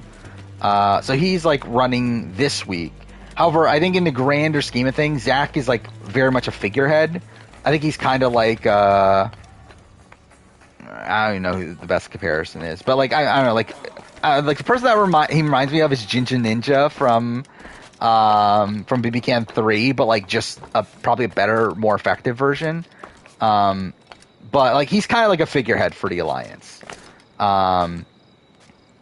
where like the people in the minority are probably going to target Zach if they get power, which there's not many people not in the minority or that are like in on the fact that they would need to target Zach.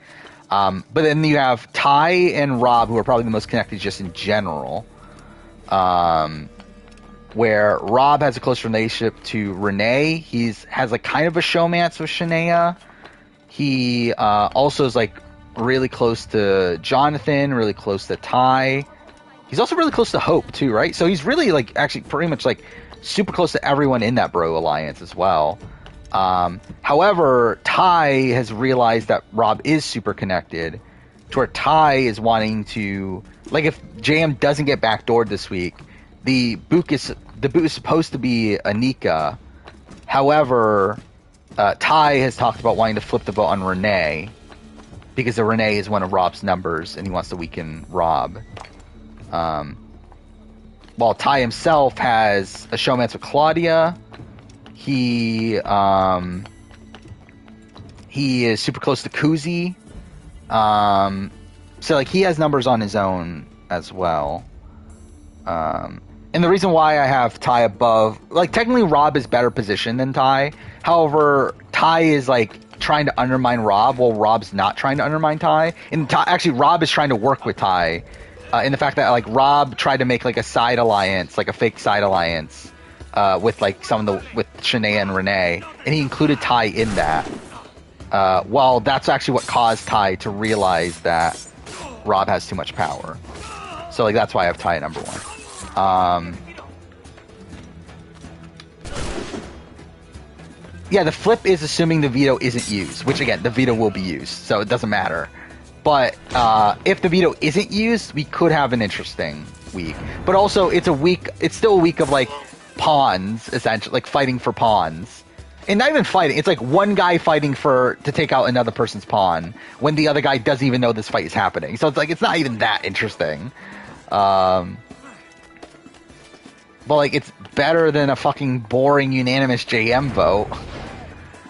But yeah, essentially the people on the bottom, JM's completely on the outs. Doesn't really have anybody.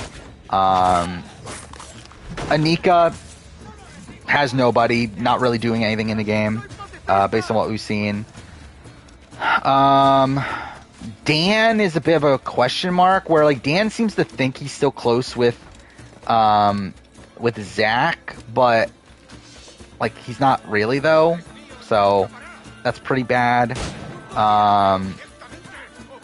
Kuzi again has Ty. That'll probably keep her safe for a bit, but like I don't think she's really set up that well long term. Vanessa is pretty bad. Yeah, Vanessa's not doing that well. She really has nobody. She's close to Kuzi, I believe, but like doesn't really have, and like I believe close to Dan, right? But like again, not really having any super solid numbers. I think that's it on the like very bottom.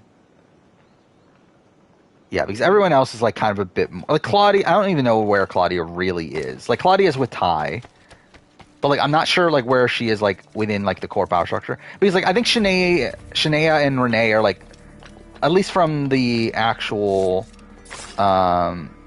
like the core of this bro alliance, like they're looking at them as like numbers for them. Or like I'm not sure if they look at Claudia the same way.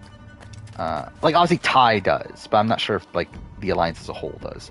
Actually, Claudia has a relationship with Jonathan though, so maybe they do. But I don't know. Either way, like really, it's like that's what we're getting from like these very limited digital dailies. That there's really not too much to work off of. Yeah, that's the thing. Yeah, we don't know where Daniel is. Like Daniel's nowhere. Like Daniel doesn't seem to have anyone, but no one's targeting Daniel either.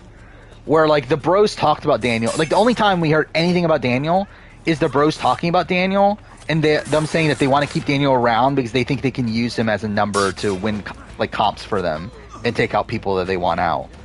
But that's all we've heard. Like so, it seems like Daniel's safe and seems to have like gotten himself in a position where like the bros think that they can use him, but like I doubt he would actually do it though, knowing Daniel.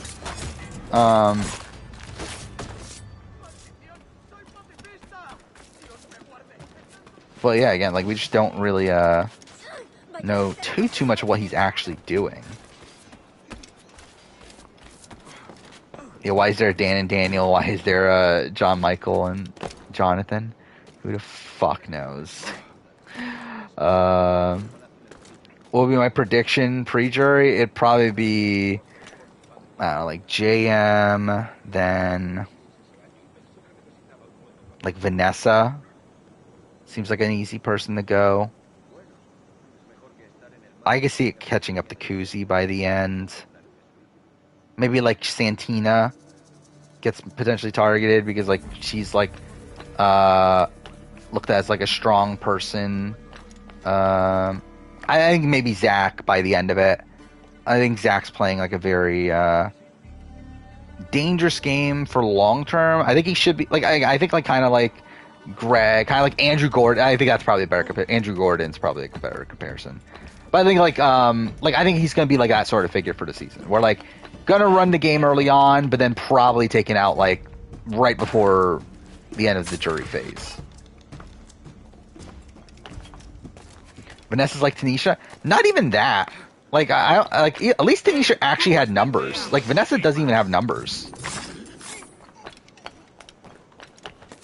Why does Claudia look nothing like her name? I said that when the cast came out.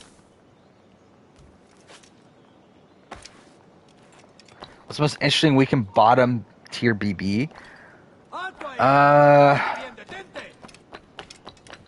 Like the... Is it the Devon HOH week? And you got Devon HOH, you got Cody HOH. Cody from 19.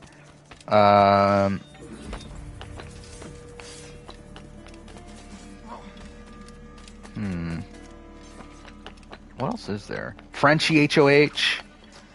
Like really, I feel like it's like a lot of bottom tier Big Brother is bottom tier because like the end game is really boring, right? And it's like really dragged out. But like usually those seasons have like a really strong start.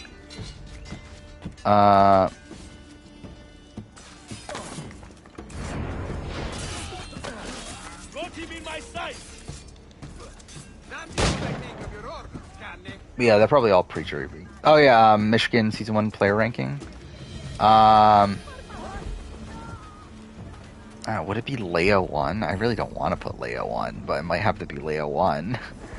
I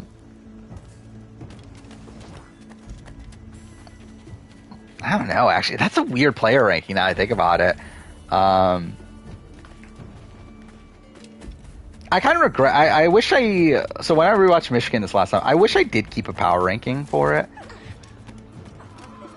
Like, obviously now I don't care enough to do it now without doing another rewatch, which I won't do for a very long time. But I wish I did. I think it would have been interesting to see. But, yeah, it's a weird top of the list there for Michigan season 1. Like, the thing is, like, I think Mitch played better than what his, like, win equity was. And, like, to fair, a lot of that's because, like, jury perception, like, they just didn't respect him and everything. But, like I don't think Mitch played that poorly. Like, he definitely had, like, I mean, the thing is, like, supposedly, like, he came off as, like, pretty condescending and everything. It's like, I get that. But, like, he essentially played, like, a pretty similar game to Leia. And, like, realistically, he's the one that, like, actually did things. Like, where, like, Leia is, like, kind of the person that, like, sat in the background.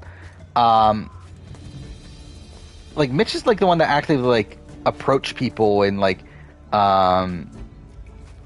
tried to get people to flip and all that stuff. And, like, while, like, again, like, supposedly that would lead to some of the negativity he had, where, like, that's why some people didn't like him. It's like, I don't know, I feel like he didn't play that bad.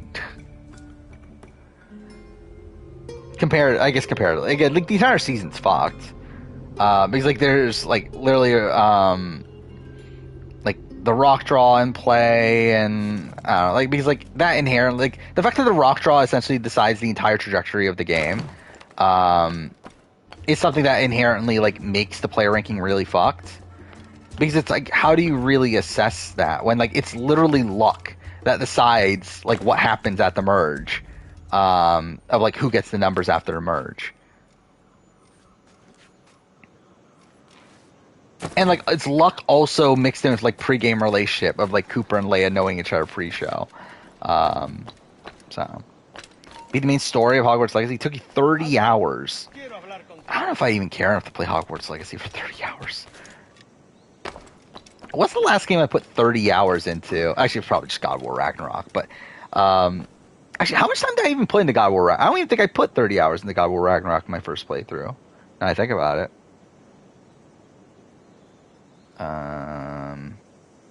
Oh, do I not have my... Oh, I don't have my, my video game spreadsheet in the quick access thing anymore. There we go. How long did I play God of War Ragnarok for? I'm pretty sure it was only like 20-something the first time. Oh, no, I guess it was 30. Okay, it was 30. Oh, actually, no, because that's including the streams, right? So it's probably like 24 or something. Or like 20... No, I think I only did one stream, so... 26. Actually, is God of War Ragnarok still my most played game of the year? I think it is. Yeah, it is. That's really sad. God of War Ragnarok... Me playing God of War Ragnarok on stream is still my most played game of the year. Actually, this game might pass it, right? Yeah, I think this game will probably pass it. So at least there's that. It's not God of War Ragnarok. Tarowski or Thal? I think that's tough too, right? He's like, I think Thal played a much better post-merge. But, like, I think Tarowski... Like, I think Tarowski, again, like, right before the merge, I think all the stuff he does there is really great with the idols. And getting the numbers for Neela coming to the merge. But then, like, he loses Cooper and Akshay right away. But then, like, the fact that he's, like, able to trick Akshay into voting with him and go to rocks for him, like, that's all really great.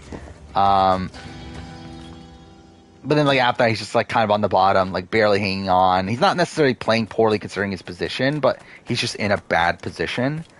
And then, like, he wins, again, through, like, very fluky circumstances of Mitch falling through with a deal that, like, he really shouldn't have. And, like, I don't know, like, I wouldn't really credit Tarowski that much for Mitch falling through on this deal. Considering it's, like, one, it's a deal that Mitch proposed initially, right? And then also, it's, I mean, like, really just, it all comes down to it's Mitch. More so than, like, I don't think Tarowski did anything to actually, like, make that happen.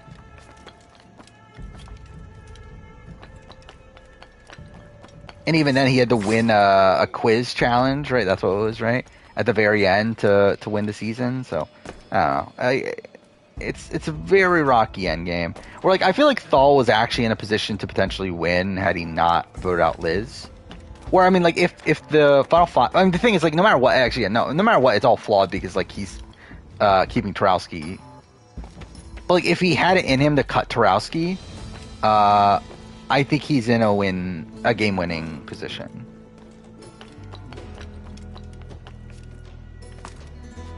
Why is everyone called Zach Nene? No one calls Zach Nene, but that was just in the show. Michigan Season 3 player ranking? Like, Dylan 1, Devin 2, and then, like, after that, it's massive train wreck. Now, would it be Will 3? Or even be Brady 3? No, I think it would be Will 3. And then probably Brady. And then would it just be Aaron, or would I go Emily? Emily P might be there just because even Emily B. Oh no, I forgot about Lisa. Yeah, I forgot about Lisa. Lisa would be before them. But then even then, like Emily P and Emily B might be like relatively high for their placement, considering like how screwed over they were by Split Tribal. Like both of them were pretty much like put into positions where they were just so fucked over.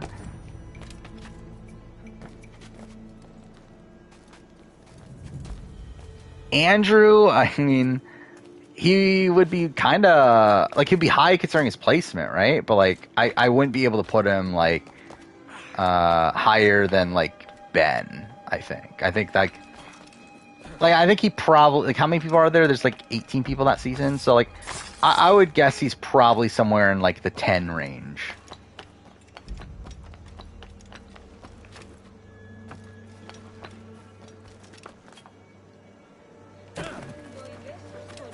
Yeah, I feel like that's just a thing now, right? I like it's like the person who is second in my cast assessment is the person that probably ends up winning.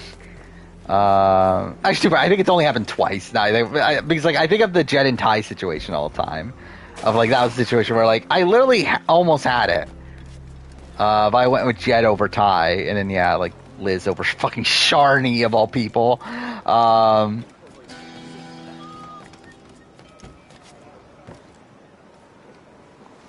What is this from? Beck Picture nominees as Survivor Moments.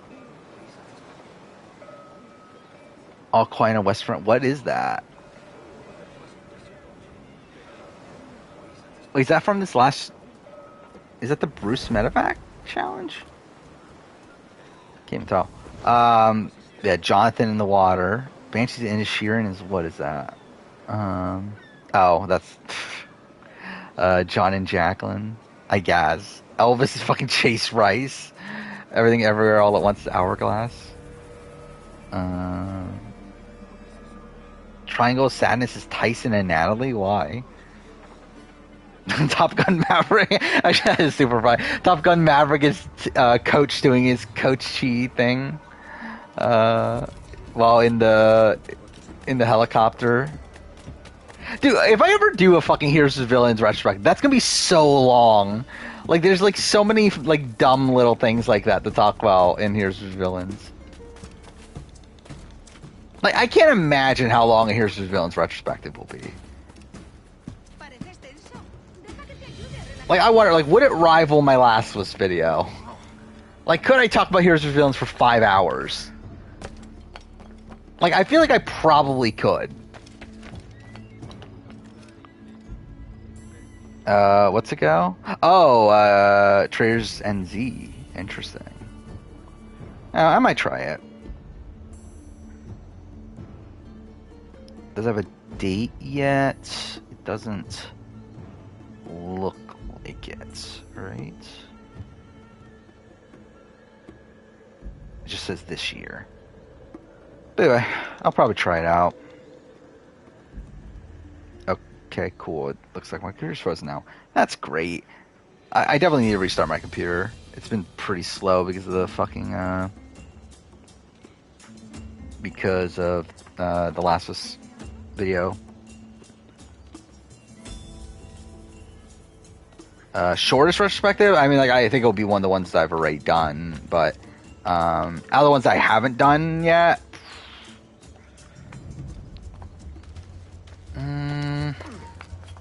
oh yeah, what would be the shortest? Maybe like Gabon?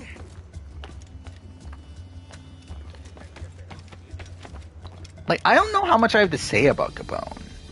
No, Cook Islands will be long. Cook Islands, there's a lot to say about Cook Islands. Like, yeah, I think it might be Gabon. Like, because, like, Gabon, there's, like, not much interesting strategy going on. Vanuatu, maybe. Yeah, Vanuatu, I don't expect to be super long.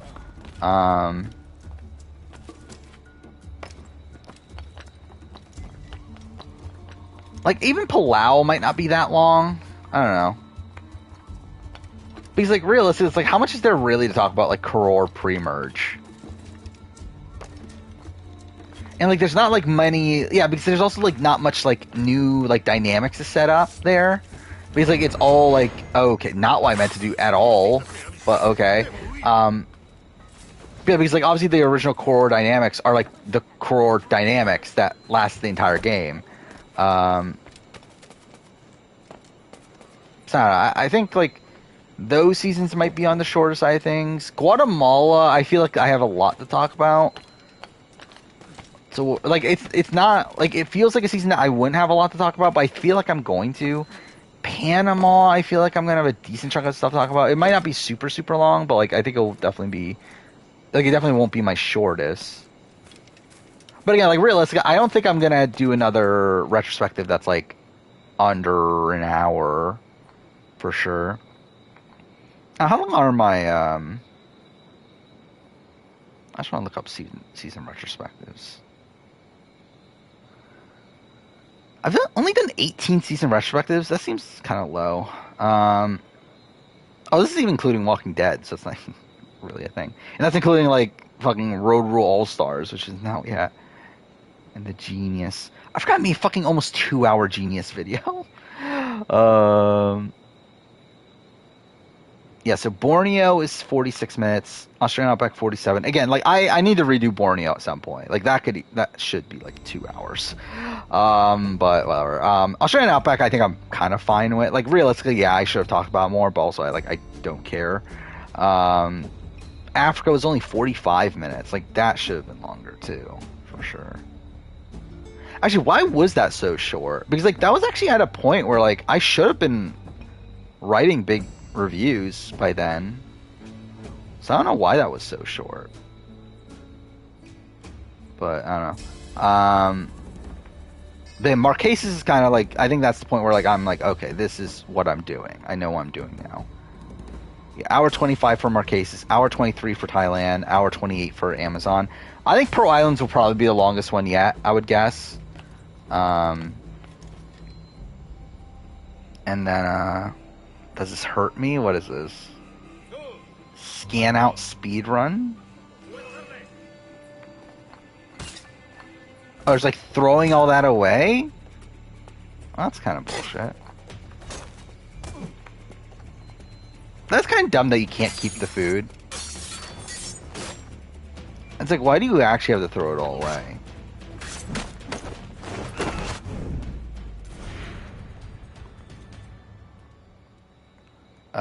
Fact that Thailand's 40 minutes longer than Borneo. To be fair, Thailand had way more to talk about than I thought it would. Like, I came into Thailand thinking, okay, this is gonna be super short. But no, it ended up being like, okay, there's a lot here. But yeah, I think, like, Vanuatu's probably a good pick. I think Vanuatu, like, there's not gonna be that much to talk about, I don't think. Yeah, it'll still be like an hour long at least. But, like, I doubt it would be like an hour and 20. But you never know, I guess. 25 for Borneo. That'll be in 2 years. I don't know. Like, I think the issue is the fact that I'm also going to be doing these other ones. Like, and it's like, I don't know if I care if I go out of my way to do, like, a video that big. Or, like, I don't know, maybe when I catch up, when 40 years later, Survivor Borneo, maybe that'll be the time. When am I watching Pearl Islands? After well, actually, I don't know if it'll be immediately after, but yeah, like, all in on the Last of Us retrospective right now. That'll probably be done in like a week/a week and a half, I think. And then after that, gonna schedule the next batch of videos.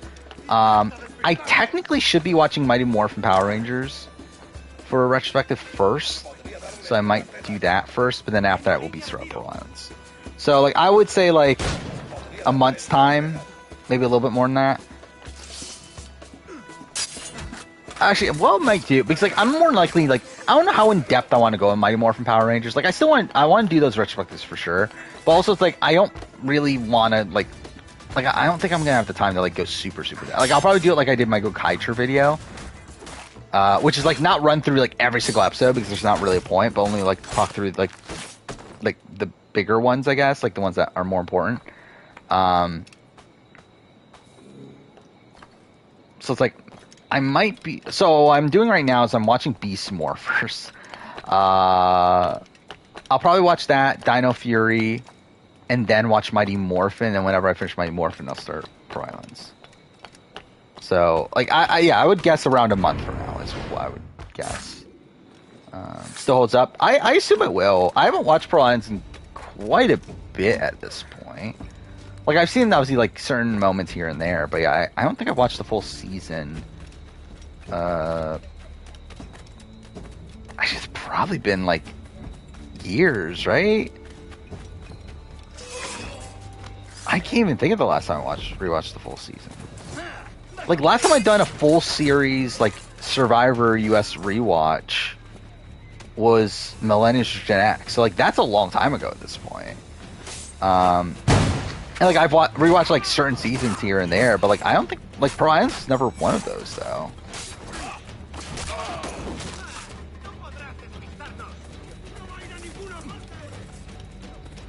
Yeah, like, I mean, to be fair, like, I remember it pretty well. It's not like I don't remember Pro Islands. I just, like, it's just, like, a season that I just, for some reason, haven't rewatched in a bit.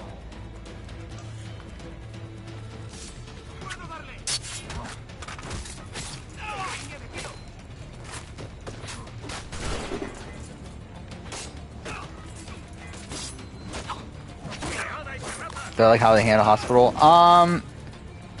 Kind of not. I did feel like, yeah, it did feel a bit quick. I don't know. I also, like, I felt like the, like, use of music was kind of weird. Or, like, the fact they're playing the, All Gone, is that the name of the song? I would play it right now, but I know that's like the main song from The Last of Us that gets copyrighted. But, like, it's the song that plays in the original game when Joel is carrying Ellie out of the hospital. But they play that there in the moment where, like, Joel is killing people, and, like, I don't know, I don't feel like it works as well. But also, they did play part 2, like, the opening music for part 2 in the moment where they're driving to Jackson. I did notice that. They play a lot of part 2 music in the show. But a lot of it usually revolving around Jackson. Makes Ulcers being a dud disappointing, yeah. Ulcers is still going to be a big retrospective, though. Like, I assume there's going to be a lot to talk about. Even though, like, there's definitely going to be shorter. Like, I think there'll be, like, certain episodes that, like, just breeze by those. Like the Kathy boot. It's like, what is there really to say about the Kathy boot episode? But, yeah, I assume that's going to be a pretty big one.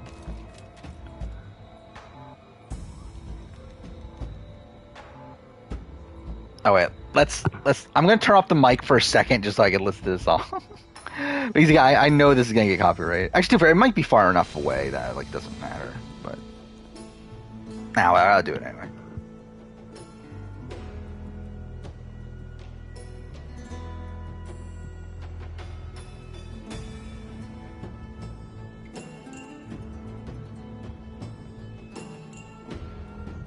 Alright, I'm pretty sure it's that song, but I don't think it's that version, is it? Because I'm pretty sure it was, like, more, like, it felt like it swelled up a lot more than that. But, I don't know, I could be wrong. But, like, I'm pretty sure it is that song, though. By the way, I have, like, nothing to do in this game at this point, right? Nothing I care enough to do, at least. And it is already late, isn't it? But I don't know. We'll still play a little bit more. Yeah, I mean, yeah, there's a lot of different... I mean, that's the thing with the Last of Us soundtrack. It's like, there's not that many actual, like, different songs. It's a lot of the same song that there's, like, just, like, a billion different versions of the same song. Twitter bashing on me because I put all men in thumbnail. That was the point. Again, to me, it was a joke. But, yeah, I do find it funny people took it seriously. I forgot, what was the other thumbnail that I did a joke in the thumbnail? And, like, oh, it was the Jeff Probst one. It was the Jeff Probst one where I put, like, all men. on that one too, right?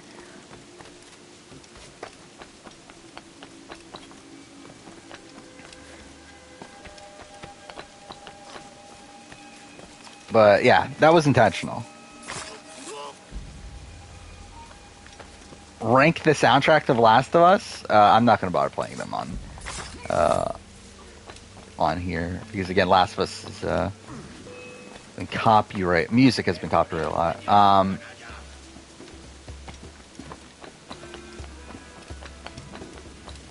But I adore that soundtrack though. Like I remember I was listening to like Lasers talk about The Last of Us, and like he was talking about how like the soundtrack that because he did a ranking of like the best soundtracks or whatever, and like he didn't put The Last of Us on there because he was talking about how like because like to him like the soundtrack like doesn't really like enhance the story, which like I completely disagree. Like to me it's like some of the greatness of like moments where like to me that's kind of why the show version of the scene where like the confrontation between Joel and Ellie at Tommy's, like for me it's like I feel like it's so much more emotional because of how great the use of music is during that scene, where like in the show it doesn't really have that.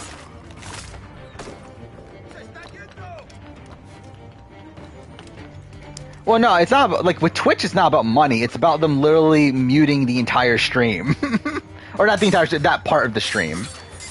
Well, like that's the thing that's annoying about Twitch is that if you have copyrighted content on Twitch, like copyrighted music and everything, they literally just mute the entire like that entire portion of the stream, like without like there being like a backup or anything. They literally just mute it out, which is like okay, fuck off.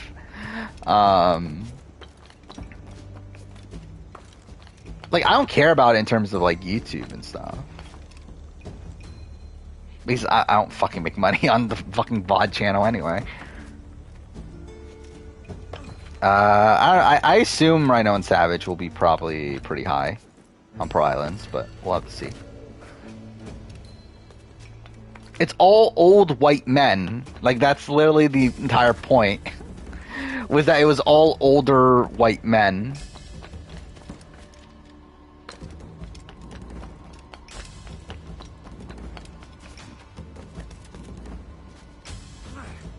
No, he's just streaming on YouTube. I did think about it. I wouldn't stream on the main channel, but I would probably stream on the VOD channel. But also, it's like, I don't really care enough at this point. If I were to redo it again, I probably would have done that, but, yeah. I think it's kind of too late at this point. It's not actually too late, I just don't care to, like, actually, like, go and change everything up. Why would I do it on the main channel? Because I don't want people there. I don't want that many people there. I think it's too accessible to the people that don't like me, to where I'm like, do I really want to deal with all this like negativity? So like here, there's like a step away from that, and like obviously doing on the VOD channel, like it's at least like not, like directly just there for like any random person to just like stumble upon it.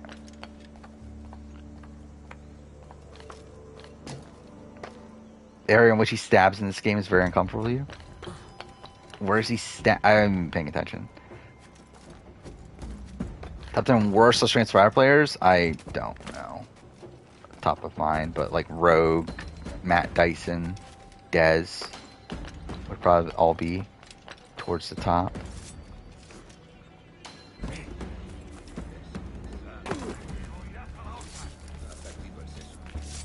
Oh, I forgot. It doesn't even let you kill innocent people anymore.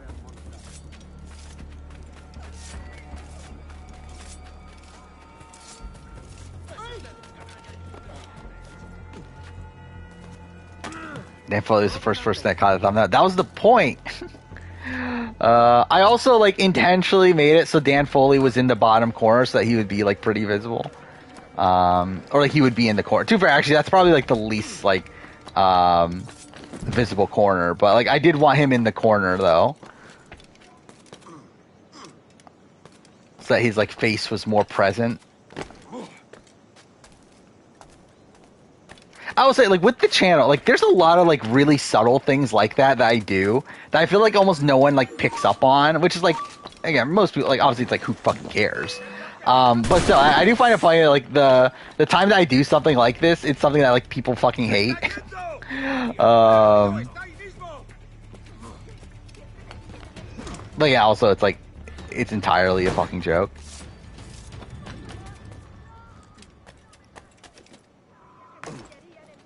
All Twitter saying Simon is winning AU when George. I don't think either of them are winning.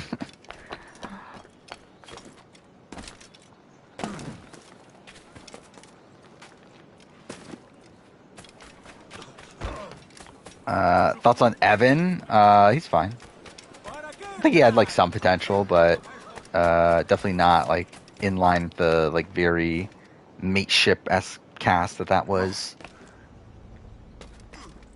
It's a lot of like certain like thumbnail, like certain people in like thumbnail placements and like certain choices that are made of like who's in the thumbnail and like random stuff like that.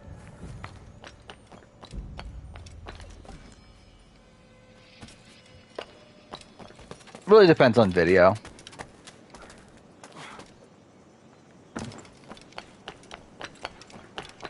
Like, I think with, like, and this is, like, a very, actually, it doesn't even matter. Yeah, it's a lot of, like, just kind of minor, like, dumb things. There's, like, a more intentionality, I think, than, like, you might expect with certain things. Though also, there's, like, certain videos where I just don't give a shit, though. Where it's, like, my challenge review, like, I just don't give a shit. It's like whatever the fucking MTV picks as the thumbnail for the episode, I'll use that image. I really don't give a shit. But there's like other shows where like I use like specific images and that sort of thing. But thoughts on Total Drama? I don't like it, but I still made a video on it, which is funny. Megan last on the edit? No, she's not last in the edit. Last in the edit would probably be like Bree.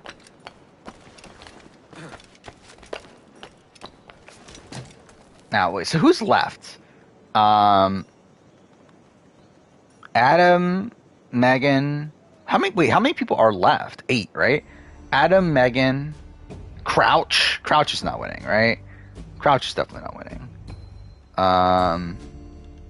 Crouch might make the end, but he's definitely not winning. Sam, Bailey's not winning. Bailey's definitely not winning.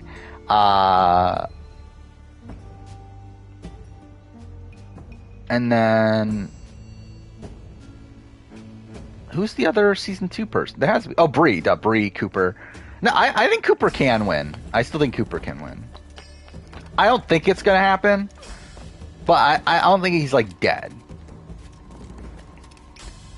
And same thing with Sam. I don't think Sam's dead either. Like the fact that Sam's still there is still mind blowing to me. Genius Netherlands, if it was on the season rank, it would be on the. It wouldn't even be in the same like category. Like, I mean, again, seasons 1 through 4, like of the Korean Genius, are 4 of the greatest reality TV seasons ever made. Genius Netherlands is one of the most boring fucking seasons of reality television ever made. Why is Leia winning? Because there's like seemingly a lot of setup to it. And also, it's like, I think by the way the editor talks about the season, I feel like it fits in line with a Leia win. Where he talks about how, like, this is a season that only he could tell.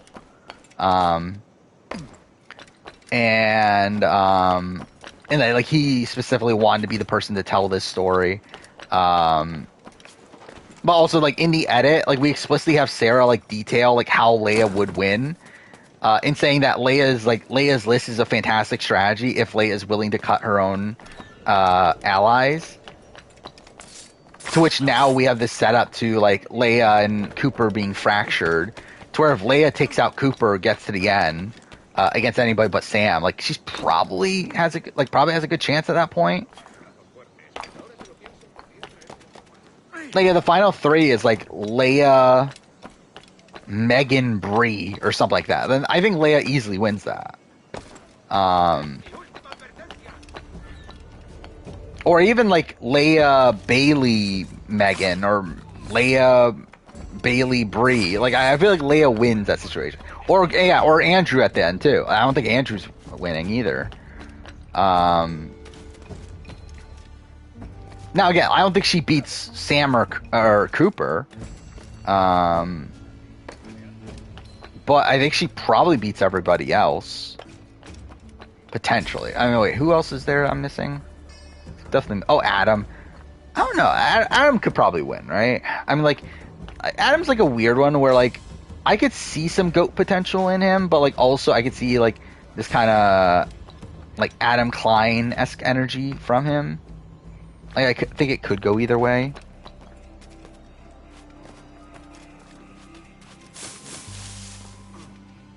What country do I have more faith in producing the genius?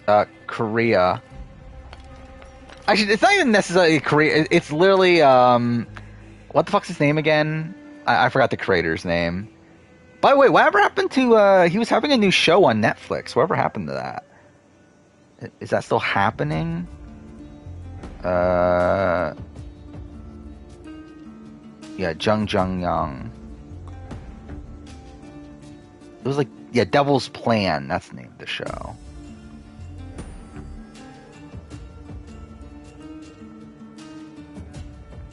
Yeah, it's still happening, I guess.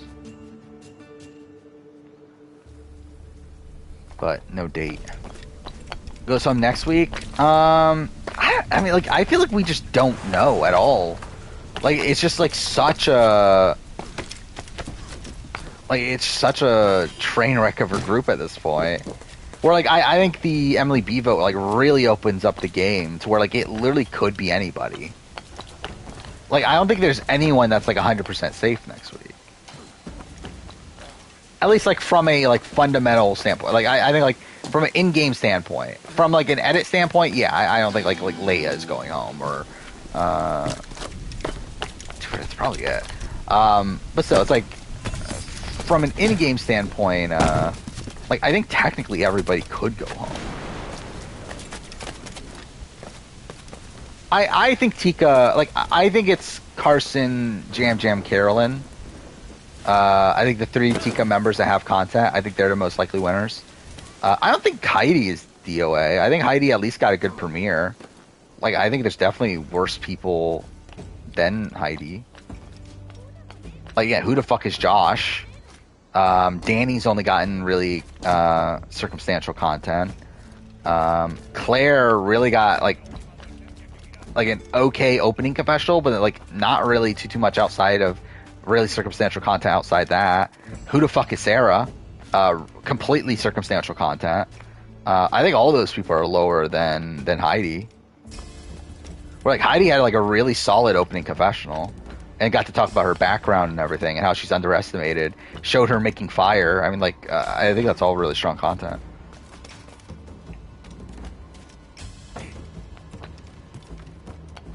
I have Jam 1, Carolyn 2, Carson 3.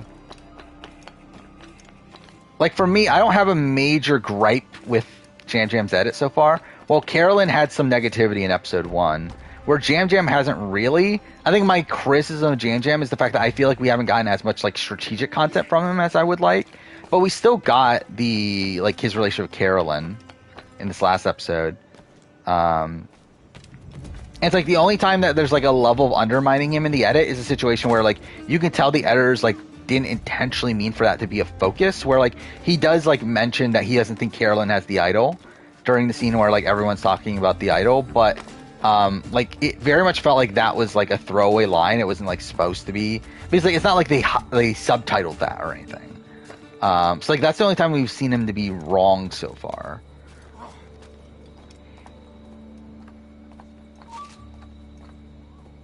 Okay, again, that doesn't count, that fucking confessional.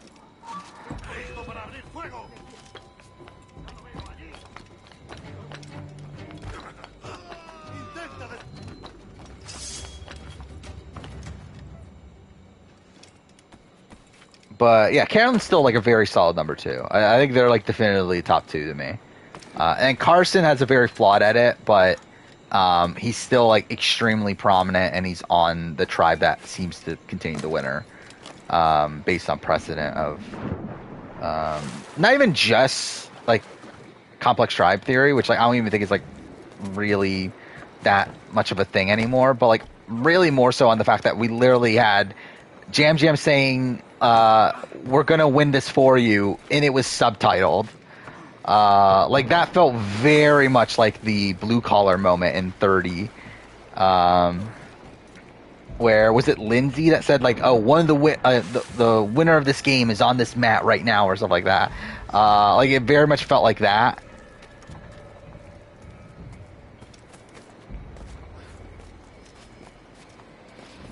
Does Karen's opening confessional count? Yeah, it's a confessional.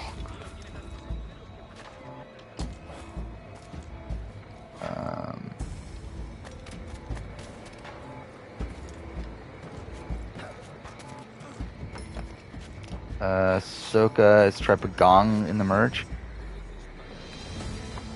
I got blocked because you mistyped got. They blocked they goy.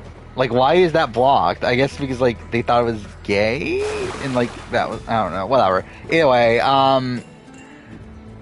yeah, I don't think that's a factor. I don't think they would. I think purple, like I think Soka's getting purple because they're just a tribe that's probably not going to tribal, and most of them don't have like that interesting of storylines at this point.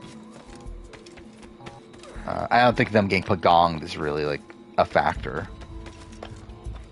Or again, I think it's like Luvu, where like Luvu gets their merge fully intact. They don't get pagonged, but they don't really like stay together either. It's not really like, I don't know. I don't really see it being like a pagonging sort of thing. I see Franny being the merge boot for sure. I already mentioned that earlier in stream, but like I don't think it's going to be like a straight up pagonging or anything. And again, if it was a pagonging, I don't think like Probst would be hyping this up as like an all-time great season. Especially when we just had this like very boring post-merge in 43. At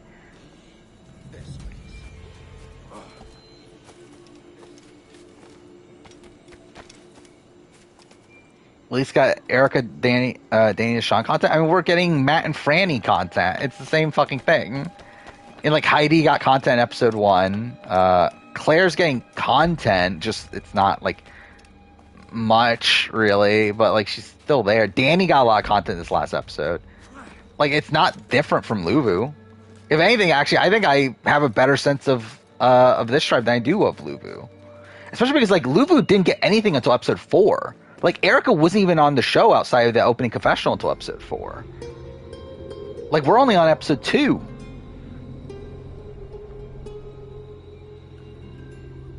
I think it was dumb of George to not tell Matt. I mean, based on his information, he thinks that Matt isn't loyal to him, right? And like he thinks that, I think to him, he's thinking that, well, Haley told this Matt the reward, so they must be working together. So I think from his perspective, it's not a mistake, but like based on the information he has, but obviously his information's wrong.